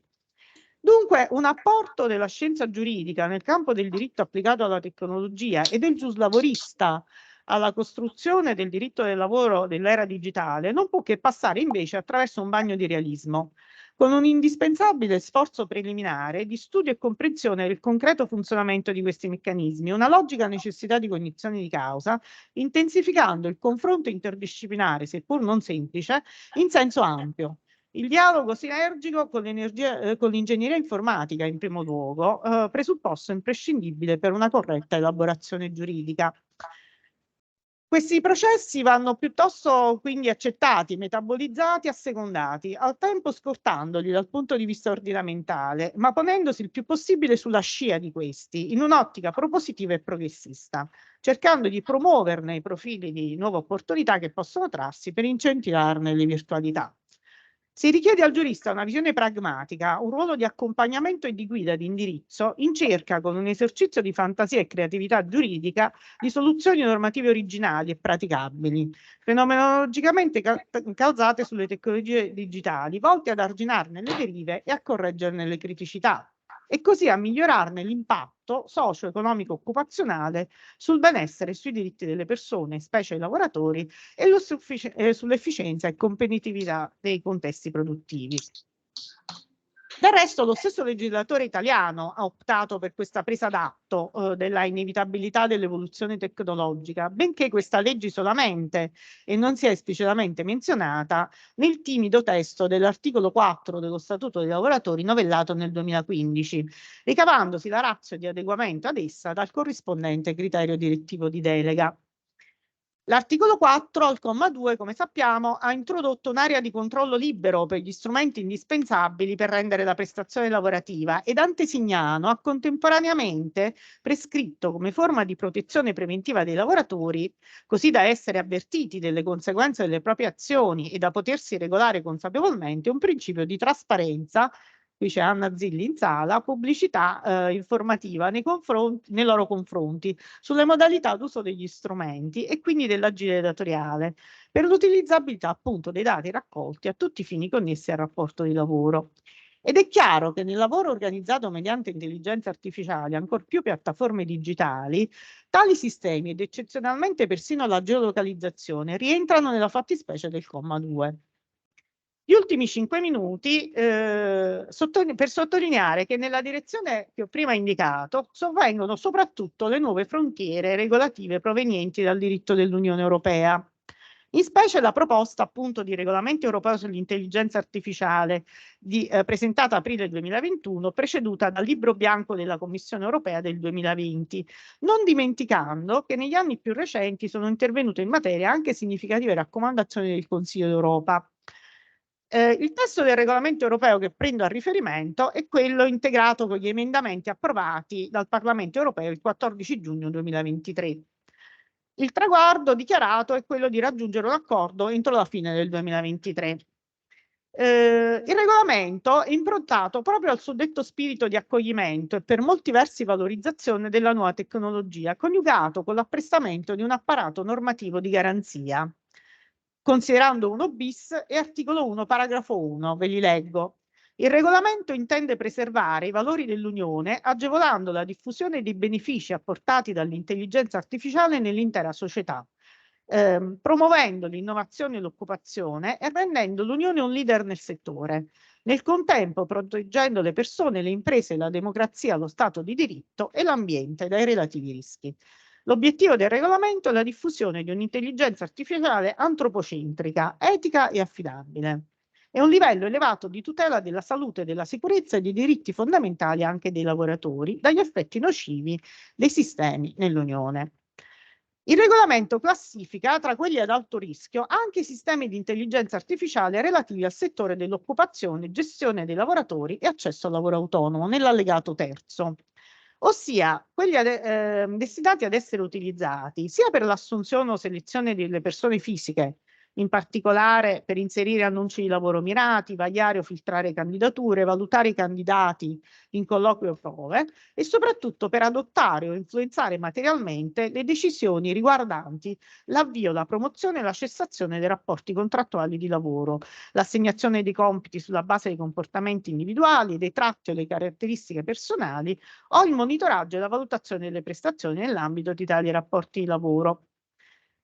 Pertanto ai sistemi di intelligenza artificiale per finalità di lavoro si dovrebbero applicare, si applicheranno, qualora venisse approvato il regolamento, i requisiti specifici per i sistemi ad alto rischio e gli obblighi dei fornitori, degli utenti e degli operatori di tali sistemi contenuti nei capi 2 e 3 del titolo terzo. Articoli da 8 a 29.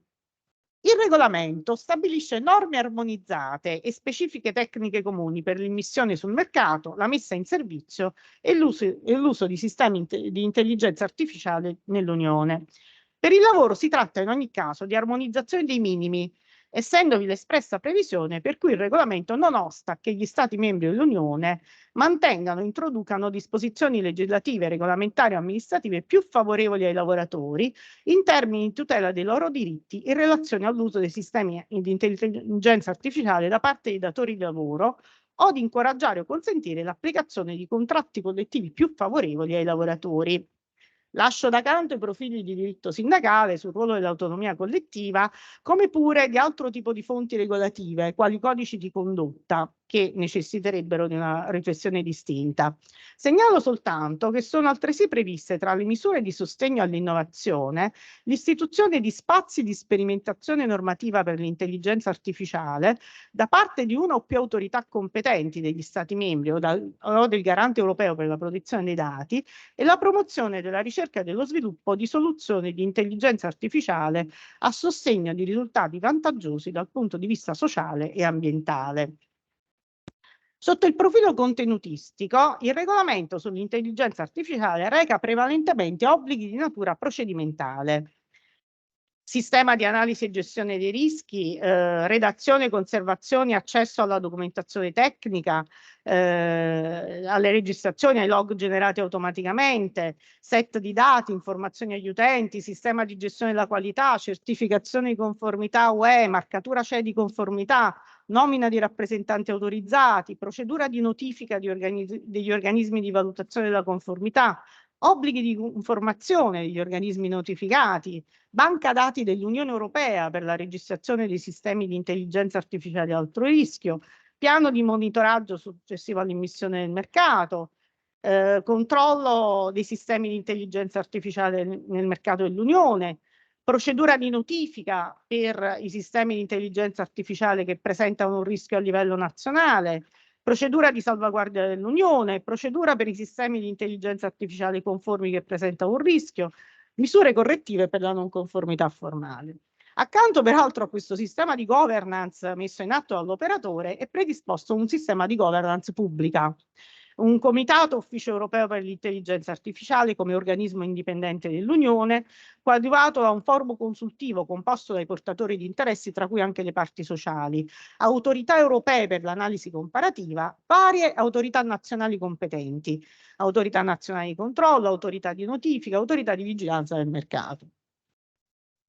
Tale apparato regolativo potrebbe apparire oneroso, fonte di appesantimenti, aggravio burocratico e di costi, essendo probabilmente bisognoso di semplificazione. Si ricordi però che questo è il medesimo rilievo che fu posto fin dall'inizio dalla direttiva 9546 CE in termini di tecnica di disciplina alla normativa europea sulla protezione dei dati, che pur successivamente perfezionata e alleggerita, forse anche in virtù della pervasività degli adempimenti, ha prodotto il meritorio risultato andragogico di diffondere la cultura della privacy.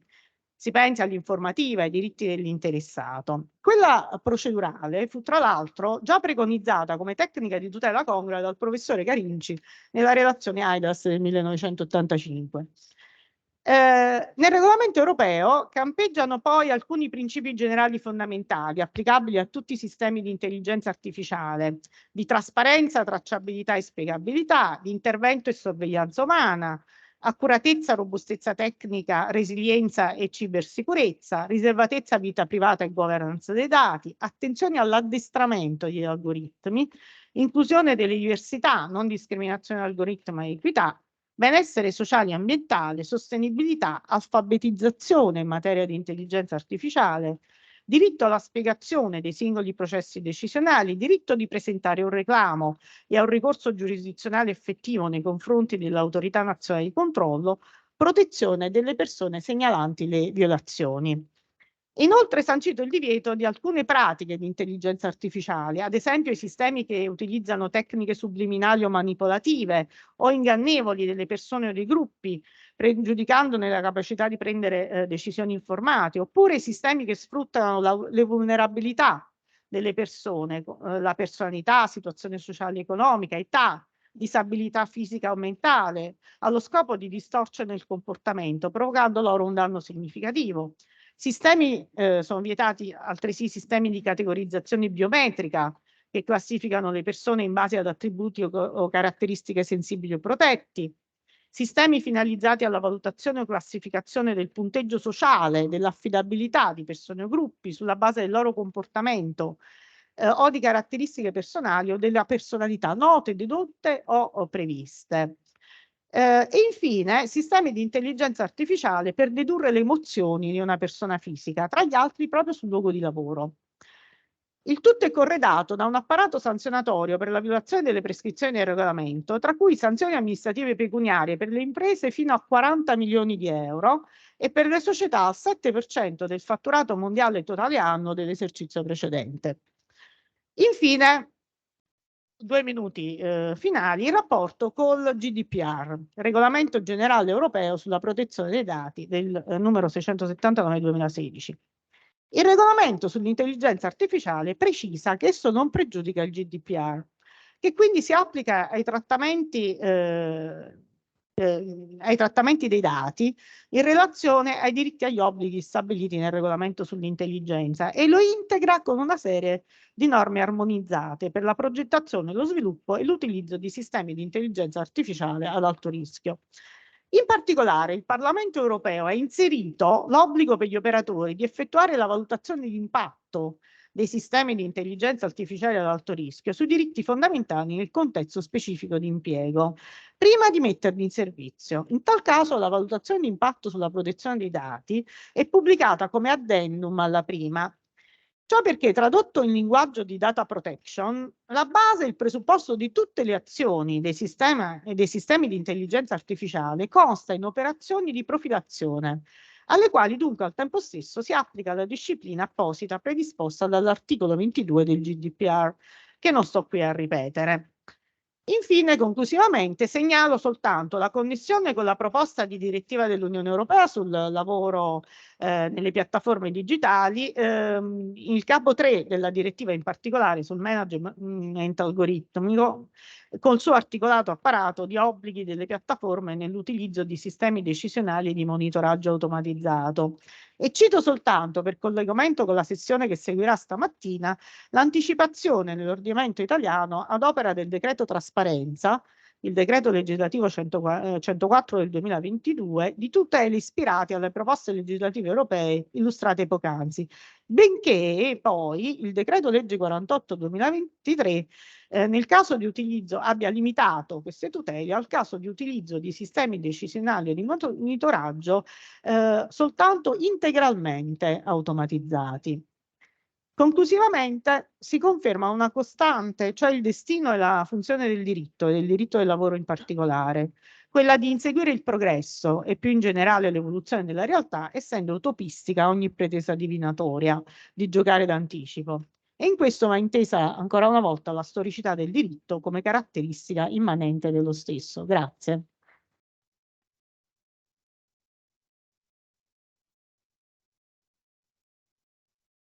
Bene, grazie anche ad Anna Troisi, bella completa relazione, sicuramente poi sarà pubblicata negli atti perché del convegno adesso Davide sicuramente provvederà adeguatamente in tal senso. Diciamo, ha fatto uno spaccato a tutto tondo interessantissimo. È chiaro che la sensazione, al di là del fatto che sono tutte regole, norme, principi ispirati ai valori, alla salvaguardia dei valori fondamentali e quindi diciamo su cui noi non possiamo non ritrovarci, la sensazione però effettivamente di un appesantimento, come diceva anche Anna, e di un eccesso di proceduralizzazione, francamente viene vedendo poi come si sviluppano altri mercati mondiali. E siccome questa regolamentazione è una regolamentazione europea, il rischio è che poi diciamo si delocalizzino le imprese che operano in questi ambiti in settori geografici del mondo dove ci sono maggiori libertà e minori vincoli. Quindi a mio avviso diciamo sicuramente l'approccio è corretto, l'approccio è l'unico gestibile effettivamente. Però a mio avviso diciamo da un lato si dovrebbe fare molto più in fretta perché c'è un tempo di risposta rispetto ai problemi che le istituzioni europee sembrano non considerare e hanno liturgie, tempistiche non idonee a mio avviso a risolvere problemi di questa natura con questo grado di complessità e di modificazione rapida e celerissima, e dall'altro probabilmente bisognerebbe concentrarsi su alcuni profili core fondamentali essenziali, lasciandone stare altri. Per esempio sul versante istituzionale ci diceva Anna questa moltiplicazione delle sedi istituzionali di controllo, supervisione, sanzionamento, eccetera, sono francamente a mio avviso anacronistiche, rischiano veramente di impallare poi l'operatività. Quindi diciamo è sempre un ragionamento molto molto complesso l'equilibrio fra normazione e regolazione da un lato e dall'altro libero mercato. Io a questo punto lascerei la parola a Barbara De Mozzi che ci parlerà di un tema che le è caro e che ha sviluppato in numerosi scritti, che è gestione algoritmica dei rapporti di lavoro e il ruolo del sindacato. Grazie Barbara. Grazie Alberto e grazie naturalmente a Davide Casale per questo invito e agli organizzatori di questo convegno e soprattutto appunto ai autori di questo PRIN. Ecco, appunto il mio tema riguarda sostanzialmente le sfide che la digitalizzazione pone al sindacato. La digitalizzazione pone sfide enormi a tutti noi, ne pone naturalmente anche al sindacato.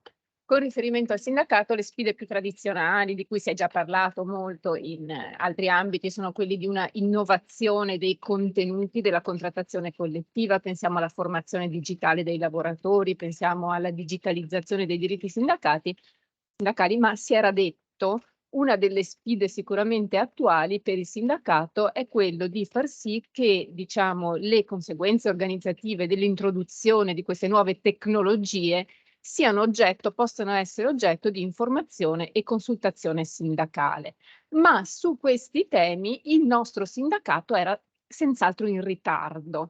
Un'analisi della contrattazione collettiva recente dimostrava che sì, erano stati attivati osservatori nazionali sulle nuove tecnologie per verificare l'impatto di queste sui lavoratori, sì, alcuni contratti collettivi prevedevano appunto diritti di informazione e consultazione anche relativi a queste nuove tecnologie, ma naturalmente in misura molto limitata. Alcuni esempi nel settore delle telecomunicazioni, settore d'avanguardia, in altri settori, ma insomma un'esperienza tutto sommato limitata.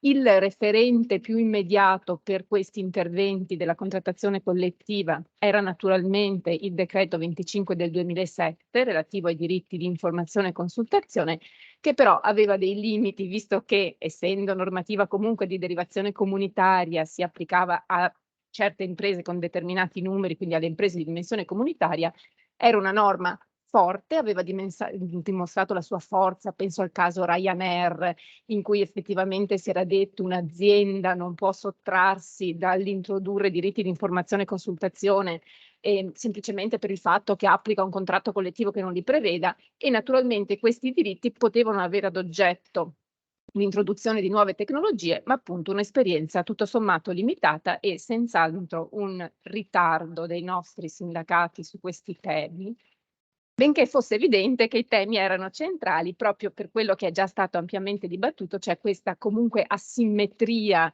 che la digitalizzazione potenzia e sicuramente amplifica in modo assolutamente rilevante.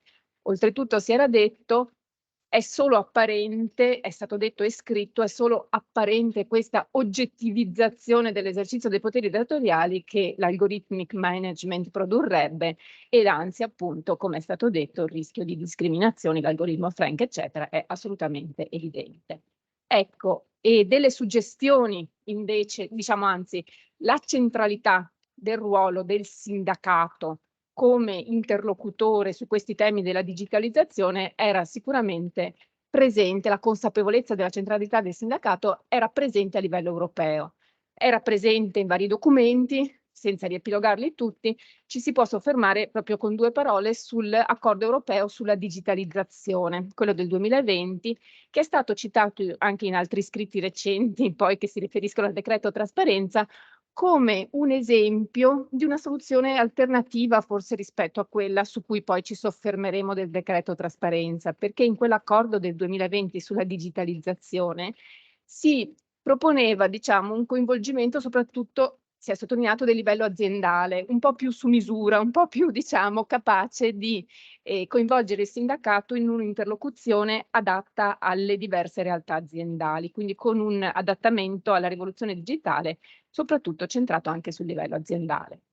A livello europeo centrale, ma qui non mi soffermo affatto, per la proposta del regolamento sull'intelligenza artificiale col suo approccio antropocentrico, centrale anche naturalmente la proposta di direttiva europea sul lavoro tramite piattaforme, questo capo terzo sulla gestione algoritmica. Ecco, naturalmente il legislatore italiano, lo sappiamo, ha, diciamo, gettato il cuore oltre l'ostacolo, nel senso che pur non essendo la proposta direttiva ancora appunto tradottasi in direttiva, e anzi, come lo stesso Alberto ha sottolineato in recenti scritti, essendo oggetto di una gestazione effettiva ancora, diciamo, magmatica per qualche verso, ecco, il nostro legislatore con l'articolo 1 bis del 152 del 97, modificato dal decreto trasparenza, ha previsto diritti di informazione non solo a favore dei lavoratori, ma qui chiaramente di questo io non parlo perché sarà Marco Peruzzi che poi parlerà di questo, ma diritti di informazione a favore dei sindacati sostanzialmente, di RSA, RSU e sindacati territoriali circa l'uso di sistemi automatizzati per quanto riguarda il mio intervento di tipo gestionale. E chiaramente il dibattito è stato molto ampio subito, sia prima che dopo la novella appunto del 2023 che ha subito rimodificato questo articolo 1 bis, ma sicuramente colpisce la articolazione, la ricchezza delle informazioni che il datore di lavoro deve dare ai lavoratori e ai sindacati e che sono già in apertura stati ricordati da Alberto e da anche Marco, cioè scopi di utilizzo del sistema, logica, dati usati per arrivare a una decisione, ma anche dati per addestrare il sistema, accuratezza, robustezza, cibersicurezza, le varie metriche e anche i meccanismi di correzione. E insomma, chiaramente il decreto trasparenza si compone di una serie di articoli rilevanti e hanno già prodotto la prima giurisprudenza, che sicuramente è senz'altro interessante dal punto di vista dell'analisi, appunto dal punto di vista del sindacato, e faccio riferimento naturalmente alle pronunce, ai decreti ex articolo 28, il primo del aprile 2023 e poi alle successive pronunce del Tribunale di Palermo, sempre del 20 giugno 23 e poi del Tribunale di Torino del 5 agosto 23, tutte non a caso relativi a piattaforme, un po' la matrice diciamo che aveva diciamo ispirato il nostro legislatore nella direttiva europea, anche se però il campo di applicazione dell'1 bis è senz'altro molto più ampio, credo, e va assolutamente oltre le piattaforme, il tema delle piattaforme.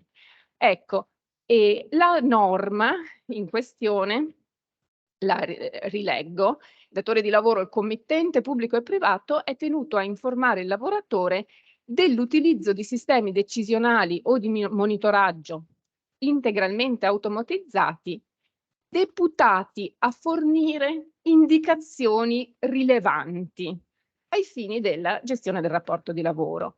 Il dibattito su quale fosse il significato da dare alla norma non si è soppito dopo che, diciamo, nel 2023 è stata aggiunta la precisazione che i sistemi devono essere integralmente automatizzati e a me sembra che interpretazioni riduttive non siano possibili di questa norma, perché anche dopo la novella, io concordo con chi ha scritto che sostanzialmente la norma impone la comunicazione non solo in quei casi in cui la decisione finale che incide sul rapporto è presa in modo completamente automatizzato da un algoritmo, ma anche nel caso in cui la decisione finale che incide sul rapporto è presa dall'essere umano a cui il sistema integralmente automatizzato fornisce delle indicazioni rilevanti, quindi non solo decisioni finali integralmente automatizzate, ma anche decisioni umane basate su, diciamo, indicazioni prese da un sistema, questo sì, integralmente automatizzato. Si è scritto, e immagino che poi ci si soffermerà, si sono distinti vari tipi di algoritmi, io in questo non entro, ma prendo, diciamo, come punto di riferimento le pronunce che ho citato prima, ex articolo 28, perché questo sì, mi sembra che si possa concordare col Tribunale di Palermo quando dice che i sistemi in sé, quindi fermo quello che ho appena precisato, i sistemi in sé sono considerati integralmente automatizzati quando non prevedono intervento umano, e sto citando il Tribunale di Palermo, nella fase finale della decisione o del monitoraggio, con riferimento al singolo segmento, quindi al singolo sistema, a prescindere dall'eventuale intervento dell'uomo nelle fasi antecedenti, come quella di mero inserimento dati. In realtà, diciamo, nei casi decisi da Palermo e Torino, la questione non veniva in rilievo perché lì la decisione finale era completamente algoritmica, era una decisione assolutamente automatizzata e anzi si trattava di casi in cui, e lo leggiamo nelle pronunce, il garante per la privacy aveva pesantemente sanzionato le piattaforme proprio per la lavorazione di tutta quella disciplina appunto in tema di privacy che è stata precedentemente citata, non ultimo l'articolo 22 del GDPR. Questo perché? Perché, e qui ancora Tribunale di Palermo 2021, i vari rider erano stati sospesi dagli account per il presunto mancato rispetto di ordine e consegne, ma non erano neppure riusciti a contattare l'operatore umano, quindi ad avere la possibilità di un riesame sulla decisione da parte dell'umano, cosa che invece l'articolo 22 prevede. È vero che il garante dava atto che si poteva ricadere nell'eccezione di cui all'articolo A dell'articolo 22 e quindi decisione automatizzata necessaria per l'esecuzione di un contratto, ma lo ribadisco, lì la piattaforma non aveva garantito l'intervento umano e la possibilità di contestare la decisione. Ecco, comunque senz'altro tra articolo 1 bis del decreto appunto 152 e l'articolo 22 del GDPR non c'è una sovrapposizione piena, nel senso che nel 22 del GDPR il divieto è relativo a una decisione, qui sì, basata unicamente sul trattamento automatizzato, a differenza credo che nel decreto trasparenza, e la garanzia sostanzialmente si traduce nell'ottenere l'intervento umano e nel poter impugnare, mentre nel nostro caso la garanzia è anche quella di una necessaria informazione ai lavoratori e anche al sindacato.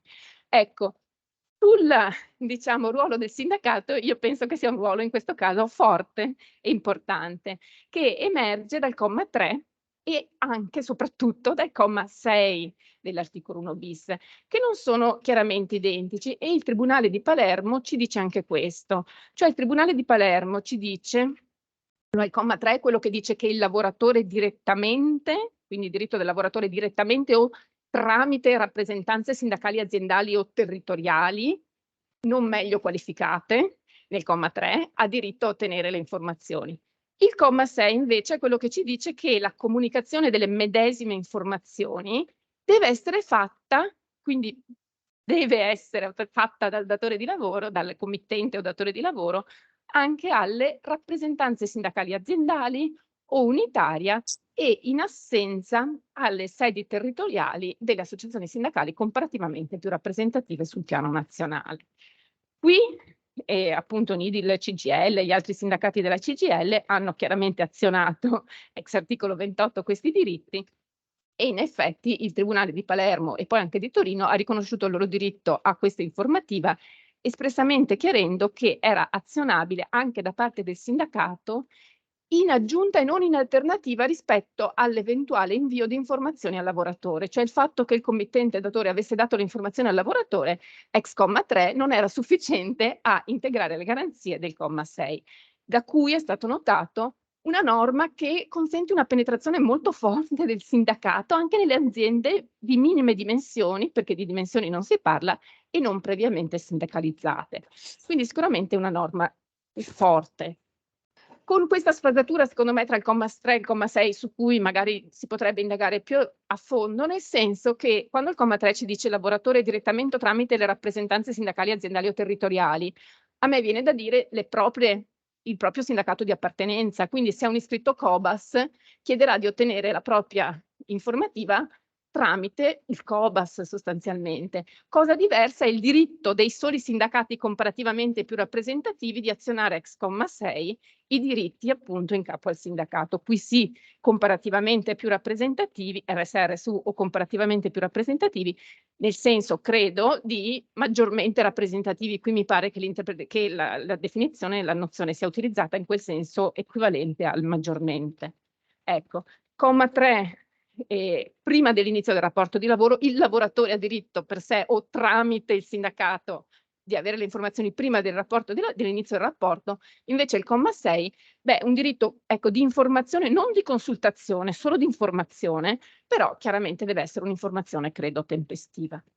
Ecco, contenuti dell'informativa, e qui penso che per chi fa la professione possa essere veramente uno dei punti più di interesse di queste pronunce. Ci si chiedeva prima, ma veramente il sindacato ha un ruolo anche nello stimolare l'informativa trasparenza? Da queste pronunce un pochino sembra di sì. Perché? Perché se guardiamo nel sito della Glovo, come è evoluta credo nel tempo l'informativa, è evoluta anche in corso di questi giudizi. Leggendo le pronunce si legge che a un certo punto Fudigno aveva chiesto la cessazione della materia del contendere, diciamo, pubblicando un'informativa che voleva essere dettagliata. Quindi in quel caso si trattava di questo, che i rider ricevevano, diciamo, superato l'algoritmo prank, Deliveroo, eccetera, che era discriminatorio, si è costruito un algoritmo che premiava con l'excellence score la effettiva volontà dei corrieri di utilizzare la piattaforma, sostanzialmente riconoscendo dei punteggi preferenziali a quei corrieri che davano priorità, che erano più disponibili a lavorare nelle fasce, quelle di maggiore richiesta, che non facevano mai la non presentazione dopo che avevano prenotato lo slot e che appunto avevano un numero alto di ordini, eccetera, eccetera. Ecco, se si legge l'informativa comunque dettagliata in cui viene dato un peso e un parametro a tutti questi fattori e poi si legge invece la pronuncia del Tribunale di Palermo e quella di Torino, ci si accorge che viene molto presa sul serio dai giudici questo contenuto così articolato dell'1 bis. Quindi le informazioni che pure via via le piattaforme hanno dato non sono state ritenute sufficienti, perché sì, era stato detto quali erano i fattori in base ai quali venivano valutati i fattorini, ma non era chiarito il fattore di correzione dell'incidenza dei feedback. E qui io mi riallaccio sicuramente al discorso che faceva Alberto, cioè è una norma che ha anticipato a livello italiano una tutela in fieri a livello europeo, comunque più sovranzata di quelle che sicuramente sono le tutele del resto del mondo. Ma sicuramente questa ampia, possiamo chiamarla procedimentalizzazione in qualche modo, di un potere del privato datore di lavoro che voglia utilizzare strumenti di intelligenza artificiale, affidandosi in qualsiasi fase decisionale a decisioni algoritmiche, beh, insomma, a questa scelta delle nostre piattaforme o dei nostri datori di lavoro, perché non stiamo parlando solo di piattaforma, viene un pochino appesantita, viene un pochino, diciamo, resa più complicata sicuramente rispetto a scelte che chiaramente di altri competitor. Quindi io sono molto d'accordo sulla necessità di preservare sì l'approccio antropocentrico e quindi certamente, chiaramente la tutela della centralità dei diritti dei lavoratori, però senza un rifiuto in blocco dell'algorithmic management, pena appunto quello che veniva detto prima da Alberto, quindi il rischio di un isolamento sostanzialmente dell'Unione Europea e in questo momento dell'Italia, che è andata anche oltre la regolazione europea, diciamo, su questi temi. Ecco, un'ultima parola veloce sugli strumenti di tutela. Qui, diciamo, ho letto Giovanni Gaudio e appunto quindi mi rifaccio, diciamo, senz'altro a tutti quei temi che sono stati esposti già da tempo, chiaramente tenendo conto delle prime pronunce, delle prime pronunce su questo tema. Qui, il razio della loro organizzazione, per cui allora, vediamo che le prime pronunce sono ex articolo 28 e in questo, ecco, diciamo che le pronunce recenti danno molto, c'è molto tema, c'è molta carne al fuoco di cui discutere. Primo caso, cioè primo punto, utilizzo dell'articolo 28 per casi in cui chiaramente i datori, si trattava di collaborazioni eterorganizzate sostanzialmente. Sappiamo già che dopo l'interpretazione restrittiva del Tribunale di Firenze, poi il Tribunale di Milano, Bologna e ora Palermo e appunto Torino hanno, diciamo, ritenuto possibile lo strumento dell'articolo 28, però ecco, forse anche su questo un tema, una riflessione un pochino più precisa si potrebbe fare, più accurata. Palermo e Torino invece non sono d'accordo sulla possibilità di applicare o no la strength dell'articolo 614 bis a questi casi nell'articolo 28, forse un pochino, diciamo, non so, insomma, forse un pochino di prudenza nel ritenere applicabile la strength anche al procedimento ex articolo 28, però insomma sicuramente anche questo è un tema da approfondire. Tema della tutela antidiscriminatoria, qui mi rifaccio anche anch'io alle pagine di Anna Zilli sulla trasparenza e sulla discriminazione. Ecco, sicuramente nel caso in cui dall'informativa emerga una discriminazione, si apre il tema se il sindacato possa oppure no utilizzare, oltre all'articolo 28, anche l'armamentario della discriminazione. È vero che questo veniva un pochino quasi dato per scontato con riferimento alla discriminazione sindacale alla luce del decreto 216/2003 che all'articolo 5 legittima i sindacati nel comma 1 ma anche nel comma 2 appunto ad agire qualora anche non siano individuabili in modo diretto e immediato le persone lese dalla discriminazione. Però da un lato, se la discriminazione lamentata fosse di nuovo, come nel caso dell'algoritmo Frank, quella sindacale, dobbiamo comunque tener conto che la Corte di Giustizia, in una recente pronuncia, secondo me discutibile, dell'ottobre del 2022, qui vedo appunto Silvia, ma io su quella pronuncia veramente non sono d'accordo, ho fatto un passo indietro notevolissimo su questo tema. secondo me non argomentando in modo convincente, cioè la Corte di Giustizia in quel caso ci aveva detto che il fattore religione e convinzioni personali è uno solo e non può essere utilizzato anche per le discriminazioni sindacali. Secondo me un'interpretazione che proprio non è convincente. Certamente invece però per esempio discriminazioni fondate sull'handicap, ecco penso che potrebbe essere assolutamente utilizzato l'armamentario antidiscriminatorio. E poi appunto ho letto da pochissimo questa pronuncia anche del TAR del 23 giugno del 2023, invece con riferimento alle azioni di classe, e lì sì effettivamente con riferimento alle azioni di classe mi sembra importante questo passo in avanti del TAR, che sostanzialmente ci dice che le disposizioni del regolamento ministeriale che stabiliva come requisito per poter azionare queste azioni l'iscrizione nell'albo speciale del Ministero della Giustizia, ecco questo TAR le supera, e quindi sicuramente quello che era stato detto sulla possibilità di utilizzo di queste azioni mi sembra sicuramente una prospettiva interessante. Quindi a me pare che il sindacato abbia in mano forse delle armi sicuramente importanti. Credo che però, e forse solo adesso un pochino ci si sta muovendo in questa direzione, i sindacati debbano avere consapevolezza e anche fare molta strada sulla formazione su questi temi, cioè se li vogliono utilizzare, sì, occorre che ci sia molta consapevolezza e anche competenze in mano al sindacato su questi punti. Grazie Filippo.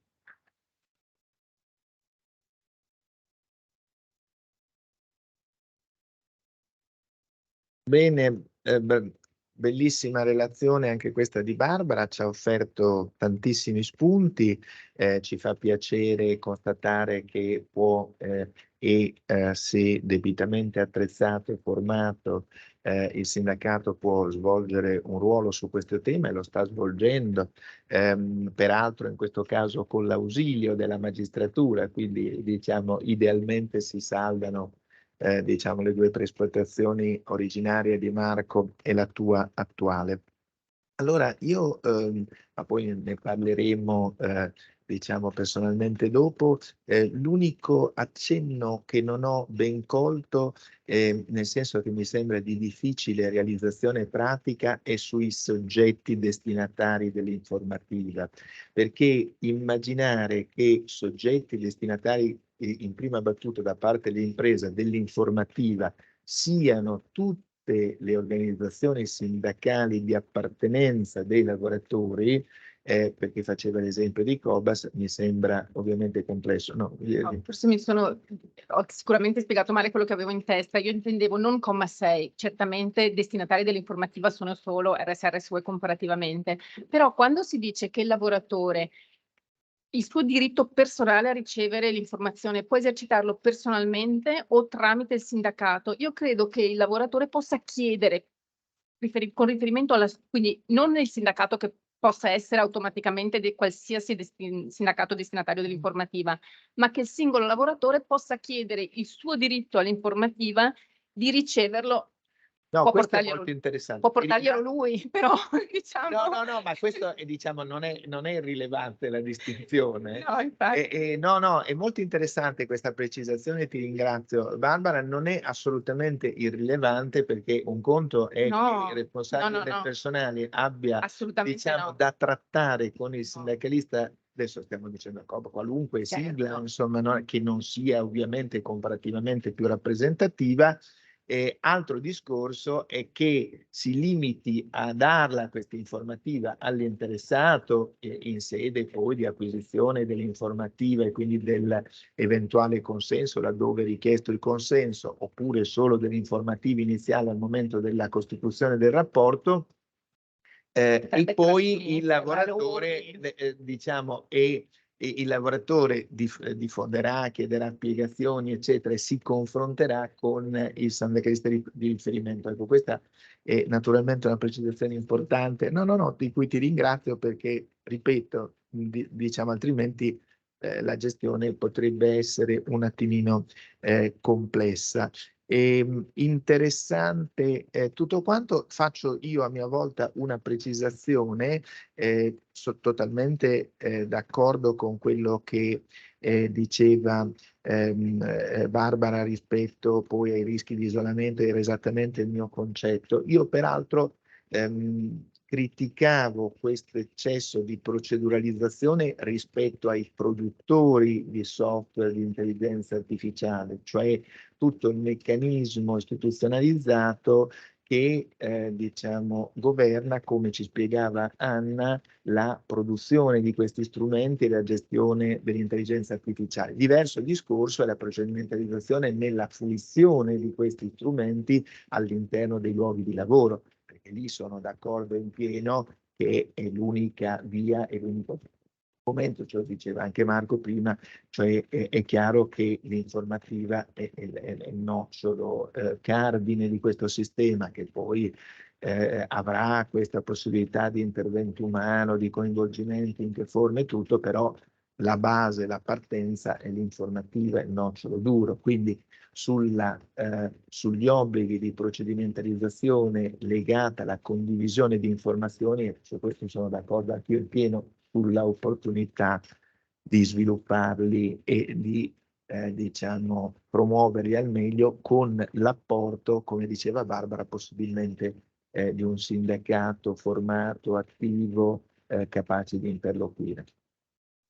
Bene, a questo punto siamo perfettamente in tempi e quindi ringrazio molto i relatori anche per questa cura che hanno dato particolare sui tempi, e quindi cedo la parola per l'ultima relazione della nostra sessione ad Alessandro Riccobono, che ci parlerà dei controlli difensivi, altro tema caldissimo. Bene, grazie Alberto. Anche io naturalmente mi associo ai ringraziamenti nei confronti del professor Casale per avermi, diciamo, coinvolto in queste giornate dense di suggestione. E vorrei partire da un'osservazione di carattere generale, cioè che quello dei controlli difensivi in effetti è un ambito in cui la dialettica lavoro, potere, tecnologia si radicalizza. Questo essenzialmente perché la filosofia di fondo che fa da base a questo tipo di controlli è quella della autotutela del datore di lavoro, che generalmente nell'esperienza concreta si avvale degli esiti della sorveglianza elettronica contro il lavoratore per proteggersi da un'aggressione nei confronti del patrimonio aziendale. Allora, il fatto che questi controlli abbiano uno sbocco inevitabilmente disciplinare, normalmente culmina con l'interruzione del rapporto di lavoro, rispetto ad altri ambiti ci ha dato invece una estrema visibilità anche sul piano applicativo diciamo, degli effetti, delle ricadute concrete dell'evoluzione tecnologica, e questo ce lo conferma una giurisprudenza sostanzialmente quarantennale che appunto ha mostrato come si sono evolute le modalità, le tecniche della sorveglianza a distanza sui luoghi di lavoro, e soprattutto come il progresso tecnologico abbia reso più incisive l'esercizio delle prerogative datoriali. Oggi il controllo difensivo si svolge attraverso l'analisi del server proxy, del browser internet, attraverso le tecnologie di geolocalizzazione satellitare, attraverso i social network. E non ci dimentichiamo che c'è anche lo scenario del metaverso, che ovviamente non è uno scenario visionario, ma badate bene, è solo una questione di tempo. E dico che se davvero, insomma, qualcuno di noi si ritroverà in futuro a lavorare indossando un visore di realtà aumentata, cosa che già peraltro di fatto accade in alcuni contesti produttivi, ovviamente nei paesi più tecnologicamente avanzati, e allora sicuramente avremo delle esperienze di lavoro più immersive, ma ci dovremo anche abituare alla possibilità di subire dei controlli molto più pervasivi di quanto ciò non accada adesso. Detto questo, mi limito a osservare che ovviamente la categoria dei controlli difensivi è sempre stata molto discussa. Sostanzialmente perché il controllo difensivo è stato concepito come una nemesi dell'articolo 4 dello Statuto dei lavoratori. Allora, se l'articolo 4 dello Statuto dei lavoratori nasce, ma continua a prevedere tuttora anche implicitamente il divieto di controllo a distanza diretto sulla attività lavorativa, ammettendo ovviamente per converso quello preterintenzionale alle garanzie di legge. Invece il controllo difensivo nasce e viene sviluppato come una forma di investigazione mirata sulla persona.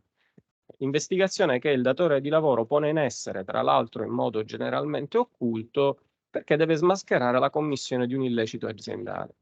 Quindi abbiamo due categorie di controlli che sono l'una all'opposto dell'altra, e tant'è vero che i controlli difensivi tendenzialmente sono posti fuori dal perimetro applicativo dello Statuto dei lavoratori.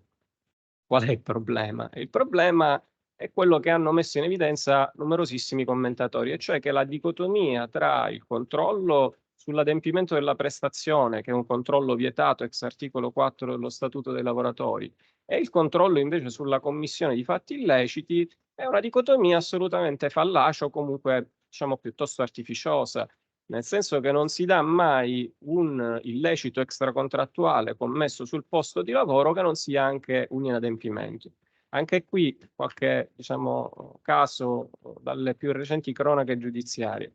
Se il lavoratore fa il cyber slacking o il cyber slothing durante l'orario di lavoro, cioè si prenota il ristorante o si prenota la vacanza anziché dedicarsi alla sua attività lavorativa, commette un illecito, ma è sicuramente un soggetto che non sta lavorando per dedicarsi ad altro, quindi è inadempiente. Stessa cosa nel caso abbastanza celebre della creazione del profilo falso su Facebook da parte dell'imprenditore, che provoca il lavoratore e lo prende, lo coglie sul fatto che chatta anziché occupare una postazione lavorativa. Quindi la contrapposizione tra il controllo difensivo e il controllo vietato ex articolo 4 dello Statuto dei lavoratori è una contrapposizione che crea enormi problemi, perché di fatto genera una frattura tra l'area protetta e garantita da un sistema di contrappesi e di pesi a tutela della dignità e della riservatezza del datore di lavoro e un'area invece in cui prevale la libera iniziativa imprenditoriale. Questa fondamentalmente è anche la ragione per cui il legislatore nel 2015 si occupa di una novella che non serve solo per aggiornare il contenuto dell'articolo 4 dello Statuto al progresso tecnologico, ma che probabilmente vuole prendere e in qualche modo affrontare, risolvendolo, il problema della categoria dei controlli difensivi, e infatti inserisce le esigenze di protezione del patrimonio aziendale dentro il testo dell'articolo 4, sottoponendolo alla procedimentalizzazione, ma con un sistema anche qui in qualche modo ragionevole, perché la contropartita dell'onere procedimentale è la possibilità di utilizzare i dati raccolti per tutti i fini connessi al rapporto di lavoro, quindi sicuramente anche i fini disciplinari, a condizione che sia rispettata la normativa sulla privacy, codice e ora GDPR, che sia data preventiva informazione al lavoratore circa l'uso e le modalità di effettuazione dei controlli. Quindi creazione di una sinergia tra l'ordinamento privacy e l'ordinamento lavoristico, secondo tra l'altro un'intuizione che risale agli studi sui controlli già a partire dagli anni 90. Naturalmente la Corte di Cassazione non l'ha pensata così, perché con un grappolo di sentenze che sono state emesse tra il 2021 e il 2023, la Corte di Cassazione, l'ultima di queste sentenze è di giugno del 2023, la 18168 del 2023, quindi recentissima, la Cassazione sostanzialmente ha regalato quella che potremmo definire una seconda giovinezza alla categoria dei controlli difensivi, perché ha affermato che esiste ancora oggi un'area di immunità all'interno della quale il controllo può avvenire senza evidentemente rispettare la procedura di cui all'articolo 4 dello Statuto dei lavoratori, a seguito dell'emersione di un fondato sospetto sulla commissione di un illecito da parte dell'imprenditore. Si tratta dei cosiddetti controlli difensivi in senso stretto, che si contrappongono ai controlli difensivi in senso ampio, che invece sarebbero quelli assoggettati alle regole dell'articolo 4 dello Statuto dei lavoratori e che sarebbero destinati, in un'ottica generalizzata, a proteggere il patrimonio aziendale nei confronti di tutti quei dipendenti che vi entrano a contatto. Ora, dico subito, con un po' di spirito provocatorio, che questa giurisprudenza, a mio avviso, non è del tutto persuasiva in alcuni passaggi e che probabilmente genera anche alcuni effetti controintuitivi rispetto alla finalità di protezione, di più efficace per protezione dei beni aziendali che vorrebbe garantire all'impresa. E quindi diciamo, cercherò di esaminare i passaggi a mio avviso più critici. Parto dalla distinzione tra il controllo difensivo in senso ampio e in senso stretto, il che a mio avviso, diciamo, oltre a non trovare un fondamento nel diritto positivo, di fatto è un formidabile escamotage interpretativo, mi perdonerà ovviamente la dottrina che l'ha suggerita, per legittimare appunto attraverso la creazione del controllo difensivo in senso ampio l'esistenza del controllo difensivo in senso stretto. Allora mi chiedo nella realtà pratica quale sarà l'imprenditore che per perseguire la medesima finalità difensiva si avvarrà del controllo difensivo in senso ampio se può utilizzare per lo stesso scopo quello in senso stretto. Se forniamo alle imprese due canali, uno sguarnito dalle procedure, dai tempi e dalle incertezze della procedimentalizzazione sindacale o amministrativa, e l'altro invece evidentemente affidato alla libera iniziativa, c'è da scommettere che ovviamente si preferirà il canale più semplice. Invece, dal punto di vista della perimetrazione delle condizioni di legittimità del controllo difensivo, la Corte di Cassazione in queste 3 sentenze, e soprattutto nell'ultima, fa uno sforzo interpretativo notevole per cercare di individuare con maggiore chiarezza quali sono le condizioni che in un'ottica di bilanciamento legittimano il controllo difensivo in senso stretto per garantire appunto che le esigenze difensive dell'imprenditore non diventino uno strumento di prevaricazione sulla dignità e sulla riservatezza del lavoratore. E quindi fondamentalmente dà al giudice di merito, al quale è affidata poi in concreto l'operazione di bilanciamento secondo il suo prudente apprezzamento e alla luce delle circostanze del caso concreto, un piccolo manuale di istruzioni da seguire. Primo punto è quello che il controllo deve essere attivato ex post. Il controllo difensivo lo puoi attivare soltanto ex post. Non è, badate bene, una condizione nuova. Questo la giurisprudenza di Cassazione lo aveva già affermato prima, ma in effetti nell'interpretazione che se ne dava nel vecchio testo dell'articolo 4 dello Statuto dei lavoratori, quel tipo di controllo era un controllo che consentiva anche la retrospezione. Cioè sostanzialmente il datore di lavoro poteva riavvolgere il nastro indietro e andarsi a guardare quello che il lavoratore aveva fatto per controllare se avesse effettivamente commesso dell'illecito. Adesso la Corte di Cassazione invece chiarisce che il nuovo concetto di controllo ex post va delineato in chiave prospettica, cioè il datore di lavoro deve attendere che il sospetto emerga perché si è verificato un danno, ma il sospetto non può derivare dall'attività di controllo e quindi si potrà controllare e si potranno utilizzare i dati soltanto dopo che il controllo è stato attivato. Con quale conseguenza pratica? Che evidentemente potranno essere intercettate soltanto condotte future del lavoratore e non condotte passate. È un passaggio molto critico, non solo perché ovviamente irrigidisce le condizioni diciamo anche sul piano processuale del datore di lavoro, il quale si troverà onerato a dover dimostrare che il sospetto è emerso a liunde, cioè non attraverso ovviamente il monitoraggio informatico, ma attraverso un dato diverso. Prova che non è per niente facile, tant'è vero che tutte e 3 queste sentenze che si sono pronunciate tra il 2021 e il 2023 hanno cassato con rinvio proprio perché mancava la prova su questo elemento.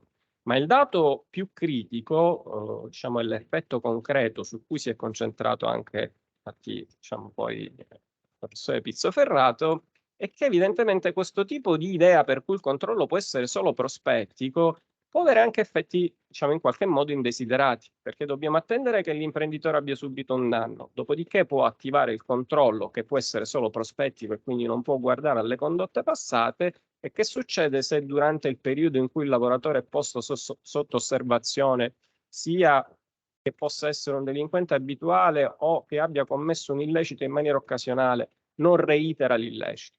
Evidentemente il datore di lavoro potrebbe avere, diciamo, brutte sorprese e non raggiungere lo scopo.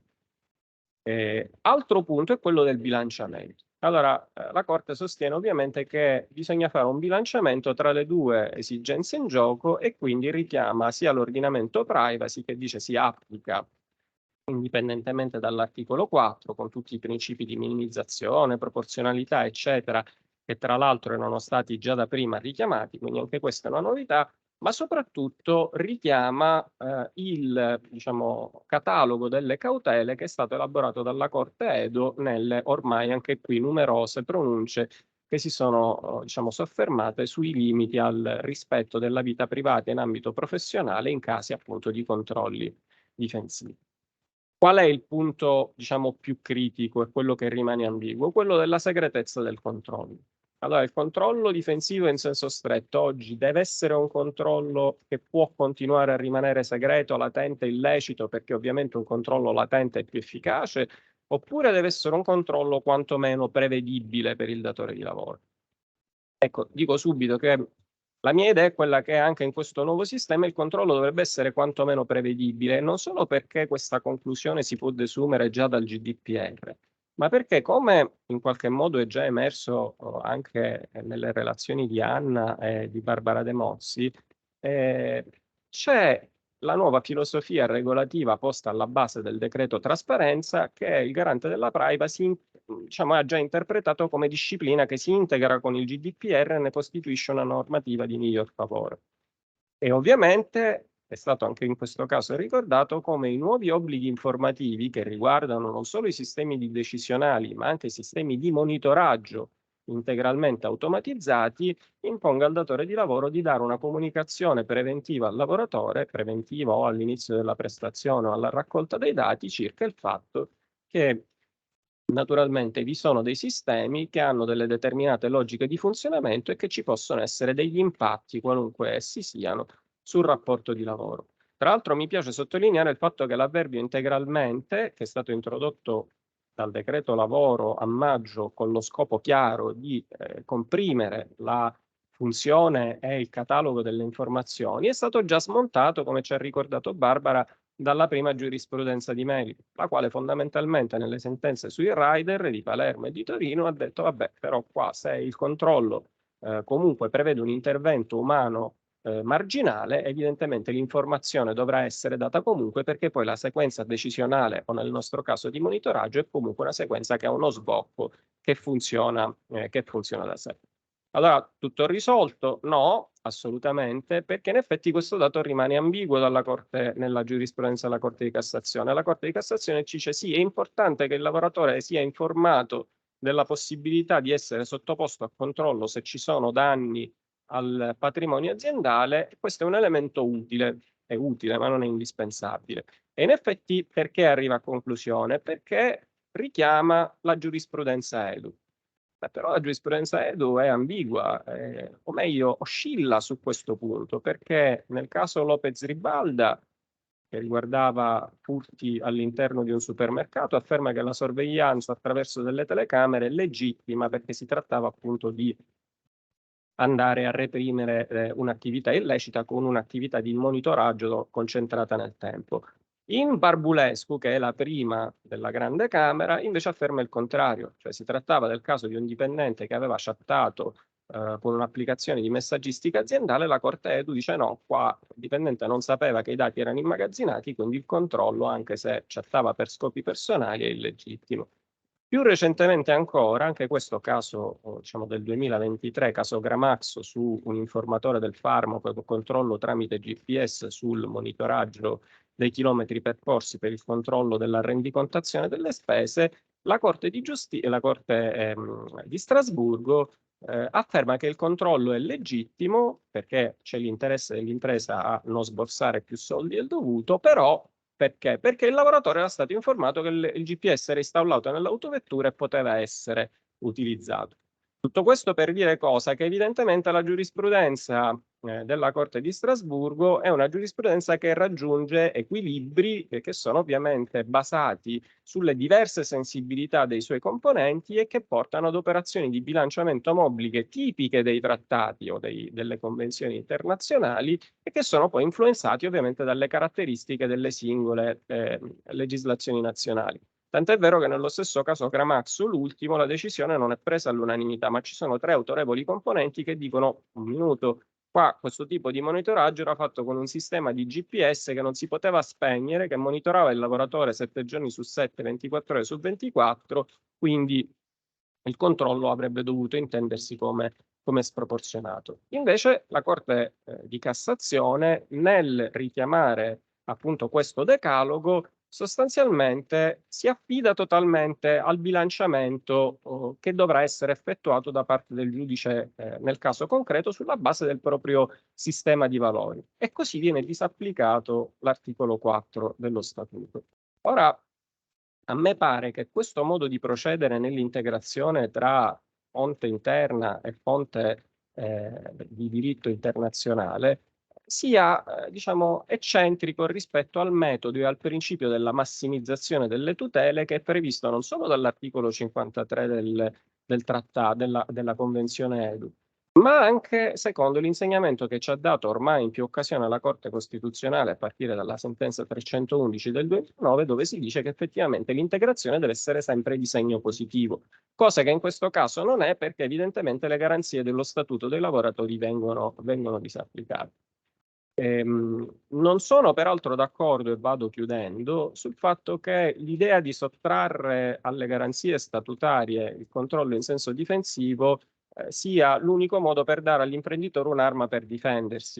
In realtà, anzi, io credo che sia vero il contrario, nel senso che la disciplina della codeterminazione è proprio della procedimentalizzazione del potere datoriale, è proprio lo strumento che consente di stabilire ex ante quali sono le modalità e gli scopi del controllo, ma anche fornisce le basi per il trattamento dei dati personali, che sono mezzi e fini del controllo. Quindi l'impresa opera in condizioni di legalità, crea un ambiente privacy friendly e soprattutto dà la possibilità, attraverso una strumentazione di controllo condivisa e trasparente, che avrà una finalità prevenzionistica e deterrente nei confronti della commissione degli illeciti.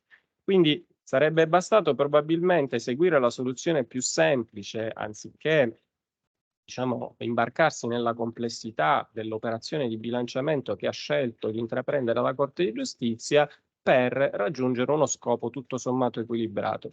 E invece in questo modo, come dicevo, rischiamo di trovarci al paradosso, cioè al paradosso per cui un datore di lavoro, che è già vittima di un illecito, deve subire un danno prima di attivare un controllo che potrebbe essere aleatorio. Quindi la vittima dell'illecito potrebbe diventare una sorta di bersaglio malcapitato anche della legge di Murphy.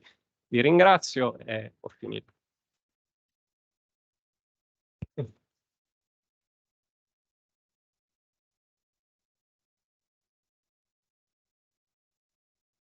Ecco, mi sembra che abbiamo chiuso molto brillantemente i nostri lavori. Veramente mi congratulo con Alessandro per questa bellissima ricostruzione che susciterà sicuramente dibattito, anche se la pubblicherà sia negli atti sia in altri scritti successivi, quindi sarà un piacere non solo averlo ascoltato, ma anche leggerlo poi nei futuri scritti.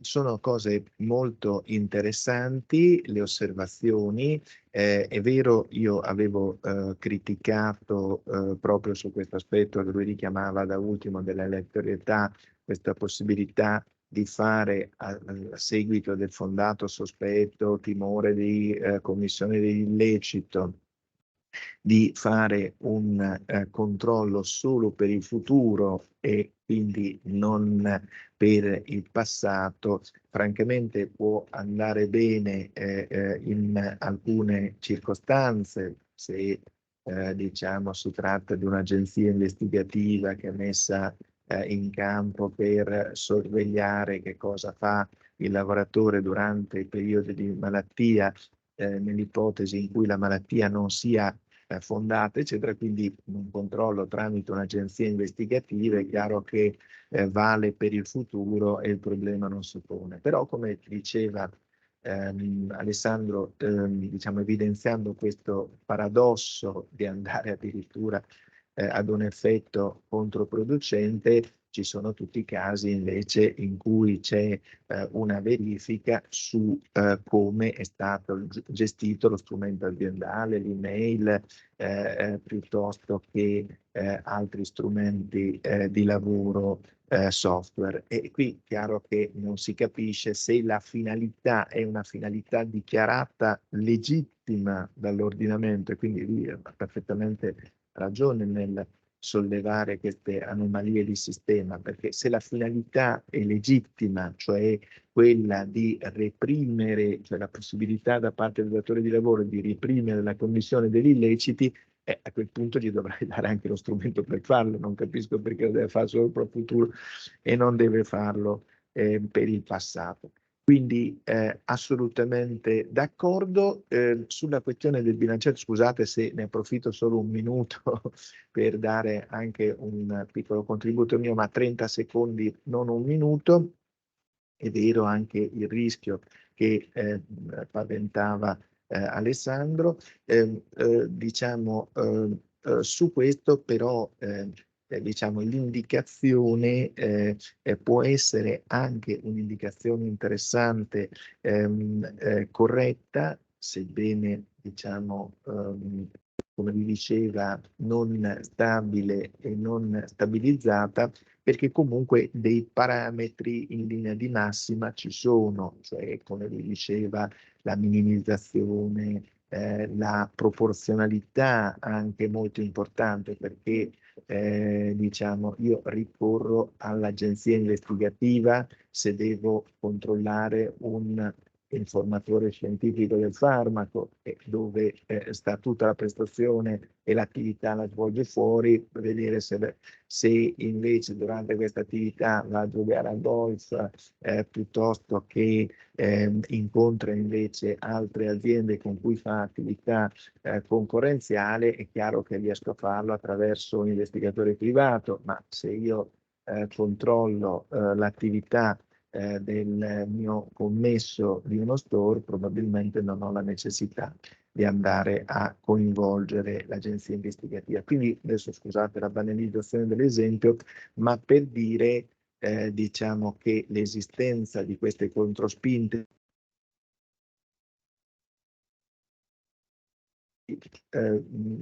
possono aver raggiunto anche un effetto equilibratore, al di là appunto degli aspetti che vi diceva di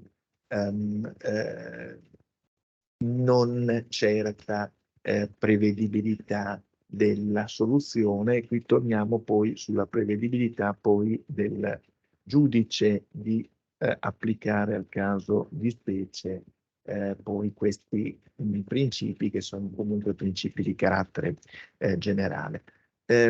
Ecco, a questo punto noi siamo nei tempi, però li abbiamo esauriti i tempi, per cui temo che non ci sia spazio per il dibattito, salvo, guardo ovviamente Davide, ma presumo che non sia il caso, anche per consentire la sessione successiva che sarà densa e sicuramente sarà a completamento dell'attuale. Io ringrazio naturalmente i relatori, che credo non abbiano deluso le nostre aspettative, di sicuro non le mie, perché sono stati davvero tutti molto bravi, e rinnovo il ringraziamento a tutti voi. A dopo. E ci siamo. Iniziamo questa ultima sessione dello, speriamo, quasi ultimo convegno di questo PRIN. E con grande piacere e con, devo dire, grande emozione, vorrei innanzitutto ringraziare Davide Casale, che si è prestato a guidarci come PI in tempi non sospetti con un PRIN 2017 in cui eravamo giovani, perché lo ha detto il Ministero, non noi. E lo faccio anche a nome dei colleghi Pasquale Monda, Maurizio Falsone e della subcomandante Francesca Marinelli, ad honorem quasi responsabile di unità operativa. E dicevo di essere molto emozionata, e si sente, perché credo mai avrei pensato di poter coordinare una sessione in un convegno introdotto dal professor Franco Carinci. Men che meno avrei pensato di poterlo fare all'Università di Bologna, perché davvero lo snodo, il crocevia di tanti nostri percorsi di ieri, di oggi e speriamo di domani. Era il 17, dicevo, e ci siamo misurati con un PRIN sulla disconnessione che aveva come titolo Lavoro e diritti nella rivoluzione di Internet. Era il primo anno in cui i progetti erano anche in inglese e abbiamo passato tempo per la traduzione in un modo interessante. A quel titolo di convegno oggi escono l'Internet Revolution e entra il tema delle tecnologie. E questo è, credo, la cifra unificante di tutti i nostri discorsi di oggi. E di questi tanti eventi che ci hanno visto passare la pandemia online, perché ricordiamocelo, il PRIN 2017 iniziò formalmente il 27 gennaio 2020, un attimo prima della dichiarazione mondiale di inizio della pandemia. Questa è anche la settimana dell'Italian Tech Week e anche questa, prima della pandemia, non sarebbe stata un'esperienza nemmeno immaginabile per il nostro paese.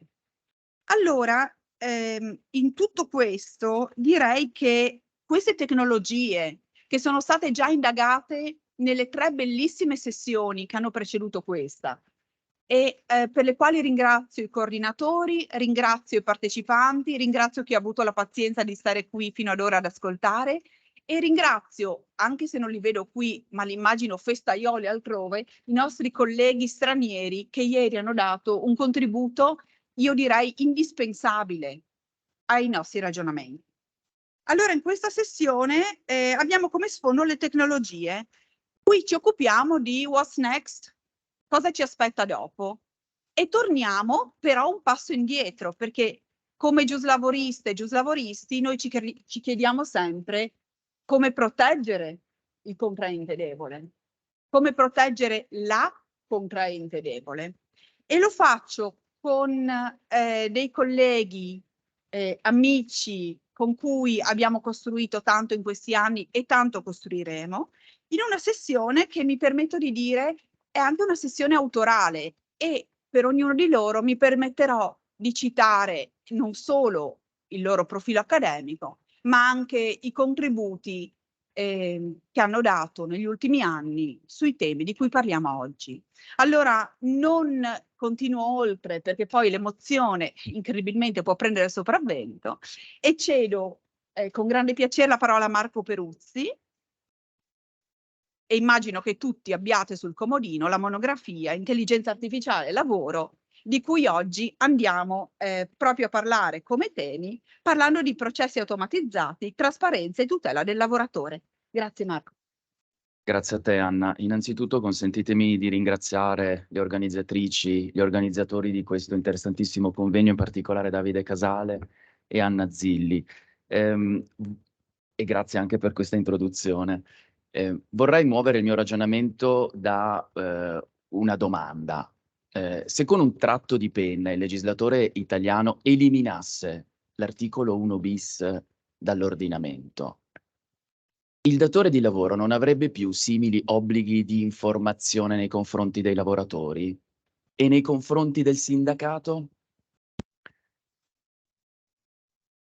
Per rispondere a questa domanda dobbiamo comprendere quello che è il ruolo che ha il GDPR nella costruzione delle garanzie di trasparenza per i lavoratori nei confronti dei processi automatizzati.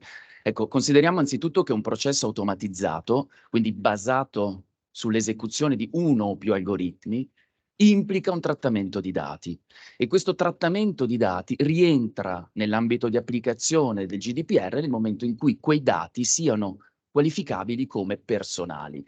E il GDPR adotta una nozione molto ampia di dato personale, perché questa nozione non richiede necessariamente che l'informazione si riferisca a caratteristiche soggettive della persona. I dati sono personali anche quando il collegamento con quella persona deriva dall'uso o dal possibile uso che può essere fatta di quell'informazione per valutare o trattare in un certo modo quella persona o comunque per incidere su quelli che sono i suoi diritti e gli interessi, i suoi interessi. Quindi personali saranno i dati relativi all'utilizzo, per esempio, di un macchinario, di uno strumento di lavoro nel momento in cui possano essere utilizzati per valutare la produttività del lavoratore o per incidere sulle sue condizioni di lavoro. E questo ci fa ben comprendere come sia molto probabile che l'impiego di processi automatizzati, sia di monitoraggio, sia decisionali sul lavoro, implichi il trattamento di dati personali di dipendenti, nonché una loro profilazione. Ma la domanda è, diciamo, gli strumenti forniti dal GDPR sono sufficienti?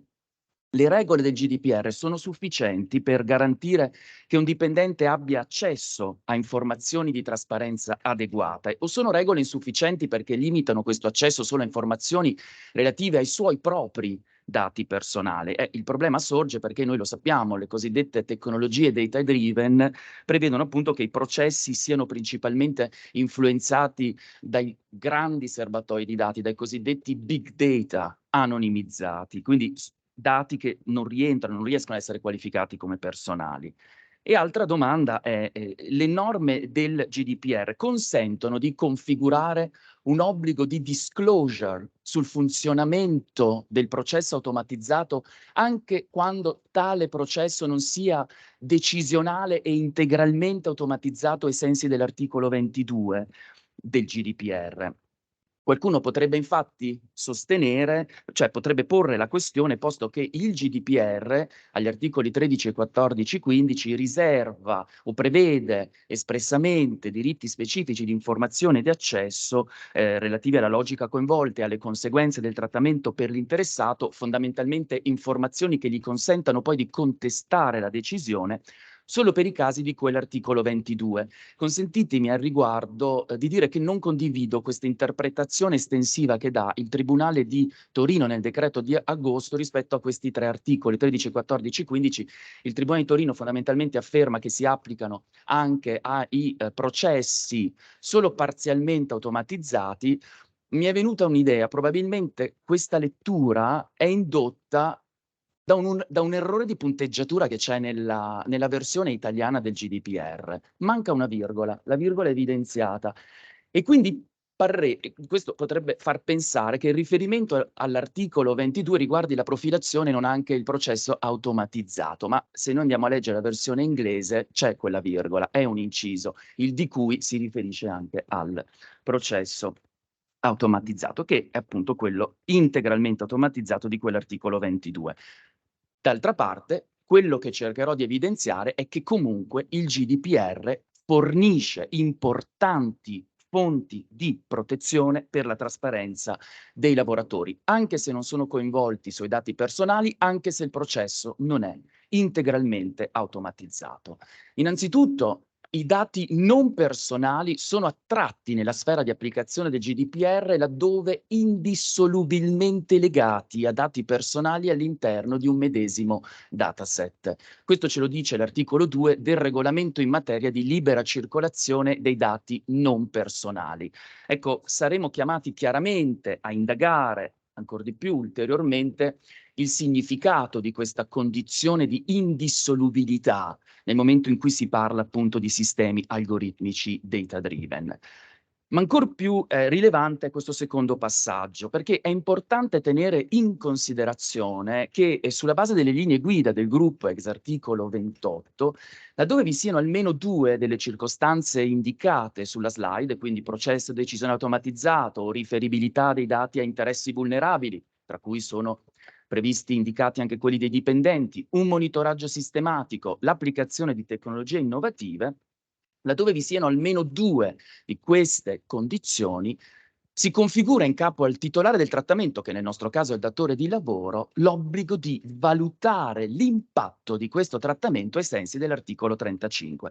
In realtà per noi italiani, per l'ordinamento italiano, c'è una, un'indicazione precisa emessa dal garante della privacy nel 2018, da cui può trarsi l'inevitabilità della valutazione di impatto in caso di processi automatizzati sia decisionali sia di monitoraggio sul lavoro. La valutazione di impatto è lo strumento normativo chiave, centrale dell'infrastruttura normativa del GDPR.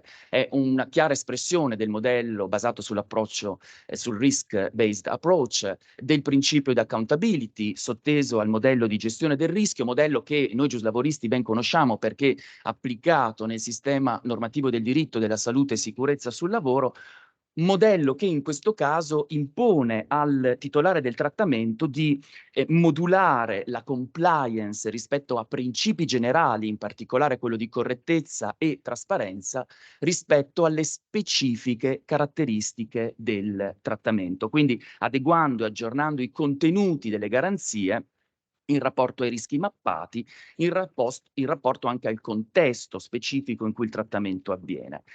È significativo però evidenziare che ai sensi dell'articolo 35 la valutazione di impatto richiede un ulteriore passaggio: la valutazione di tutti i rischi per tutti i diritti e tutte le libertà dei soggetti interessati. Questo passaggio è di cruciale importanza ai fini del nostro ragionamento, perché se è vero che già la compliance rispetto ai principi generali di trasparenza richiede una modulazione delle protezioni in rapporto alle caratteristiche del trattamento, qui si va oltre, perché le misure da adottare devono rispondere ad un'esigenza di tutela ancora più stringente, ancora più pregnante. Pensiamo all'esigenza di tutelare la dignità delle persone, e questo chiaramente, inevitabilmente incide sul contenuto delle garanzie di trasparenza, soprattutto in un contesto come quello dell'ambiente di lavoro, connotato da forti squilibri di potere e da interessi vulnerabili, così qualificati anche dal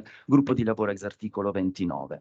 Quello che voglio dire è che all'esito della valutazione di impatto, al datore di lavoro potrebbe essere appunto imposto, richiesto, di adottare misure di trasparenza simili se non equivalenti a quelle espressamente prescritte dal GDPR per i processi di cui all'articolo 22, quindi quelli decisionali integralmente automatizzati, o a quelle indicate nella proposta di direttiva in materia di piattaforme digitali, o ancora appunto a quelle indicate in seno all'articolo 1 bis, che trae peraltro ispirazione dal GDPR, dalla proposta di direttiva in materia di piattaforme digitali, nonché dal regolamento in materia di intelligenza artificiale, la proposta di regolamento.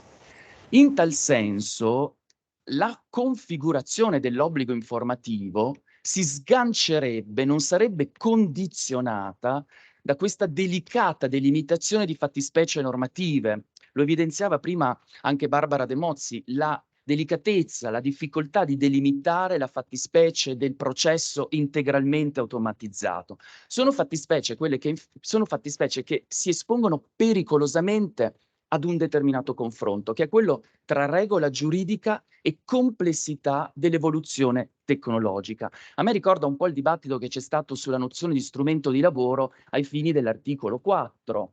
Ecco, non si tratta qui di misurare, di calcolare la misura con cui uno strumento serva per rendere la prestazione lavorativa, ma di calcolare la misura in cui un determinato processo sia automatizzato. E però questo tipo di verifica corre sullo stesso crinale, che è quello del confronto tra una regola giuridica e una delimitazione di fattispecie normativa e la complessità dell'evoluzione tecnologica. Peraltro, lo diceva anche qui Barbara De Mozzi, nel momento in cui ci confrontiamo con queste varie fonti, ci confrontiamo con fattispecie normative che non sono sovrapponibili.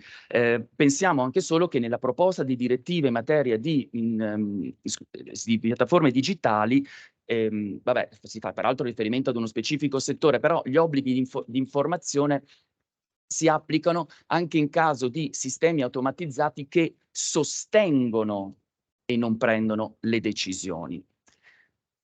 L'incardinamento dell'obbligo informativo all'interno dell'infrastruttura del GDPR permette anche di evidenziare come il bilanciamento con la protezione del segreto commerciale e industriale non possa tradursi in una mera esclusione tout court dell'informativa, come sembrerebbe indicare il comma 8 dell'articolo 1 bis.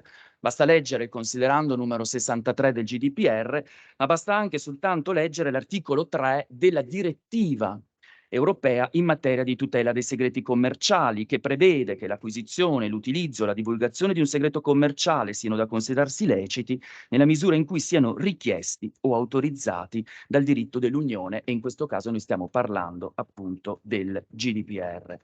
Ecco, la rilevanza della valutazione di impatto nei termini che ho cercato di sviluppare trova conferme in una serie di considerando del GDPR, ma anche in una serie di linee guida offerte dal gruppo di lavoro ex articolo 29.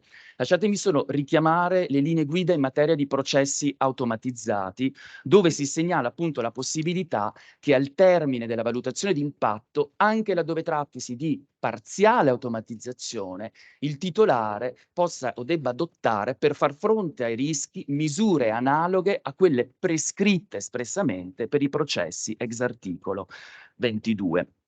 In altre parole, in ragione in rapporto alle caratteristiche del sistema algoritmico che guida il trattamento dei dati, le garanzie di trasparenza richieste potrebbero consistere in un'informativa sul funzionamento del sistema, sui suoi principali parametri, sulle categorie di azioni monitorate e di decisione presa supportate, sulle metriche utilizzate per rilevare l'accuratezza, robustezza, cybersicurezza, gli impatti potenzialmente discriminatori, finanche i big data, perché nella misura in cui i big data influenzano la decisione o comunque l'outcome consegnato dalla macchina, l'oggetto della garanzia dovrebbe includere informazioni su tali dati anche se non siano indissolubilmente legati, condizione di cui prima, perlomeno dovrebbero fornire informazioni sulle categorie utili che sono state utilizzate per o programmare o addestrare il sistema. Torno su un punto importante che tra l'altro è evidenziato dal Tribunale di Torino nel decreto di agosto con riferimento al riconoscimento facciale. La valutazione di impatto ex articolo 35 prevede una valutazione della necessità e proporzionalità dei trattamenti in relazione alla finalità. Si può ritenere che questa verifica richieda al datore di lavoro di giustificare la scelta di un determinato algoritmo in assenza di alternative meno invasive per i diritti e le libertà coinvolti. Cosa significa? Se ci sono alternative meno invasive, deve optare per esse. Se non ci sono alternative meno invasive, in mancanza di alternative, la questione si sposta sulla adeguatezza delle garanzie di trasparenza che devono essere garantite, appunto, che devono essere assicurate. Questo significa che cosa? Che laddove, laddove fondamentalmente l'algoritmo lasci spazio alla cosiddetta black box, cioè lasci spazio all'incertezza, all'opacità, al rischio della scatola nera, o la questione viene risolta dal datore di lavoro applicando per esempio le tecniche di explainable AI con i relativi costi, oppure il datore di lavoro dovrà optare per un algoritmo meno complesso, per un obiettivo organizzativo meno complesso, dal momento che non riesce appunto a fornire le garanzie di trasparenza adeguate. Quale sarà l'impatto del futuro regolamento sull'intelligenza artificiale all'interno di questo quadro normativo di garanzie? Qui chiaramente mi ricollego a quello che ha già detto Anna Troisi. Parto però da un tema. La questione nuovamente aggancia il tema del confronto tra regola giuridica e complessità dell'evoluzione tecnologica, ancora una volta rispetto alla delimitazione della fattispecie normativa, in questo caso costituita da sistema di intelligenza artificiale. Più volte ci siamo chiesti in questi 2 giorni che cosa vuol dire intelligenza artificiale. Ecco, io su questo profilo condivido quanto detto dal Center for European Policy Studies in una nota in cui fondamentalmente si saluta favorevolmente l'ampiezza della definizione di sistema di intelligenza artificiale accolta all'interno della proposta di regolamento europeo, perché restringere diciamo il campo delle regole al machine learning cioè all'apprendimento automatico, non terrebbe conto dei rischi che parimenti interessano appunto algoritmi magari meno complessi, basati sulla logica, deterministici. Gli stessi infatti possono risultare, per quanto non esposti al rischio black box, comunque possono risultare parimenti oscuri per chi vi è esposto, se non oggetto di un'adeguata informativa. E ce lo dimostra il decreto del Tribunale di Torino, perché l'esempio emblematico è l'algoritmo utilizzato da Fudigno, che è chiaramente un algoritmo basato sulla logica, perché stiamo parlando di un algoritmo, una sequenza di istruzioni predeterminata in fase di programmazione, che a parità di dati d'ingresso può condurre a un solo possibile percorso e a un solo possibile risultato. E ciò non di meno, tale sistema algoritmico prevede un insieme così complesso di parametri da rendere di estrema importanza, e abbiamo visto, leggendo il decreto, anche di ampia articolazione, l'informativa necessaria. Sotto questo punto di vista, trovo interessante la scelta che è stata fatta dal Blueprint for an AI Bill of Rights statunitense, adottato a ottobre 2022, dove non a caso la fattispecie di riferimento non è costituita da un sistema di intelligenza artificiale, ma dal sistema automatizzato, e la fattispecie esclusa dal campo di applicazione delle regole è l'infrastruttura informatica passiva. Vedete la scelta che va nella direzione, una prospettiva di cui parlavo prima. Vado velocemente su quello che è l'impatto, quel che potrà essere l'impatto delle AI Act sulle garanzie di trasparenza. Lo ha già assolutamente evidenziato bene Anna Troisi. L'AI Act si pone in una prospettiva di rafforzamento delle garanzie di trasparenza apprestate dal GDPR, perché stabilisce dei veri e propri canali di innesto dei suoi contenuti all'interno del sistema normativo del GDPR.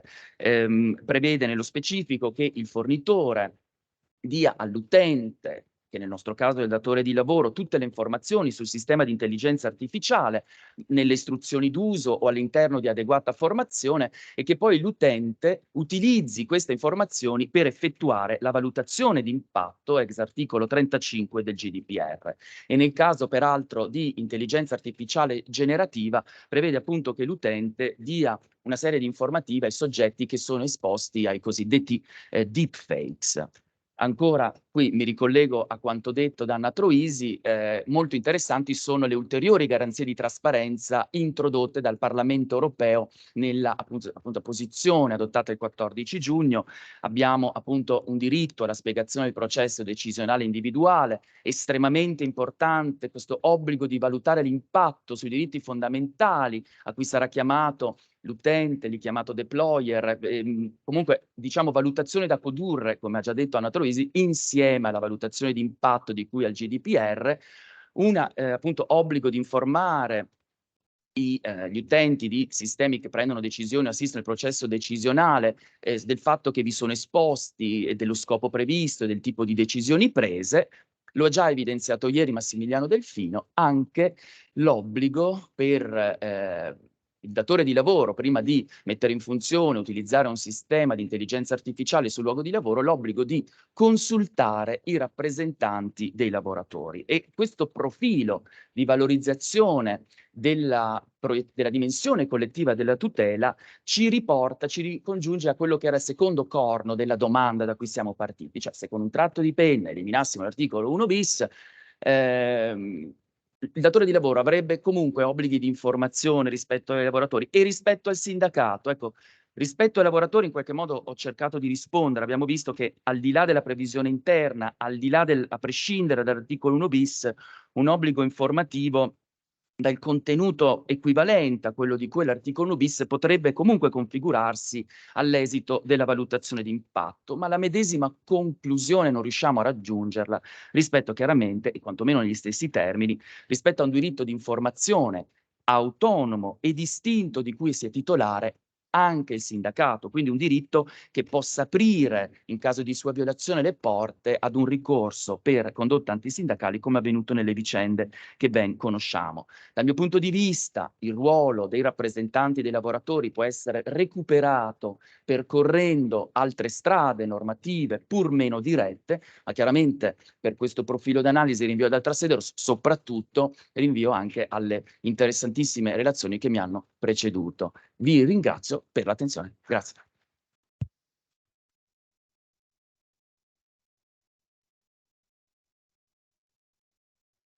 Grazie Marco per questo interessantissimo contributo. Siamo passati dal what's next al what if, che è un po' anche un modo di ragionare e operare che mi sembra molto interessante.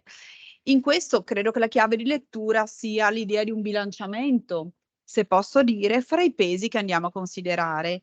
E questa è anche la sfida della relazione della collega Alessandra Sartori, autrice, e lo sappiamo tutti, di una monografia imponente sul controllo tecnologico nel 2020. Allora, in questa sfida affronta uno dei gemelli diversi del titolo della relazione di oggi, di questo panel di oggi, condizioni di lavoro trasparenti e prevedibili. Sulla trasparenza si è scritto e si è detto parecchio, sulla prevedibilità molto meno, perché il tema è difficile. Grazie Alessandra per esserti misurata con questo.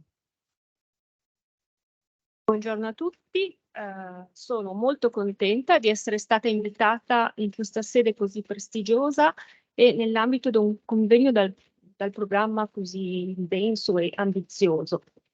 Pertanto ringrazio gli organizzatori, ringrazio gli amici e colleghi Davide Casale e Anna Zilli che mi hanno onorato con un tema davvero interessante e ricco di profili sistematici, la prevedibilità del rapporto di lavoro.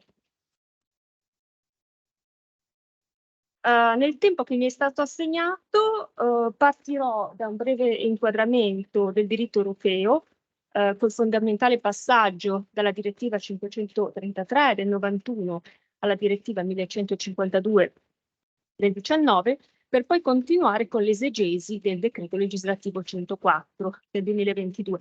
Qui mi focalizzerò sulla sinergia tra le due anime della direttiva e del decreto con riferimento al tempo di lavoro, ovvero la trasparenza e la prevedibilità.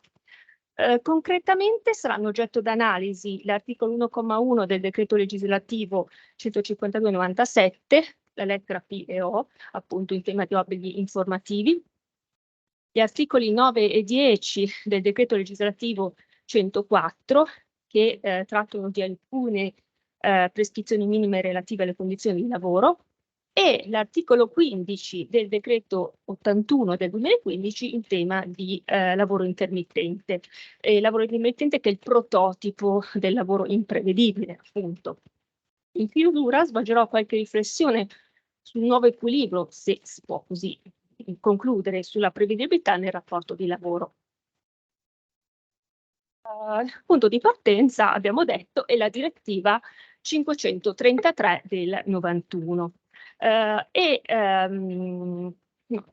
è stata abrogata appunto dalla direttiva 1152. Tra le due c'è un abisso regolativo. Infatti la direttiva 533 si limitava alla trasparenza delle condizioni contrattuali, imponendo al datore di lavoro la disclosure su una serie di elementi del contratto, col fine meritorio di riequilibrare le asimmetrie informative tra datore e lavoratore. Non andava però oltre questo aspetto formale, tant'è che nemmeno toccava la questione delle sanzioni, rimettendola peleatescamente alle legislazioni degli Stati membri. La direttiva 1152 si colloca in un contesto socio-economico completamente mutato, in cui sono emerse nuove forme di lavoro che sì hanno portato occupazione, innovazione, come dice il Considerando 4, ma molte di queste sono connotate da una notevole imprevedibilità delle condizioni del tempo di lavoro. E quindi si pone prepotentemente l'esigenza di garantire delle condizioni minime a questi rapporti, mantenendo, e questa è la sfida nel contempo l'adattabilità dell'impresa al mercato e la flessibilità organizzativa. La direttiva 1152, ispirandosi ai pilastri europei dei diritti sociali, ai principi 5 e 7, appunto la lotta alle forme più precarie di occupazione e la trasparenza, amplia i contenuti della direttiva 533 e è organizzata intorno a 2 nuclei normativi. Il primo incrementa esponenzialmente le informazioni dovute al datore di lavoro, sia con riferimento alla fase iniziale, sia con riferimento allo svolgimento, alle modifiche in itinere. Appunto, come è stato scritto efficacemente dall'amica Anna, la fotografia iniziale e il motion picture. E queste, dal punto di vista delle modalità, si adegua all'evoluzione tecnologica piegandole alla trasparenza. Il secondo nucleo stabilisce un floor of rights, uno standard minimo di diritti inderogabili in cui troneggiano quelli volti a conferire maggiore prevedibilità alle condizioni lavorative, in modo che anche i lavoratori con le condizioni lavorative più precarie possano conciliare il tempo di lavoro col tempo di vita. E a presidio di questi diritti vengono sancite delle misure di tutela sostanziale e procedimentale che gli Stati membri devono completare con un apparato sanzionatorio adeguato. La dottrina ha sottolineato inoltre come la direttiva abbia ampliato il campo di applicazione soggettivo rispetto alla vecchia direttiva, estendendolo dal lavoro standard ai lavori più precari, gli zero hours contract, e financo per abbracciare il lavoro tout court, escludendo espressamente il lavoro genuinamente autonomo. La direttiva è stata recepita, come è noto, con il decreto legislativo 104 del 2022, che è stato da subito oggetto di critiche. Per un verso si è stigmatizzata l'eccessiva aderenza al testo della direttiva, nel senso che il legislatore avrebbe frainteso, equivocato il suo ruolo, perché il suo compito era quello di adattare il diritto interno e correggere al diritto UE e correggere i punti di frizione. Per altro verso, da talaltri, è stato accusato il decreto di una pericolosa fuga in avanti, se non di un eccesso di delega, con riferimento in particolare alle previsioni sui sistemi decisionali e di monitoraggio automatizzati, che non erano contemplati nella direttiva 1152, ma nella proposta di direttiva sulle piattaforme, per cui si è parlato anche di un'anticipazione di delega e stamattina di buttare il cuore oltre l'ostacolo, che mi è molto piaciuta questa. Ecco, ma non mi soffermerò su questo tema, che è stato ben affrontato sotto più profili.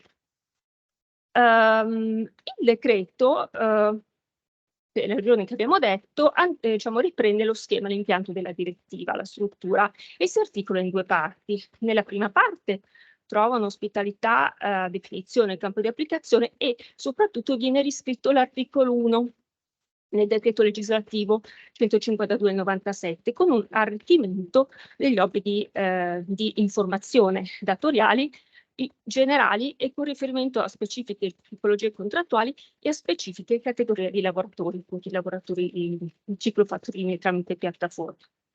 Nella seconda parte viene trasposto i floor rights di cui dicevo prima, come anche le misure di tutela dei diritti contemplati dal decreto.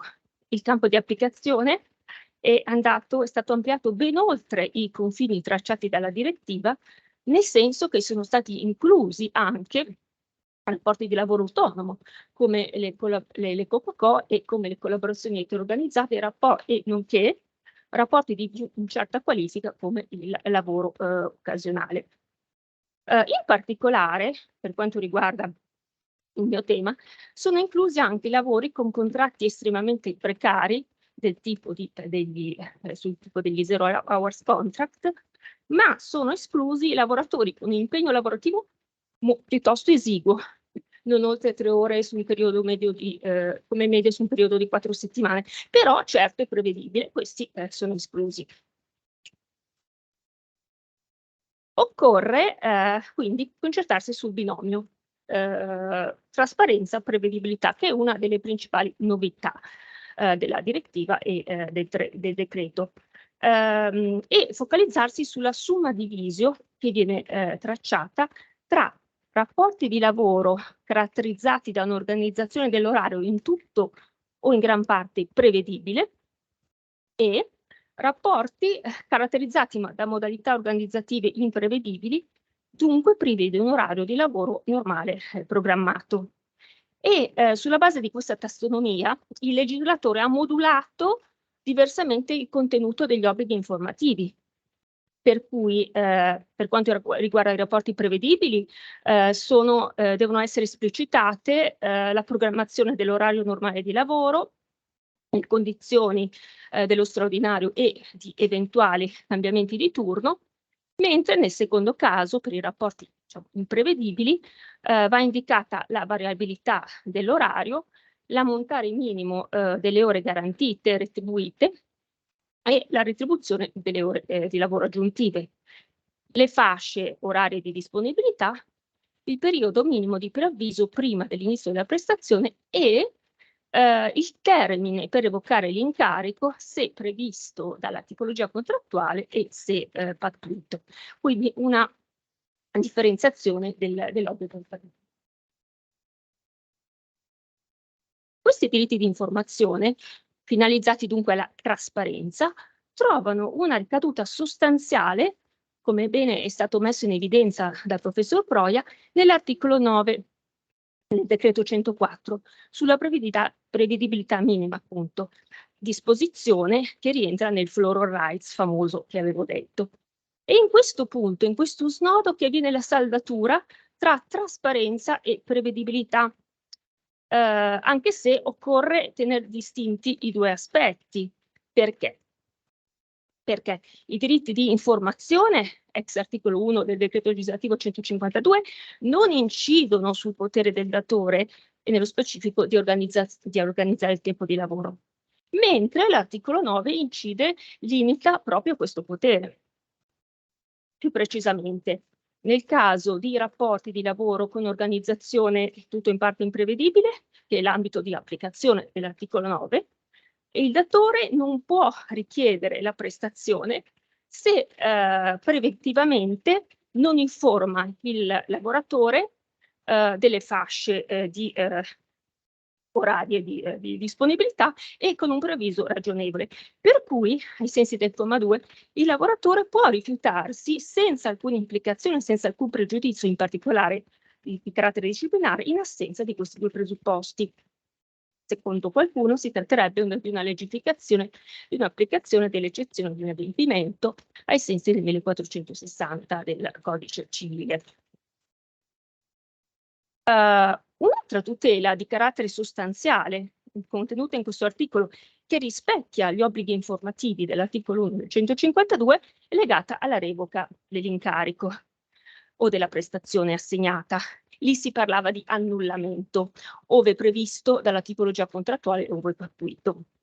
Ecco, in questa ipotesi, se il datore non osserva questo ragionevole termine di preavviso, sarà tenuto a erogare un compenso al lavoratore, che va a ripianare il mancato guadagno per essersi messo a disposizione invano. Questo compenso corrisponde alla retribuzione stabilita dai contratti collettivi ove applicabili, oppure a un compenso pari, non inferiore a 50% di quello inizialmente pattuito. Ecco, qui parte della dottrina ha segnalato la violazione della clausola di non regresso di cui l'articolo 20 della direttiva, perché in precedenza nel nostro ordinamento e segnatamente nel rapporto di lavoro intermittente non esistevano ipotesi di revoca di questo tipo.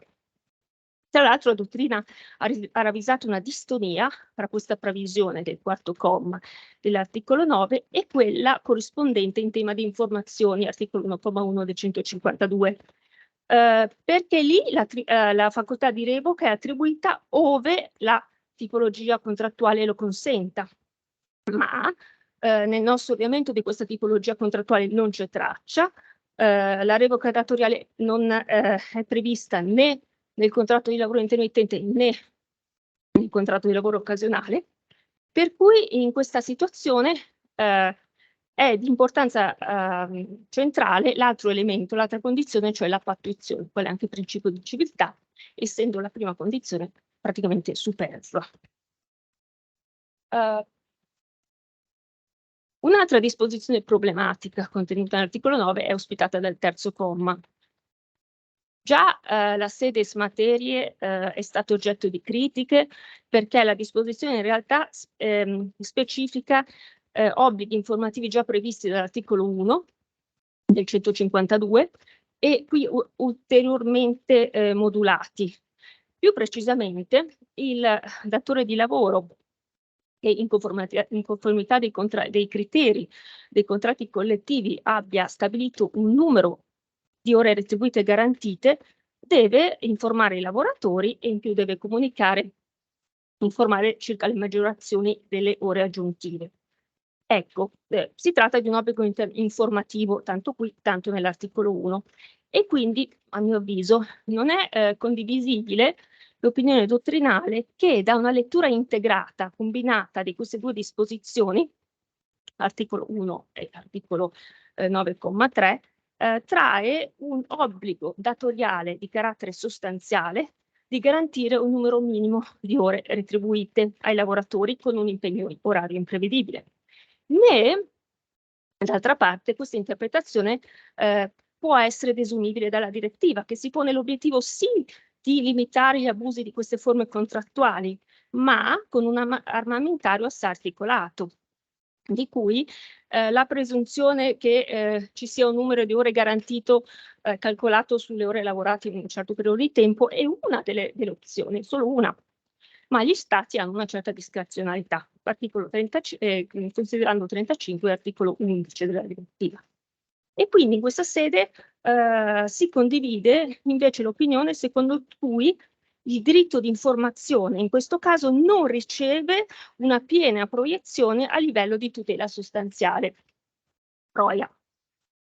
Concludendo sul campo di applicazione dell'articolo 9, che riguarda appunto le forme di lavoro con organizzazione oraria imprevedibile, diciamo bisogna menzionare il lavoro intermittente, che è il prototipo di questo tipo di contratti precari, ma anche le collaborazioni coordinate e continuative e eterorganizzate, che sono expressis verbis menzionate nell'ultimo comma.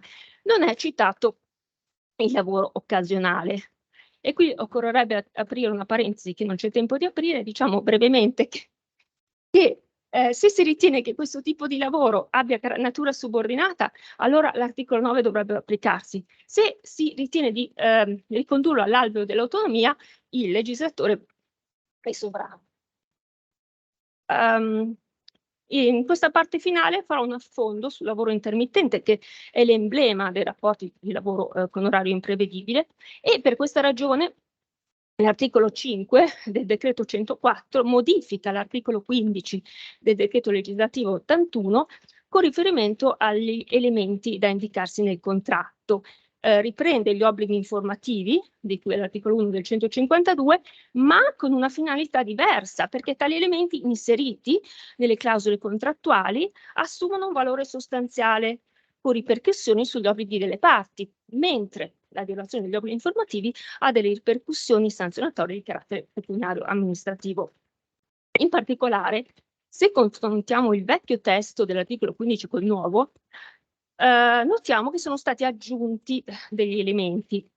Allora, natura variabile della programmazione del lavoro, l'ammontare delle eventuali ore retribuite garantite e la retribuzione per quelle aggiuntive, le eventuali fasce orarie, nei giorni predeterminati in cui il lavoratore è tenuto a svolgere la prestazione, e per quanto riguarda il preavviso che c'era, è stata eliminata la previsione, il termine minimo di un giorno. Ecco. In forza della distinzione tra obblighi informativi e ricadute sostanziali derivanti dalla modifica dell'articolo 15, è possibile risolvere alcune criticità esegetiche che presenta il nuovo testo. Problema. Il datore di lavoro deve garantire delle fasce orarie di disponibilità. Secondo problema collegato, deve garantire delle ore retribuite minime. Ecco, il dubbio sorge perché c'è una distonia testuale. perché nell'articolo 1,1 lettera P non compaiono aggettivi con riferimento a questi due elementi, fasce orarie e ore garantite retribuite, mentre nell'articolo 15 in entrambi i casi è presente l'aggettivo eventuali. Ecco, il contrasto in realtà è solo apparente perché l'articolo 15, norma di carattere sostanziale, consente l'inserimento di queste clausole, ma non obbliga le parti a pattuirle, a concordarle. Se le concordano, allora vincoleranno, saranno vincolanti e il datore non potrà modificare il unilaterale e dovranno essere oggetto di informazione. E del resto questa interpretazione è in linea con la direttiva che, come dicevo, mira a reprimere gli abusi, ma non impone lascia agli Stati la discrezionalità sul comodo. Ecco, però non è così semplice perché, rimanendo sul problema delle fasce di disponibilità, c'è un problema ulteriore che è creato dalla frizione con la clausola di non regresso. Perché, prima della novella, è vero che non esisteva una previsione espressa che diceva che occorreva inserire le fasce di disponibilità nell'intermittente, però la dottrina prevalente riteneva che le parti fossero tenute a individuare delle fasce ragionevoli di disponibilità, facendo leva sull'espressione modalità della disponibilità. In realtà è possibile un'interpretazione correttiva che salva la norma nuova da possibili censure di illegittimità europee. L'eventualità delle clausole sarebbe riferita solo al caso in cui sia stipulato un contratto intermittente senza obbligo di risposta alla chiamata, perché qui per definizione non c'è una disponibilità, quindi non bisogna neanche indicare le clausole, mentre sarebbe necessario indicarle, però scorta della dottrina prevalente, cioè formata in passato, nel caso in cui ci sia obbligo di risposta. Altro problema che crea la clausola di non regresso deriva dall'eliminazione del termine di un giorno per il preavviso di chiamata. Qui è possibile un'interpretazione razionalizzante, leggendo l'articolo 15 insieme all'articolo 9,1 che parla di preavviso ragionevole. Quindi se non è previsto un preavviso ragionevole, il lavoratore non è tenuto a rispondere alla chiamata. E poi chiediamoci, un termine di un giorno è veramente ragionevole, quindi la disposizione potrebbe essere anche migliorativa. E tranquillizzo la platea e gli amici che sono pentiti di avermi invitato, che ho veramente quasi finito, che l'ultimo argomento che toccherò è l'articolo 10 che contempla, del decreto 104, che contempla la transizione a forme di lavoro più prevedibili, stabili, sicure. Precisamente il lavoratore ha la possibilità a determinate condizioni di chiedere la transizione a questi tipi di forme di lavoro, ove disponibili, e ha il diritto che il datore di lavoro dia una risposta motivata scritta entro un mese e poi può reiterare la richiesta dopo 6 mesi. Ecco, si tratta indubbiamente di una novità importante per il nostro ordinamento, che però conosceva già norme più pregnanti in tema di part-time, in tema di rapporti di contratto a termine, appunto i diritti di priorità e i diritti di precedenza, che però sono espressamente fatti salvi qui. Qui anzitutto, a differenza dei diritti di priorità e di precedenza, si tratta di un diritto a ottenere una risposta, semplicemente una risposta scritta e non di vedere soddisfatta, insomma, la propria domanda. E quindi siamo nell'ambito della procedimentalizzazione dei poteri del datore di lavoro, qui di carattere individuale e non collettivo. Inoltre si concorda su un altro punto fermo che la preferibilità è in capo il giudizio di preferibilità, un giudizio complesso che abbraccia tutti e tre i parametri, prevedibilità, stabilità, sicurezza, nel caso concreto e non in astratto, non comporta necessariamente la transizione a una diversa tipologia contrattuale, ma può essere anche la stessa, ma modulata diversamente, ed è un giudizio che grava sul lavoratore, unicamente sul lavoratore, e quindi il giudice non può censurarlo. Allora il punto controverso riguarda la posizione del datore di lavoro, in particolare sulla discrezionalità che ha il datore di lavoro di sindacare, valutare la richiesta di transizione e di eventualmente rifiutarla.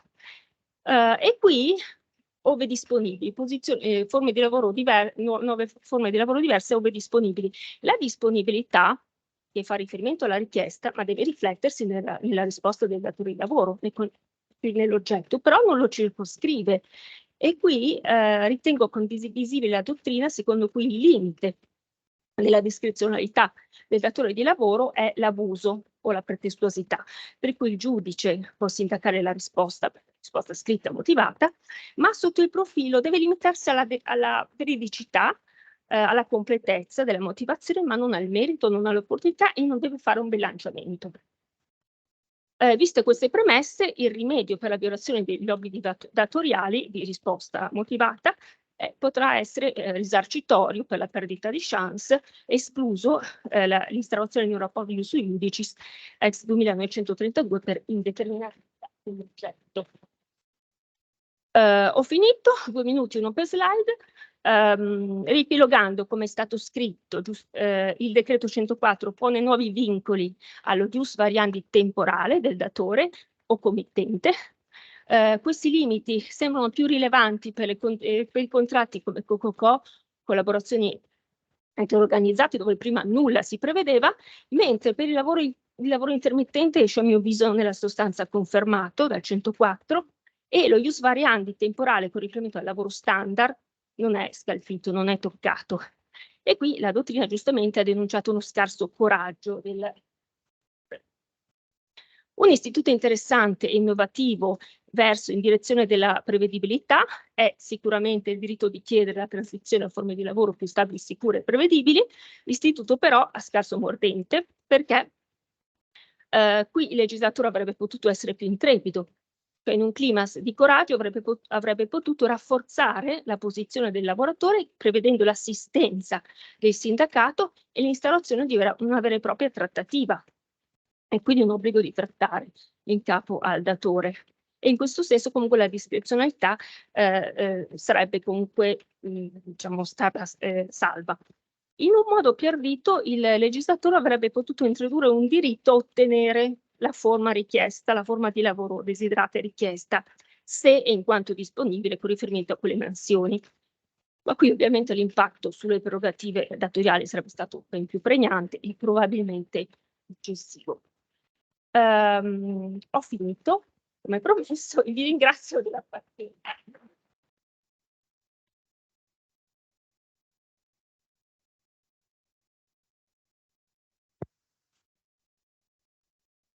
Grazie Alessandra per questo intervento.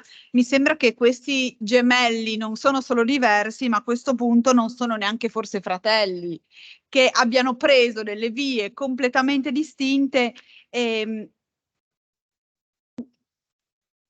Senza voler entrare nel merito, credo che qui dovremmo anche rivederci la relazione di Marina Brollo all'AIDLAS, in cui si porta l'attenzione a questo approccio realistico del legislatore del decreto 104, forse poco raffinato dal punto di vista giuridico, ma abbiamo già visto che ci perdiamo le virgole per strada, però senza dubbio attento a una realtà che, come dicevamo all'inizio di questa sessione, è cambiata più rapidamente di quel che si poteva e si riusciva a fare.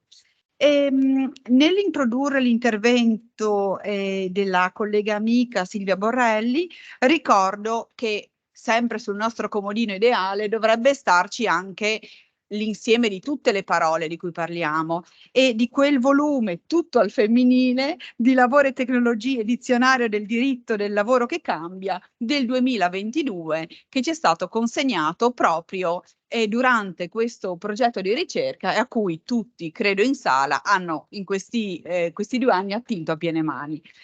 Grazie Silvia, a te la parola.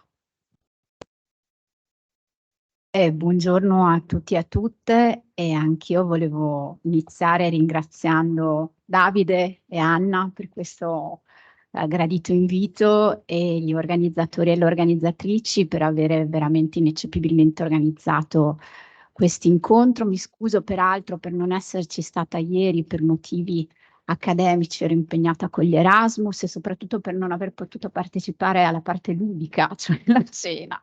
ma appunto non riuscivo proprio a essere qui. Allora, io devo parlare di trasparenza retributiva, però appunto prima di parlare di trasparenza retributiva, volevo un po' farvi capire la prospettiva che io ho seguito nel costruire questo intervento. Nella sua monografia Anna Zilli utilizza e analizza la tecnica della trasparenza retributiva, la mette a comparazione con le altre tecniche che sono state utilizzate nel diritto del lavoro. E allora io sono partita dicendomi, ma sulla parità retributiva veramente ci sono tantissime fonti, veramente è uno dei temi su cui abbiamo più legiferato. Pensate che sono fonti sovranazionali e nazionali, l'articolo 119 del Trattato istitutivo della Comunità Economica Europea, le direttive che ne sono susseguite, le fonti OIL, esistono delle convenzioni delle Nazioni Unite in materia di discriminazione retributiva. Quindi davvero ci sono un insieme di fonti molto, molto articolate. Mi piaceva però leggere un passaggio dell'ultima strategia europea per la parità di genere 2025, in cui si dice: per eliminare il divario retributivo di genere è necessario risolvere tutte le sue cause profonde, compresa la minor partecipazione delle donne al mercato del lavoro, il lavoro invisibile e non retribuito, il maggior ricorso al tempo parziale e alle interruzioni di carriera, nonché la segregazione verticale e orizzontale basata su stereotipi e discriminazioni di genere. Qui l'Unione Europea ci sta dicendo che per risolvere la discriminazione retributiva noi dobbiamo utilizzare una prospettiva olistica che non si concentri solo sul piccolo frammento della discriminazione retributiva, ma che guardi un po' all'intero contesto. E infatti se noi prendessimo il gender pay gap per l'Italia, noi ci renderemmo conto che noi non abbiamo un problema di disparità retributiva, perché l'Unione Europea ci dice: voi fate bene. Perché fate bene su quell'indicatore?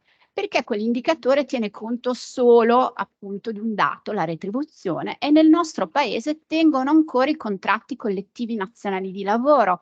Quindi quel buon risultato è dovuto alla centralità della contrattazione collettiva nazionale, come hanno messo in evidenza in una bella ricerca sviluppata a Verona dall'amico Marco Peruzzi, Alberto Mattei, Donato Gottardi.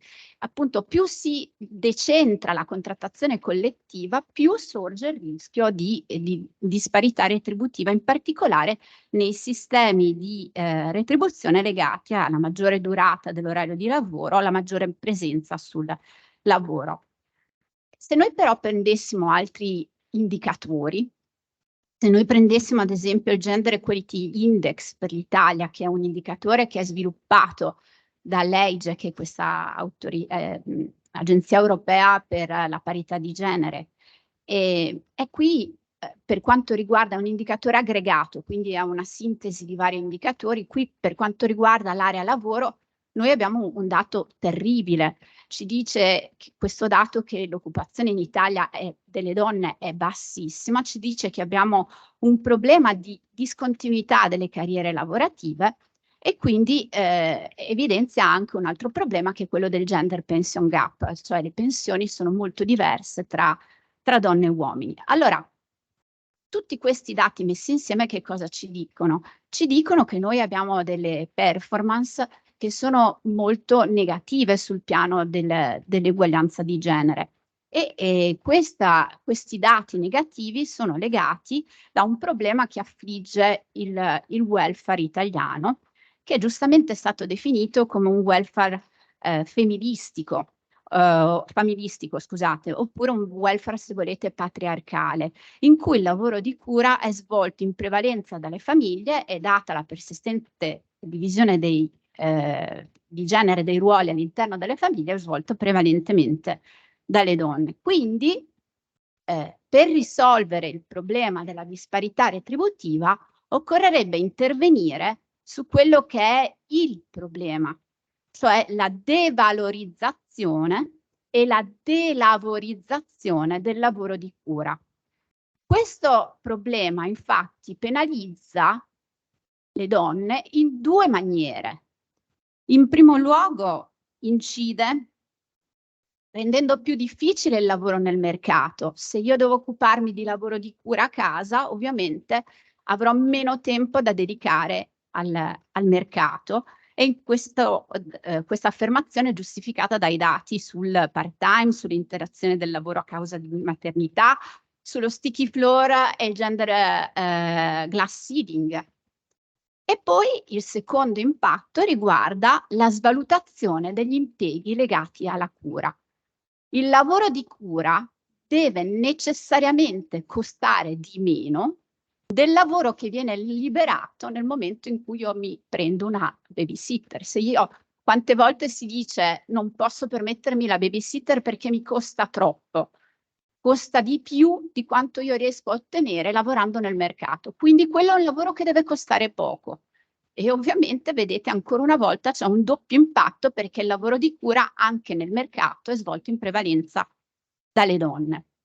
Ecco, detto questo, la direttiva 970 del 2023 ovviamente non ha una prospettiva così ampia, non ce l'ha perché l'Unione Europea, voi sapete, ha sempre bisogno di una base giuridica quando interviene, quindi sceglie la base giuridica 157, tra l'altro una base giuridica molto strana perché esclude il dialogo sociale, quindi quando si decide in materia di parità di genere viene escluso automaticamente il dialogo sociale, ma vabbè, questa è una parentesi, scusate. E quella direttiva parte da lontano, nel senso che c'erano già state raccomandazioni quindi atti giuridici non vincolanti che promuovevano la trasparenza retributiva, ma appunto tutta questa attenzione sulla trasparenza retributiva non si era trasposta in un impegno effettivo da parte degli Stati membri, cioè nella valutazione di impatto che dovrebbe precedere l'intervento dell'Unione Europea su un determinato tema. La Commissione sottolinea appunto che gli Stati membri non hanno utilizzato questo strumento per garantire che cosa? L'effettiva parità retributiva tra uomini e donne. Quindi perché la trasparenza retributiva è uno strumento per garantire l'effettiva parità?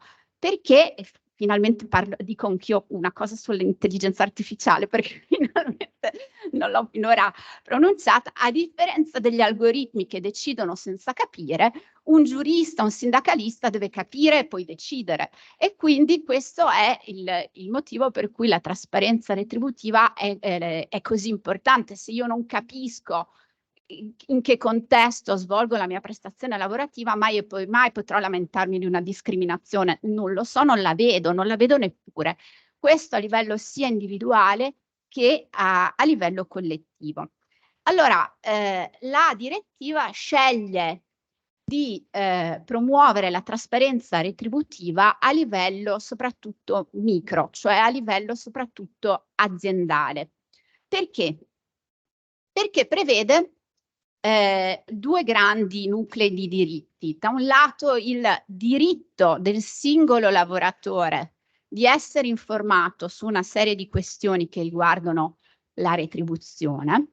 Ora, qui si è sottolineato il problema della privacy, cioè il fatto che il datore di lavoro dovrebbe rivelare dati relativi alla persona dei vari lavoratori che appunto ha nel suo organico. Ora, questo è un problema che ovviamente bisogna affrontare, però sottolineo come i dati che devono essere comunicati dal datore di lavoro sono tutti dati che riguardano una collettività, ad esempio riguardano i livelli retributivi medi ripartiti per sesso delle categorie di lavoratori che svolgono lo stesso lavoro, un lavoro simile. Quindi vedete, non è che si prende Tizio Caio, quindi questo problema dovrebbe essere superato. Accanto a questo diritto individuale esiste un diritto collettivo ad essere informato, quindi il datore di lavoro ha l'obbligo di informare le rappresentanze sindacali su tutta una serie di informazioni che poi devono anche essere rese pubblicamente e disponibili. E qua siamo all'articolo 9. Quello che mi preme sottolineare che così come nella direttiva di cui ci ha appena parlato Alessandra, l'obbligo di trasparenza non è fine a se stesso. In quella direttiva l'obbligo di trasparenza era funzionale alla prevedibilità. Poi ce la siamo un po' persa per strada nel recepimento. Qui l'obbligo di trasparenza è funzionale a che cosa? Alla valutazione congiunta. Cioè, tu mi dai quelle informazioni, se da quelle informazioni ricavo che esiste un differenziale retributivo di almeno il 5% in una qualsiasi categoria di lavoratori, non mi motivi perché c'è quella differenza, oppure non correggi la differenza entro 6 mesi, hai l'obbligo di negoziare insieme ai sindacati e alle rappresentanze sindacali. E hai l'obbligo di adottare delle misure. Quindi, vedete, è proprio una sinergia, come dicevo, un approccio olistico che prende in considerazione i diversi strumenti e costruisce un pezzettino sull'altro. La trasparenza è funzionale alla negoziazione collettiva, la quale deve essere diretta a adottare delle misure correttive rispetto appunto alle differenze retributive. Allora dicevo, questa è tutta una prospettiva micro. Perché micro? Perché qui il focus è sulla singola impresa. Che ne facciamo con della prospettiva macro, quella da cui sono partita? C'è qualcosa che in questa direttiva che interviene sulla prospettiva macro, ma c'è una norma importante, secondo me, poi dipenderà un po' come viene recepita nel nostro ordinamento, che è l'articolo 4. Nell'articolo 4 si dice che gli Stati, in consultazione con gli organismi di parità, sono tenuti ad adottare le misure necessarie per assicurare la disponibilità di strumenti o metodologie di analisi allo scopo di sostenere e guidare la valutazione e il confronto del valore del lavoro. Cioè, devo rivedere il valore che è dato a ciascun lavoro. Cioè, deve intervenire sui sistemi di valutazione e classificazione che appunto con un'ottica che è un'ottica di genere.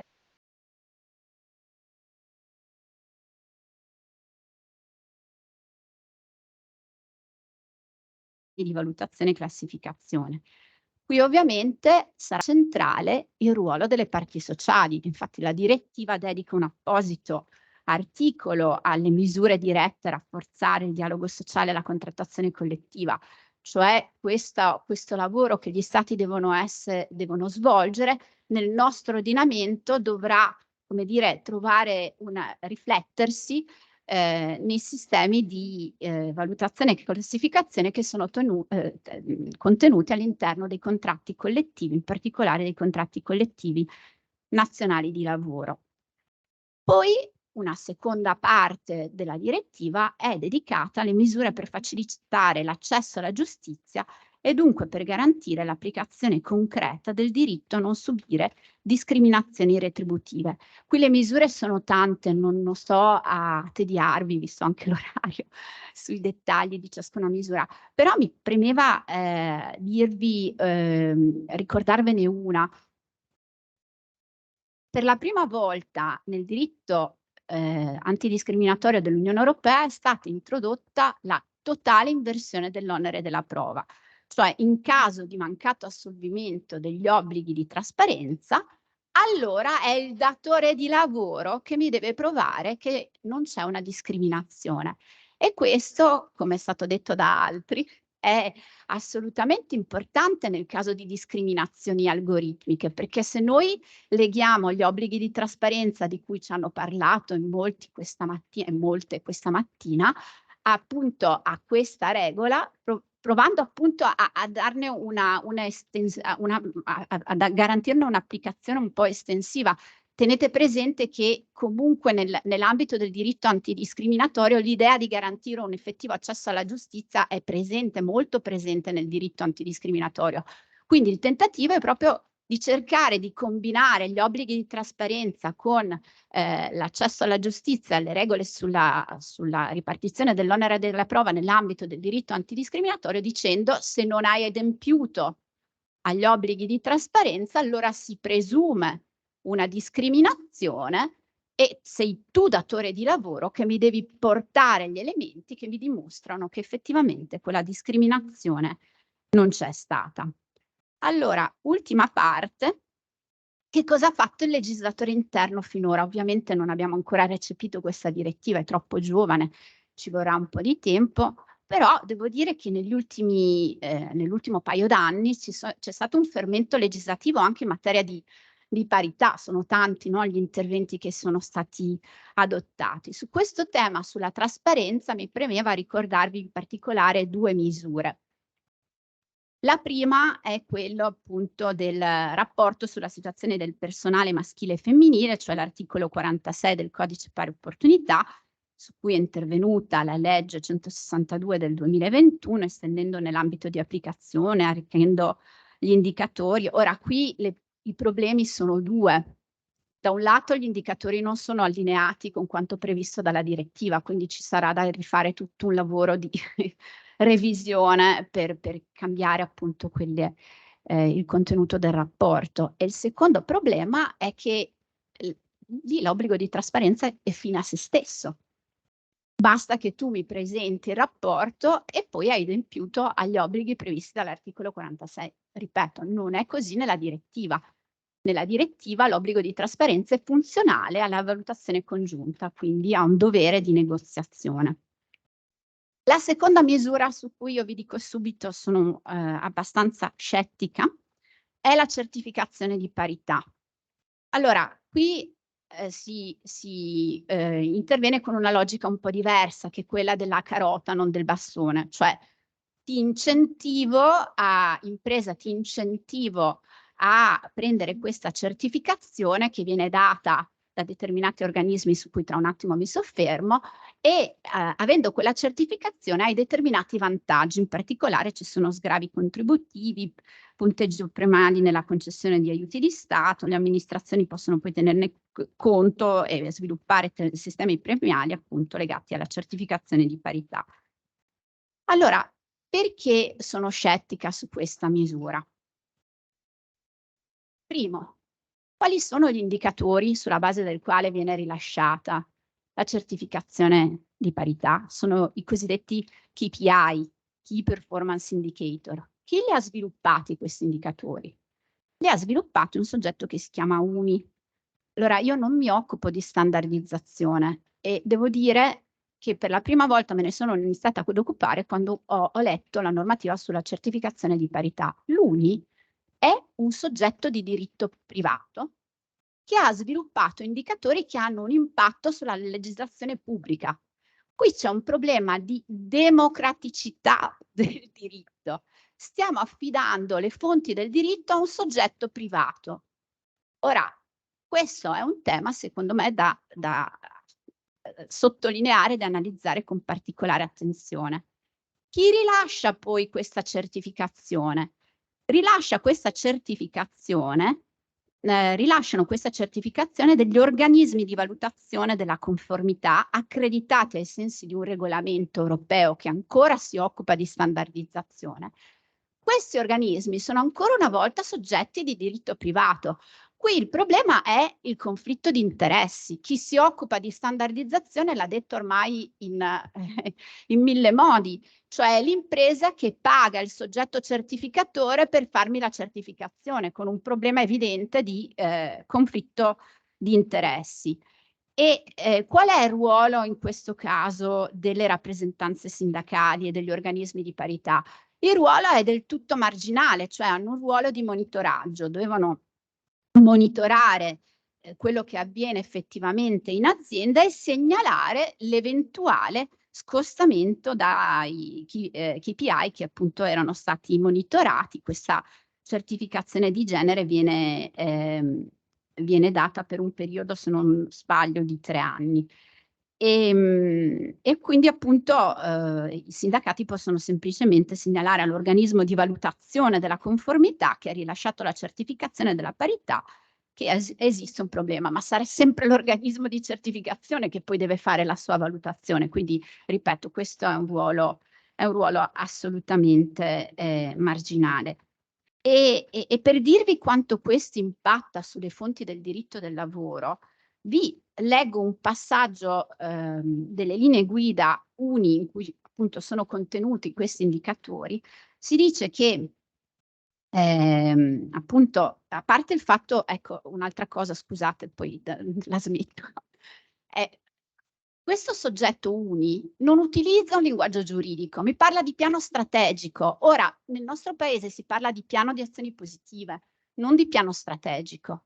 Quindi è proprio uno svilimento del diritto che passa nelle mani di un soggetto privato che fa altro nella sua, cioè appunto adotta processi di standardizzazione senza tenere in piena considerazione appunto il diritto pubblico. E allora appunto in queste linee guida si dice appunto che l'impresa dovrebbe adottare questo piano strategico in cui dovrebbe dotarsi di mansionario della singola impresa che completi e dettagli quello generico dei contratti collettivi nazionali di lavoro per la segnalazione da parte delle dipendenti di eventuali disparità retributive. Quindi vedete, cioè, c'è una promozione dei regolamenti aziendali, cioè non dovresti più spostare verso l'impresa l'intervento in materia di parità retributiva. E quindi, e ovviamente questi indicatori non sono allineati con quanto è previsto dalla direttiva. Quindi, e qui concludo davvero, il tema è chi produce diritto, quali sono le tecniche giuridiche, che impatto ha l'intervento che stiamo adottando sulle fonti del diritto del lavoro, in particolare sul ruolo delle parti sociali e del datore di lavoro, perché voi sapete che nel diritto del lavoro il ruolo del soggetto collettivo è fondamentale. Grazie.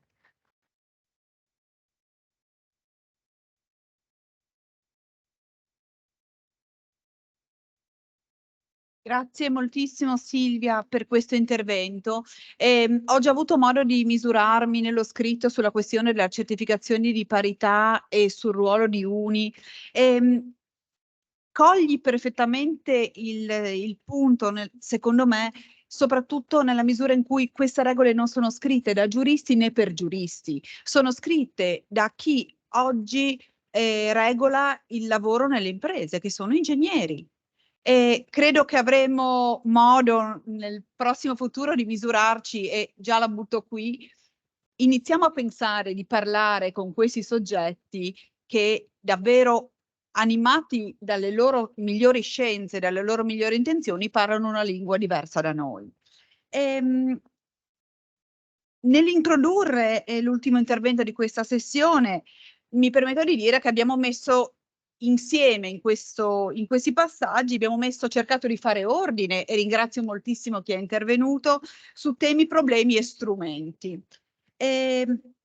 Dove stiamo andando? Questo percorso ci porta a chi poi oggettivamente potrà fare qualcosa. E dove andiamo? Andiamo in giudizio, andiamo in conciliazione, andiamo in mediazione, andiamo davanti alle corti. Il fatto è che quel che osta alla giustizia sociale, non credo di dire nulla di nuovo, è la solitudine di lavoratrici e lavoratori.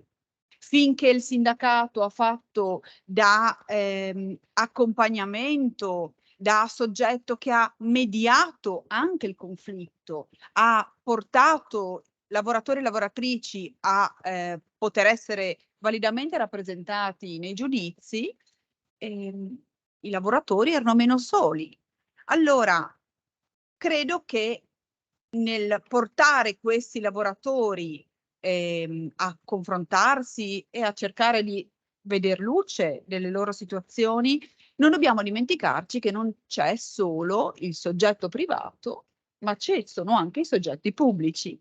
E in questo senso devo ringraziare moltissimo l'amico professore Matteo Borzaga, che interviene qui anche, ricordiamocelo, come credo unico consigliere provinciale di parità uomo e della provincia di Trento in questo caso, e anche qui mi piace ricordarlo, autore nel numero di Lavoro e Diritto dedicato a sesso, genere e discriminazioni, proprio di un contributo su quella che spocchiosamente chiamiamo la burocrazia di parità, ma che spero potrebbe essere una leva importante per sempre What's Next. Grazie Matteo, a te la parola.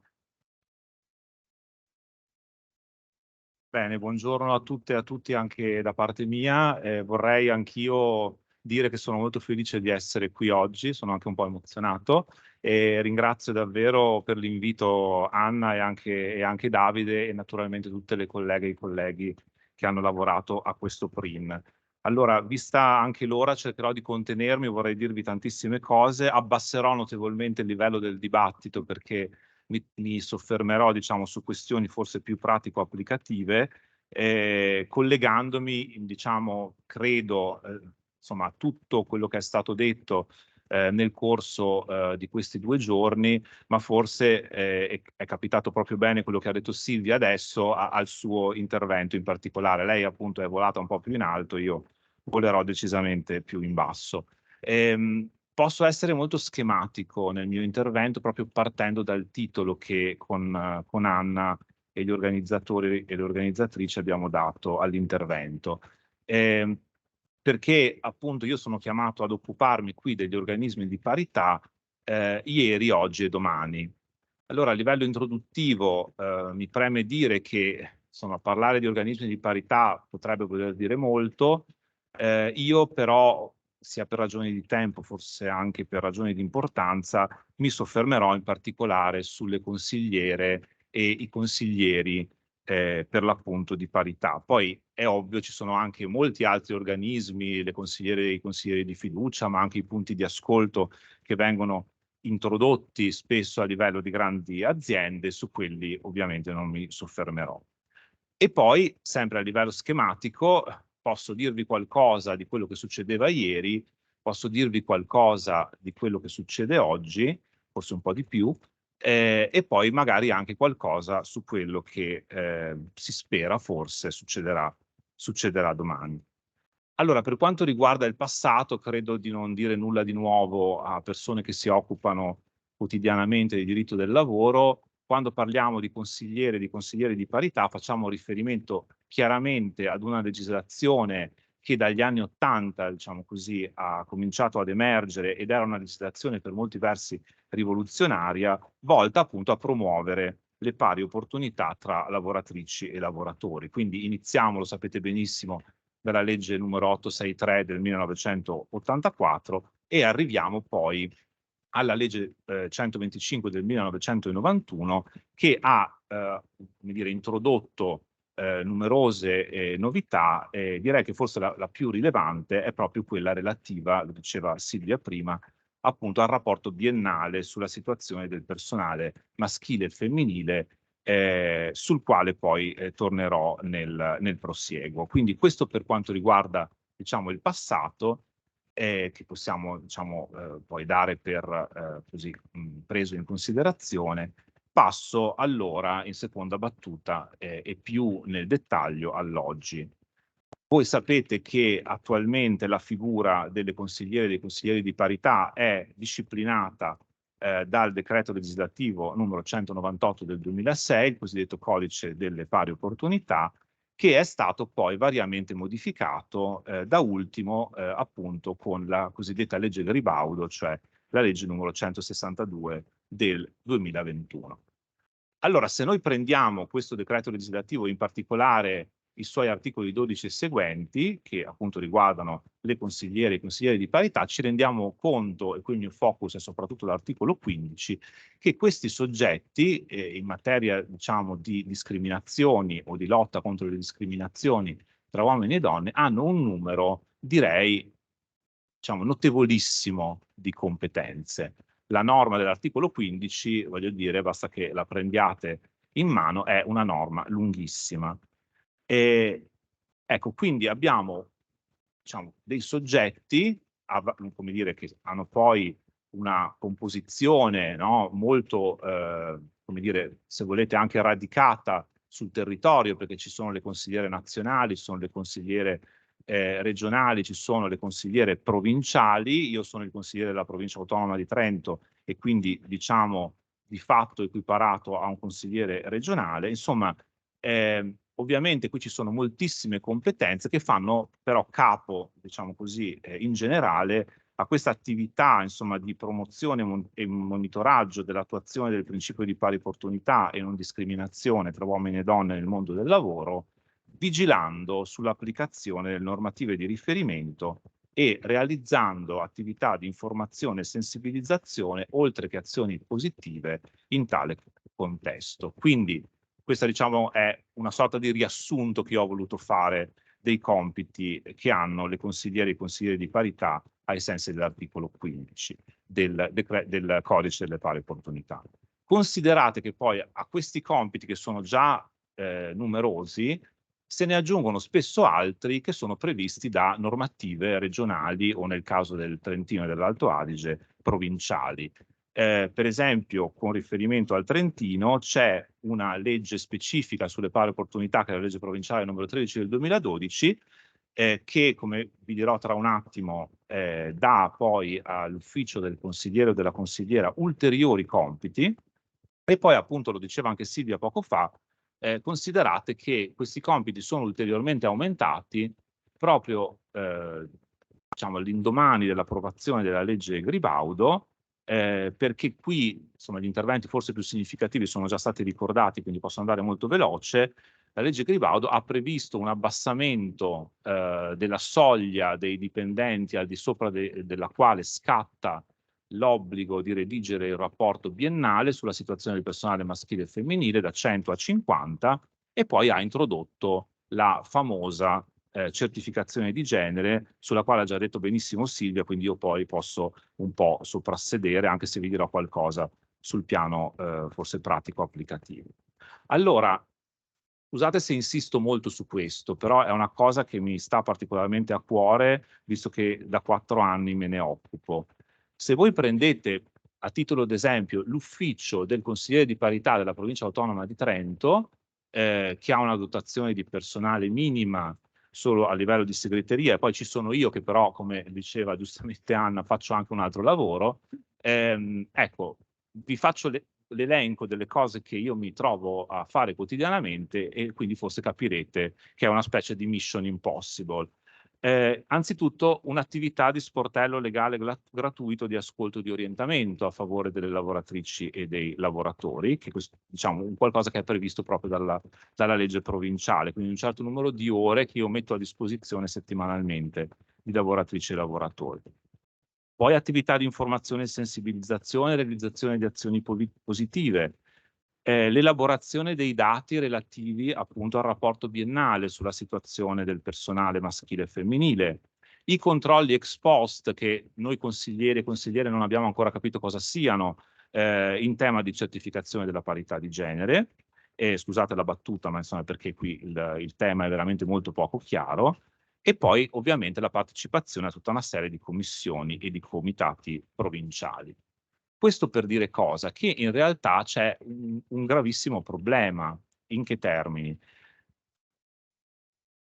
Nel senso che, a fronte di tutti questi compiti che svolgo io, ma svolgono anche, diciamo, in gran parte le altre consigliere di parità, allora di fatto non abbiamo i mezzi, no, per portare avanti queste attività.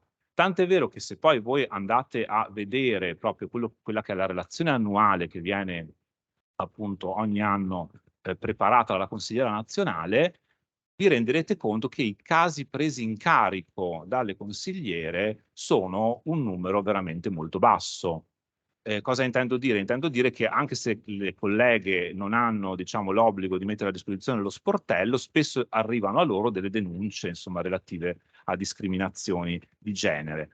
Allora vi do solo un dato: i casi presi in carico nel 2021 sono stati circa 1000, di cui di fatto 300 li abbiamo presi in carico io e la collega dell'Alto Adige. Quindi voi capite che qui ci sarebbero, come dire, delle praterie, insomma, da esplorare, eppure si fa piuttosto poco. Ma questo per molti versi non è colpa, diciamo, chiaramente di chi svolge questa funzione, ma proprio del fatto che mancano i mezzi. Diciamo che poi il rapporto con il Ministero, farò una battuta dopo sul rapporto biennale, è veramente molto complicato, e poi il fatto che le consigliere siano incardinate presso le giunte regionali, per esempio, è un qualcosa che spesso le sottopone a diciamo dei condizionamenti politici piuttosto significativi. Allora, giusto per continuare con la mia pars destruens, vi volevo fare qualche esempio di questi problemi. Cioè noi abbiamo quindi una legislazione molto avanzata, almeno in linea teorica, e però abbiamo poi un'implementazione molto, molto scarsa. Allora, io qui non vorrei fare lo spocchioso, ci mancherebbe altro, però è chiaro che nel momento in cui una persona esercita questa funzione e lo fa in modo professionale, avendo un'esperienza in materia giuslavoristica e in materia di diritto antidiscriminatorio, chiaramente c'è un tema di tempo che viene dedicato a questa funzione e di compensi. Allora, io non voglio proprio soffermarmi troppo su questo perché entriamo nel ridicolo, non nel lavoro povero, ma nel ridicolo, nel senso che anche recentemente con una deliberazione del 2023, la numero 44, la Conferenza Unificata Stato-Regioni ha previsto, vi do solo un dato, lasciamo stare le consigliere regionali che sono ricche perché prendono tra i 400 e gli 800 euro lordi al mese, le consigliere provinciali ne prendono tra 68 e 340. Allora questo porta ovviamente ad una situazione nella quale quando tu ti confronti con le colleghe ti rendi conto che molte di queste fanno l'attività, diciamo così, per ragioni diverse, quindi sono delle volontarie, tra virgolette, ma spesso non sono nemmeno competenti in diritto del lavoro, fanno tutt'altro nella vita e quindi ovviamente non possono dare come dire, un supporto anche a lavoratrici e lavoratori che sia di un certo livello.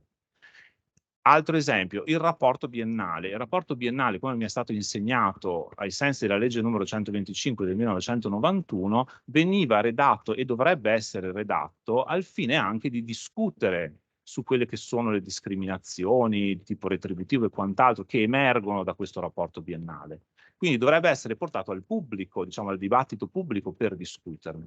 Ebbene, questi rapporti biennali, al di là delle cose giustissime che ha detto prima Silvia, vengono elaborati con enorme ritardo, c'è un'interfaccia ministeriale complicatissima, le imprese li percepiscono sostanzialmente come dire, degli obblighi inutili, quindi fanno anche molta fatica a compilarli e di fatto poi in questo benedetto dibattito pubblico i rapporti biennali non vengono utilizzati. Non vi dico il caos che c'è stato dopo la legge Gribaudo, il Ministero, giusto per farvi un esempio ancora più concreto, non ci ha ancora mandato la lista delle aziende pubbliche tenute a redigere il rapporto che riguardava gli anni 2020-2021. No? Questa è la situazione. Ovviamente poi c'è un tema più politico sul quale mi intrattengo veramente pochissimo, che è il tema, diciamo così, anche di quanto il governo in carica oggi, ma anche i governi in carica ieri, credano in questa istituzione, visto che le attuali consigliere nazionali di parità sono prorogate da tempo immemore e non mi pare che al momento il governo abbia intenzione di nominare le nuove, il che ovviamente a livello proprio banalmente pratico porta poi a non avere, diciamo, delle persone in qualche modo che abbiano anche, come posso dire, sì, banalmente la voglia di portare avanti poi l'ufficio. Allora, questa è una situazione critica e paradossale e qui vorrei fare brevemente un collegamento con quanto è stato detto in questi 2 giorni, perché è emerso molto bene, almeno a mio giudizio. Cioè, noi vediamo le tecnologie chiaramente che impattano sui rapporti di lavoro, impattano in questo modo nuovo, il diritto del lavoro sta cambiando, deve cambiare. Abbiamo però di fronte evidentemente delle lavoratrici e dei lavoratori che sono sempre più fragili e quindi avrebbero bisogno, come diceva Anna prima, anche di un sostegno, diciamo, di questo tipo, perché ovviamente è anche un sostegno, vorrei metterlo in luce, gratuito a favore di lavoratrici e lavoratori. Allora, questa fragilità dipende ovviamente da tante cose, dipende originariamente forse anche dalla precarizzazione del diritto del lavoro, del mercato del lavoro, che ha colpito soprattutto le donne, ma dipende anche dalle nuove tecnologie. Allora qui mi ha colpito molto una frase veramente forte, scritta da una collega sociologa che ha pubblicato recentemente, forse ne avete sentito parlare, un libro sulle grandi dimissioni, Francesca Coin, la quale dice che le grandi dimissioni hanno in realtà a che fare con una cultura del lavoro tossica, fatta di salari bassi e turni massacranti, di mobbing e di bullismo, di scarsa sicurezza dal e sul lavoro, di vessazioni e cultura antisindacale. Ci aggiungerei forse anche discriminazioni. Allora, una frase molto forte che però ci fa capire quanto i problemi, diciamo, con i quali anche noi siamo confrontati siano dei problemi molto, molto significativi. E io vi do solo un dato, accennavo già prima alla cosa che è collegato a questo, ed è il seguente. Io nel 2023 ho già seguito, siamo a fine settembre, quasi 130 casi in cui sono intervenuto per mediare, in riferimento a tutta una serie di situazioni problematiche relative a discriminazioni, disagio lavorativo, mobbing, tra datrici, datori di lavoro e lavoratrici e lavoratori. Questo significa che se, come dire, si investe su queste istituzioni, probabilmente queste istituzioni possono avere anche, come dire, possono intervenire in maniera proattiva, diciamo, per risolvere questi problemi. Allora chiudo con l'oggi per venire al domani. Alcune cose sono state già dette da chi ha parlato prima di me. Secondo me, proprio alla luce di quello che vi ho detto, alla luce di tutti i problemi che abbiamo analizzato in questi 2 giorni, forse si potrebbe tentare, io sono ottimista su questo, un rilancio della istituzione dei consiglieri e delle consigliere di parità. Io qui mi permetto, di nuovo non per essere spocchioso, ma solo perché ci lavoro dentro, di farvi un brevissimo riferimento a quello che è il modello, diciamo, che abbiamo in Trentino e in Alto Adige, dove effettivamente è previsto o per legge o per deliberazione, insomma, della giunta provinciale prima e poi dell'ufficio di presidenza del Consiglio provinciale, questo obbligo della consigliera e del consigliere di parità, dico consigliera perché la mia collega in Alto Adige è una consigliera, di mettere a disposizione questo sportello legale, gratuito, di ascolto e di orientamento, quindi, diciamo, far conoscere anche a lavoratrici e lavoratori che esiste questo sportello e quindi convogliare sullo sportello tutta una serie di situazioni problematiche. Aggiungo che noi siamo incardinati, come peraltro la consigliera di parità dell'Emilia Romagna, presso diciamo, il Consiglio provinciale nel nostro caso, quindi l'organo legislativo, il che ovviamente ci porta un po' più lontani, se volete, dalle polemiche di tipo, dai condizionamenti di tipo politico. E poi aggiungo, e qui faccio un collegamento con l'ultimissima cosa che volevo dire, aggiungo che noi siamo competenti anche per il mobbing, quindi diciamo alla competenza sulle discriminazioni di genere è stata aggiunta anche la competenza sul mobbing. Nel caso della mia collega di Bolzano, per ragioni legate a tutta una serie di questioni, come voi immaginate, che hanno a che fare poi con il fatto che c'è una minoranza tedesca e quindi la vicinanza dell'Austria, ha in capo alla consigliera di parità appunto dell'Alto Adige c'è anche un osservatorio sui diritti dei disabili.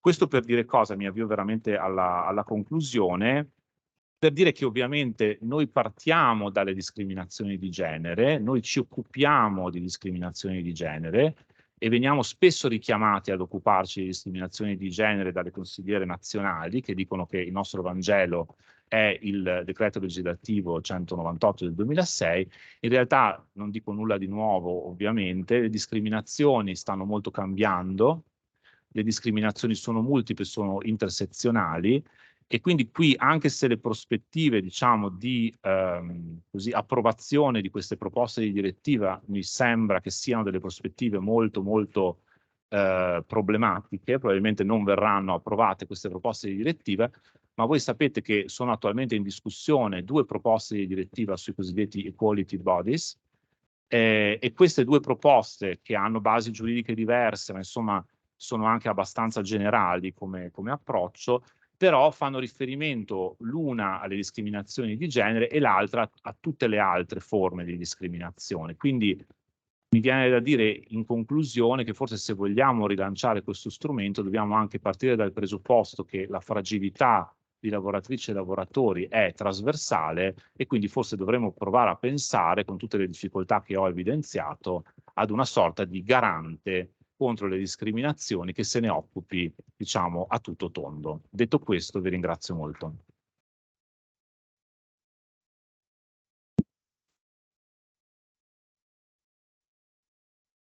Grazie Matteo, grazie consigliere. Beh, diciamo, dovessero pensare a un garante, io nomi da fare ne avrei.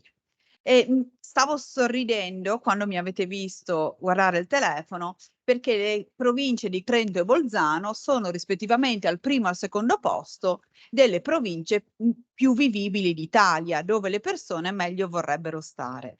E credo allora che l'idea che la tutela dei diritti migliori la qualità della vita di tutti poi abbia un fondamento, e lo vediamo proprio testualmente. Non spettano a me le conclusioni di questo convegno, mi ricavo ancora soltanto una parola per dire che abbiamo avuto anche un sito di questo progetto PRIN, lo trovate sul sito Università di Bologna, e scorrendolo ho trovato una numerosissima quantità e qualità di noi, e con grande felicità ho visto che i borsisti sono diventati dottorandi, i dottorandi dottori assegnisti, gli assegnisti ricercatori, i ricercatori associati, associati ordinari. Quindi davvero questo PRIN ci ha portato fortuna, speriamo ci porti ancora insieme lontano. Grazie Davide, grazie a tutti, a te per le conclusioni.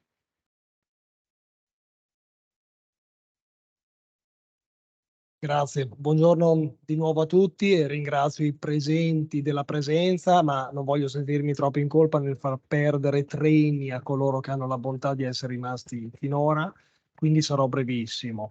Rinvio al testo scritto raccogliendo, diciamo, il suggerimento del professor Pizzoferrato a proposito di un volume che verrà sicuramente fatto, volume rigorosamente open access come i requisiti ministeriali richiedono, come abbiamo approfondito in maniera a tratti anche spasmodica.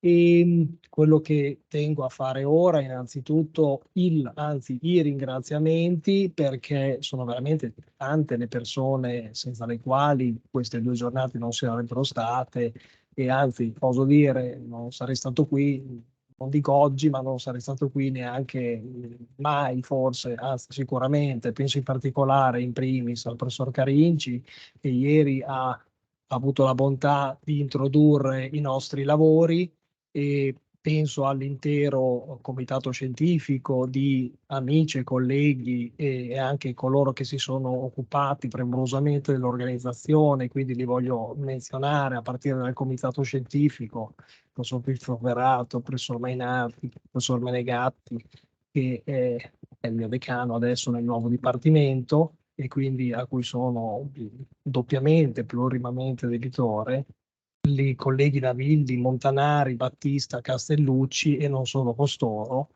E ringrazio tutti coloro che hanno voluto dare un contributo a queste giornate, e sono tanti, e quindi anche solo facendo un conto rapido, 1 minuto, 2 minuti a ciascuno di costoro ai loro interventi, significherebbe che pranziamo alle 3:30 del pomeriggio, quindi eviterò di entrare troppo nel merito, però senza dimenticare tutto quello che c'è stato pregresso, grazie anche alle altre unità.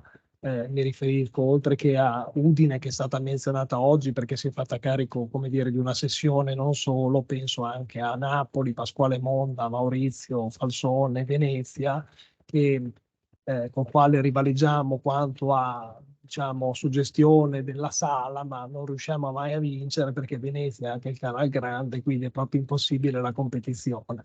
Almeno stavolta non mi ritrovo solo con una mascherina Covid in una lunga tavolata, senza nessuno che mi potesse star vicino, almeno sono intorno amici, e questo mi rassicura.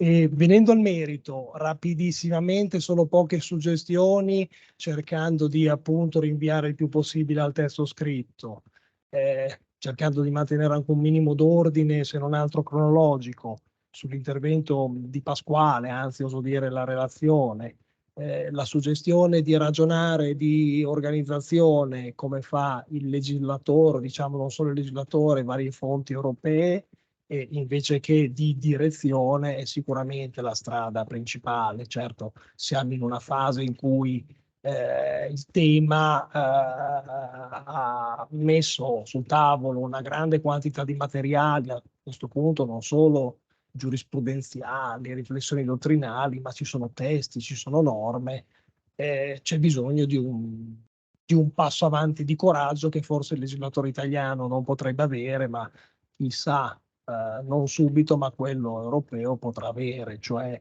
proprio ragionare in termini assolutamente più allargati, più sostanzialistici, anche perché le sfide che abbiamo di fronte sono sfide che vanno affrontate con un piano del tutto nuovo. Il professor Carinci ieri diceva che il vecchio diritto del lavoro è, mi pare abbia detto, floscio, è impantanato.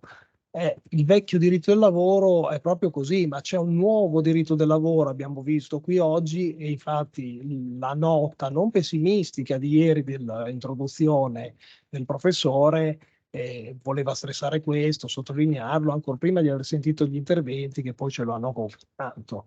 Per quanto riguarda il piano più strettamente italiano, ecco, io col collega Mezzacapo sono assolutamente d'accordo nel sottolineare l'aspetto della continuità. Oso dire, ma questo forse è un passo in più che difficilmente si può pretendere dal legislatore, anche chi sa, cioè il fatto che questa continuità dovrebbe essere davvero quantificata. Certe logiche che un po' timidamente in epoca di lavoro a progetto, partite IVA, furono adottate nel dare durate, quantificazioni, criteri un pochettino chiari, non dico matematici, ma sì, quasi.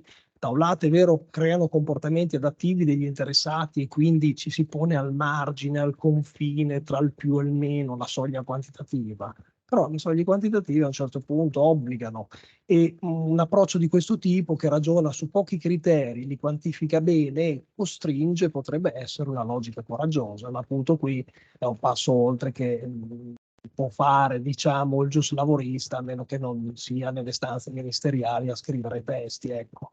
Per quanto riguarda l'intervento, e qui entriamo in un carotaggio veramente specifico della collega Fabrizia Santini, ecco, quello io ero completamente ignorante in tema, questo aspetto dei gamers mostra come non solo le vecchie autorevoli generazioni, ma anche le nuove generazioni con i capelli bianchi già a 40 anni sono completamente spiazzate. Quindi da questo punto di vista alzo le mani e dico assolutamente sì, suggestioni interessanti. Il legislatore una volta tanto ha avuto coraggio, è intervenuto, c'è un testo, c'è una definizione di attività sportiva su cui appunto costruire, ma arrivare al punto da arrivare agli gamers che giocano muovendo solo pollice e indice, si fa fatica attraverso i coni, e in effetti una volta tanto non si può biasimare l'autorità pubblica, ma qui nemmeno certo il sindacato e la contrattazione collettiva, che non sia intervenuti in materia di e-gamers.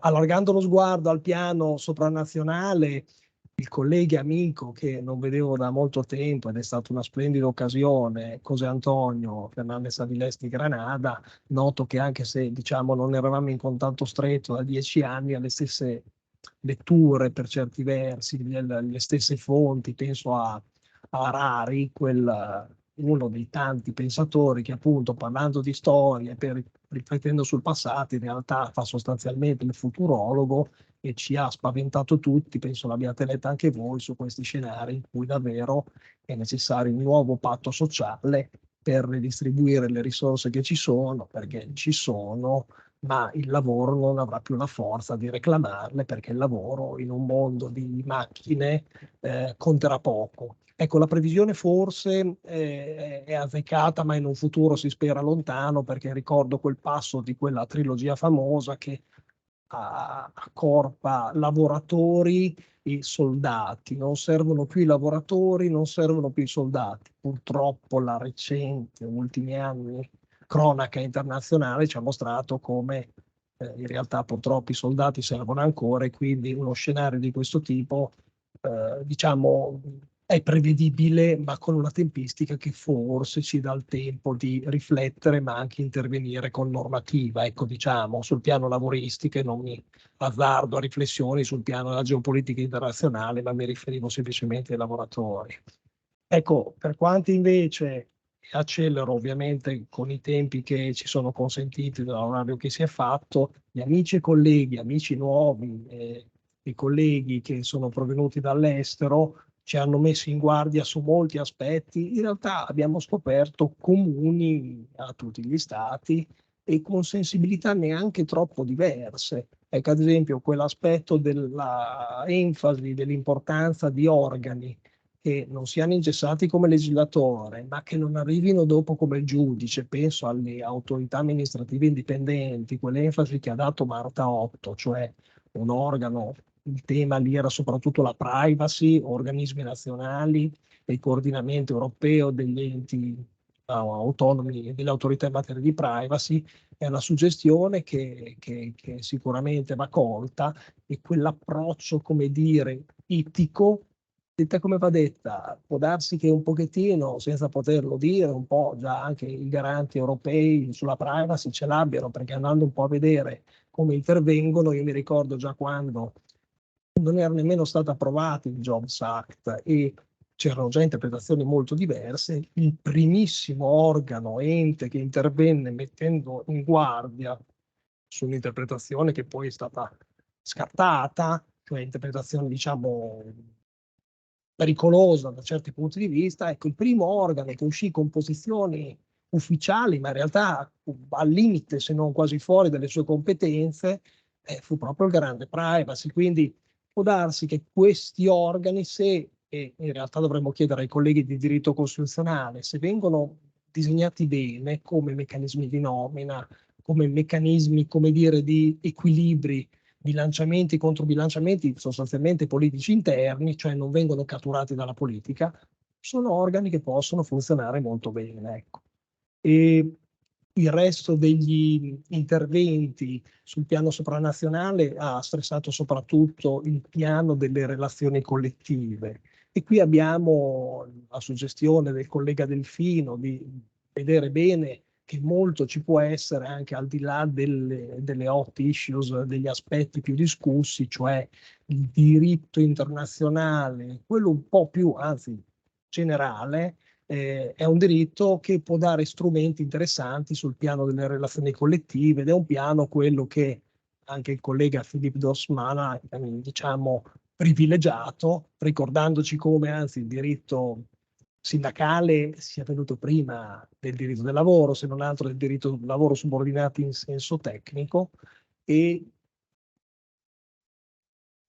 il lato, diciamo, bidirezionale della relazione giuridica, come ha detto Filippo, è fondamentale, anzi lui con il suo consueto modo sicuramente efficace ci ha espresso l'opinione che la corporate social responsibility sia rubbish, se ricordo bene, qualcosa del genere ha detto ieri. Ecco, chi se ne è occupato, ma anche in queste aule autorevolissimamente, ma parliamo degli anni 80-90, ha provato a andare dentro, scoprire, vedere che cosa c'era di buono, ha fatto un grandissimo lavoro autorevole.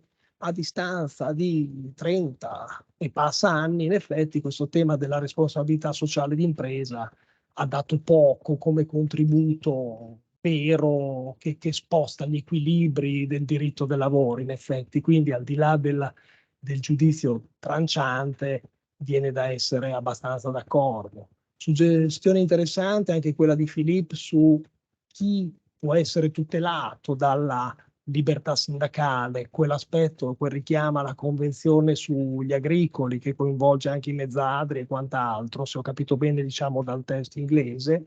Molto interessante anche in collegamento a quanto Filippo diceva sul piano dello sciopero, su diciamo, la nuova prospettiva e l'allargamento dell'ambito di applicazione non solo oggettivo per le nuove tecnologie, ma anche soggettivo. E forse a un italiano viene in mente anche quella vecchia ma attuale giurisprudenza costituzionale italiana che ha ragionato la distinzione tra serate e sciopero, e analogamente proprio alla convenzione sugli agricoli del 75 che Filippo ricordava, usa come criterio distintivo non essere lavoratore, non lavoratore in senso tecnico, ma avere o non avere dipendenti. E qui ci ricordiamo la Corte Costituzionale che ci dice che è quasi sciopero o qualcosa di simile, o comunque non va criminalizzato la serrata dei piccoli esercenti senza dipendenti, quindi nozioni che ritornano anche, diciamo, da oltre frontiera. E per quanto riguarda l'intervento del collega De Becker, ecco, veramente interessante la prospettiva e anche gli esempi curiosi e, diciamo, amaramente divertenti alcuni. E la domanda finale è sostanzialmente: davvero possiamo pensare di avere un dirigente pubblico digitale? Già nel pubblico impiego non abbiamo il datore, perché è impersonale il datore. Vogliamo togliere materialità anche al dirigente, non resta più nessuno fondamentalmente. Quindi, come è stato detto, ricordato qui oggi, anche dal collega Mocella, la giurisprudenza amministrativa l'ha detto, la decisione è di qualcuno. Se anche il metodo, se anche lo strumento è, diciamo, paravento utile, non deve essere, diciamo, un paravento totale dietro cui non si può andare a vedere chi c'è, chi davvero, se anche nessuno firma dopo, c'è qualcuno che ha firmato prima, e sono totalmente d'accordo. Sono molto d'accordo anche sull'aspetto che il collega De Becker cercava di enfatizzare, cioè i dipendenti pubblici hanno una duty per cui un margine di libertà di espressione devono ritenerselo compresso, ma ecco, non vorrei sfociare in temi di diritto costituzionale, non vorrei, diciamo, eccedere troppo, quindi passo oltre rinviando al testo scritto. Venendo oggi, il collega Riccobono, e qui sto un po' saltando l'ordine cronologico, perché veramente è una suggestione, è una Cassazione che non avevo ancora letto. Il collega Riccobono ha giustamente enfatizzato questo aspetto paradossale per cui il datore si debba fare da ISCAP affinché il dipendente ci ricaschi per poterglielo contestare. Quello è un equilibrio che non può reggere, sono assolutamente d'accordo. Anzi, se ci sono dei dati, modestissima impressione, non mia, ma di chi in varie sedi scientifiche l'ha scritto argomentando, se ci sono dei dati, siamo di fronte a una situazione in cui questi dati sono stati raccolti legittimamente, non poterli andare ad aprire, guardare, mi pare veramente un paradosso. Il filtro va fatto a monte su quali vengono raccolti di dati e quali no, ma quelli che vengono raccolti legittimamente e ci sono, poterli andare ad aprire mi pare qualcosa di sensato quando ce n'è una buona ragione. Per quanto riguarda invece la parte sul reclutamento, è veramente un tema che io non conosco e gli scenari che si aprono sono veramente, come dire, anche preoccupanti per certi versi, se davvero non si ha speranza, non dico di vedere qualcuno in faccia, certo il colloquio non lo si ottiene per forza, bisogna essere selezionati, ma sì, come ha detto il collega Mocella, scegliere significa escludere. Questo forse vale anche al di fuori dell'ambito lavoristico, vale anche nella vita sentimentale, se volete, ma di sicuro nell'ambito lavorativo essere esclusi senza avere possibilità di interloquire è veramente frustrante. Tenendo presente che ormai i meccanismi con cui vengono selezionati, filtrati i curriculum sono molto agevolati dal fatto che non è che si spedisce il curriculum a piacere, quello sì, ma è un'addizione a volte anche superflua. Si compilano dei form per cui la personalità del singolo è costretta in singoli campi aperti nelle grandi industrie, per cui è tutto paragonabile e regimentate, il margine non c'è, o anzi quel margine che c'è di quid, se vogliamo, di fantasia, a volte viene anche un pochettino sfruttato e cannibalizzato. Penso a quei meccanismi selettivi evocati, ma solo con un cenno dal collega Mocella, di contest, di progetti, di premi, per cui decine di persone offrono la loro migliore idea che viene catturata dall'impresa, che non fa neanche magari più sapere niente, e bene che vada, chissà se lo fa, ne assume uno, ma intanto ha raccattato gratuitamente decine o centinaia di idee brillanti di candidati che non sapranno mai che fine ha fatto la loro idea. È un altro aspetto da considerare. Più scettico, come forse accennava anche il professor Pizzoferato, sono anch'io sull'idea che possa decidere più di tanto il giudice, è meglio che il legislatore faccia la sua parte, o appunto, se il legislatore è troppo ingessato, le autorità amministrative indipendenti. E per quanto riguarda il temone che Anna Troisi si è presa l'onere di gestire, come sappiamo, sa fare in maniera brillante, con un approfondimento che risale nel tempo a tanti anni, quindi sa cogliere subito le novità più delicate. Ecco, da questo punto di vista, l'interrogativo sulla troppa burocrazia curiosisce anche me. La risposta che ha dato, cioè uno stimolo iniziale, poi l'ordinamento si assesta, è una risposta rassicurante, però dipende, ecco, esatto, in quanti anni si assesta, perché mi ha spaventato l'elenco di adempimenti procedurali, autorità, impicci, filtri che, non dico cavilli, che l'ordinamento sta introducendo. Io non lo sapevo, ma la lista è stata davvero lunga, ecco. Forse quella lista andrà abbreviata, semplificata in fretta. Fermo restando che quello che ha accennato professor Pezzoferato su non puntare troppo su coloro che creano questi algoritmi che decidono, non si può impicciare troppo alla fonte.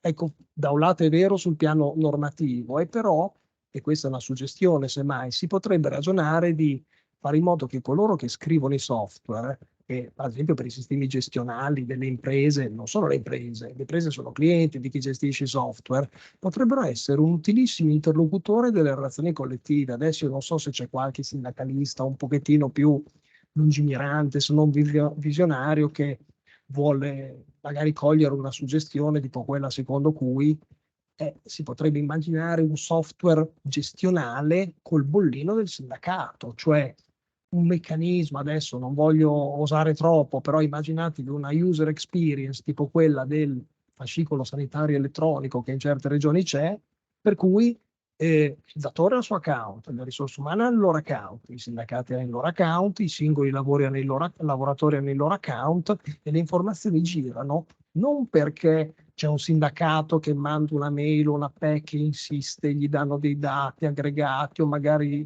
liberi, disgregati, in formato leggibile dietro insistenza. No, no, in automatico un ambiente virtuale in cui il lavoratore flagga il consenso e fa vedere anche il suo fascicolo individuale anche al suo sindacato, così il sindacato riesce a vedere quali tipi di informazioni vengono profilate anche sul singolo, altrimenti i dati restano aggregati, ci mancherebbe, perché senza il consenso del singolo si possono avere solo dati statistici a livello aziendale, però sono molto più preziosi. Ma uno scenario del genere in cui la controparte di diritto sindacale, prima ancora che il datore, l'associazione dei datori, e prima ancora, adesso non mi ricordo come si chiamano, ce ne sono tante di queste società che fanno software, che sia Zucchetti o quant'altro, che dovrebbero fare anche il profilo di accreditamento del sindacato, che così non deve chiedere nessun consenso a nessuno e vedere quello che ha diritto di vedere senza dover passare tramite meccanismi, diciamo, analogici o comunque antichi.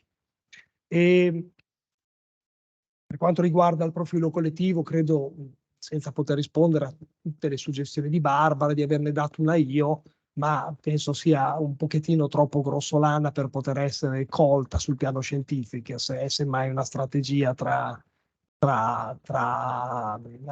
sindacati.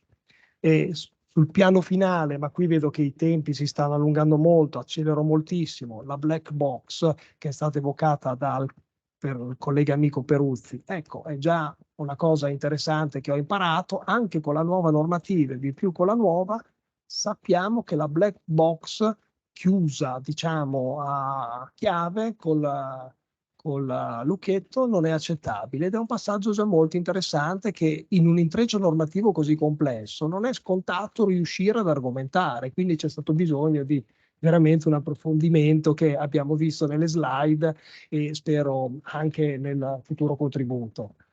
E anche Alessandra, io sono assolutamente d'accordo col suo punto di vista, che stressa il fatto come l'ordinamento, visto che la prevedibilità è soprattutto di quanto lavoro, quanti soldi, lavoro quando, collocato in che fascia oraria, in che giorno, l'ordinamento in sostanza non è che rifugge del tutto, ma vede in maniera molto antipatica un'idea pay as you go, per cui il rubinetto aperto paga il datore, il rubinetto chiuso non paga. Questo è chiaro nel dibattito, cioè nel momento in cui le tecnologie abbattono i costi di transazione, si può fare un contratto, un mezzo contratto volante, automatico, che non costa niente, in una situazione cloud in cui raccolgono una folla all'asta il più, diciamo, il più disponibile.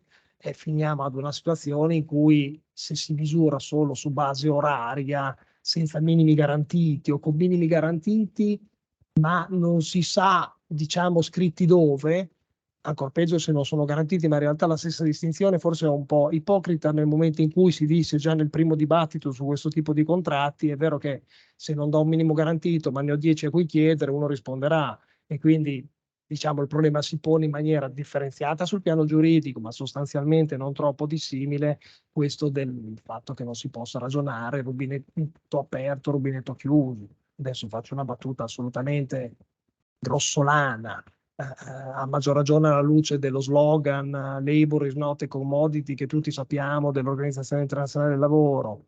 Cioè, se per la utenza idrica non ho solo dei costi dell'acqua, ma ho anche un fisso che mi scoraggia da tenere contratti aperti per immobili che non uso, ed è un paragone, oso dire, non solo grossolano, ma sacrilego. Però, detta come va detta, potrebbe essere che non solo il datore, in un'ottica non normativa, ma di ottica di politica del diritto, debba garantire per ogni posizione, salvo casi particolari, il lavoro domestico, altre situazioni di nicchia, debba garantire un minimo sotto il quale non può non dare almeno tot ore, almeno tot. Questo è un approccio forse un po' invasivo che coloro che vogliono l'autonomia privata davanti a tutto rifuggirebbero, però è un approccio che, se è passato per le merci, non capisco perché adattato con la giusta calibratura non debba valere per le persone. E per quanto riguarda la trasparenza, io è un tema che non conosco ed sono rimasto ammirato dall'intreccio di norme, da diciamo la lettura che permette dall'intreccio di norme di ricavare conclusioni abbastanza stringenti per il datore, tanto più dopo la prossima attuazione della direttiva. E io, nella mia ignoranza, ricordo che trattai a chiacchiere con colleghi stranieri l'esempio, ripeto, a chiacchiere serali, ricordo della Norvegia, che se non sbaglio prevede una trasparenza quasi totale. Se non è cambiato rispetto ad allora, lì c'è anche un piano, una tradizione pubblicistica quasi fiscale, per cui ciascuno deve dimostrare o comunque non nascondere il proprio contributo, e quindi il ramo fiscale aiuta il ramo lavoristico e c'è un grado di trasparenza incredibile ai nostri occhi, tanto più dopo quella Cassazione di pochi anni fa, proprio di diritto tributario, che bloccò l'idea che si potessero i dati tributari a pretendere di avere in forma telematica, intellegibile online, privilegiando un dato di privacy che ha un senso, ma che forse nel bilanciamento fu letto da quella Cassazione, ripeto, è diritto tributario su cui non mi avventuro, fu letto la Cassazione in maniera forse un po' unilaterale a favore della privacy. E la trasparenza aiuta, e ce lo dice anche il fatto che non è un caso che i datori spesso non lo scrivono, ma magari lo dicono, lo fanno capire, non vogliono che i lavoratori parlino tra loro di questi temi. Su questo non so se sia rimasta quella normetta nel progetto di direttiva che vieta ai datori di mettere clausole che impongono silenzio ai lavoratori sulla retribuzione. Il fatto che sia il datore a volte a chiedere questa riservatezza vuol dire che non è una riservatezza che interessa al lavoratore, opinione mia personale.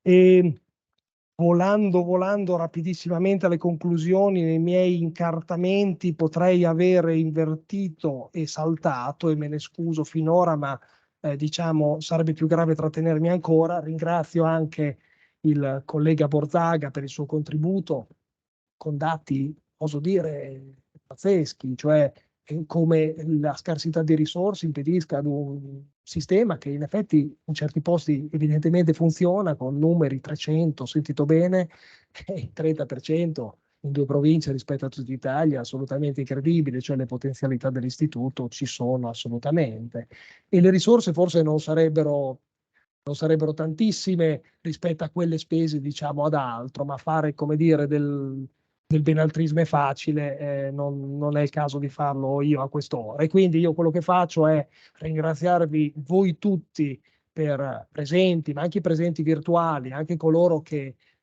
vorranno contribuire al volume, comunque coloro che hanno partecipato, ringraziarli tutti perché c'è ancora molto da fare, anche se il Ministero ci ha declassato, oso dire, non siamo più giovani, non so voi, io mi sento ancora abbastanza giovanile da voler affrontare questa magma normativo che abbiamo visto, c'è bisogno ancora di approfondire. Grazie a tutti.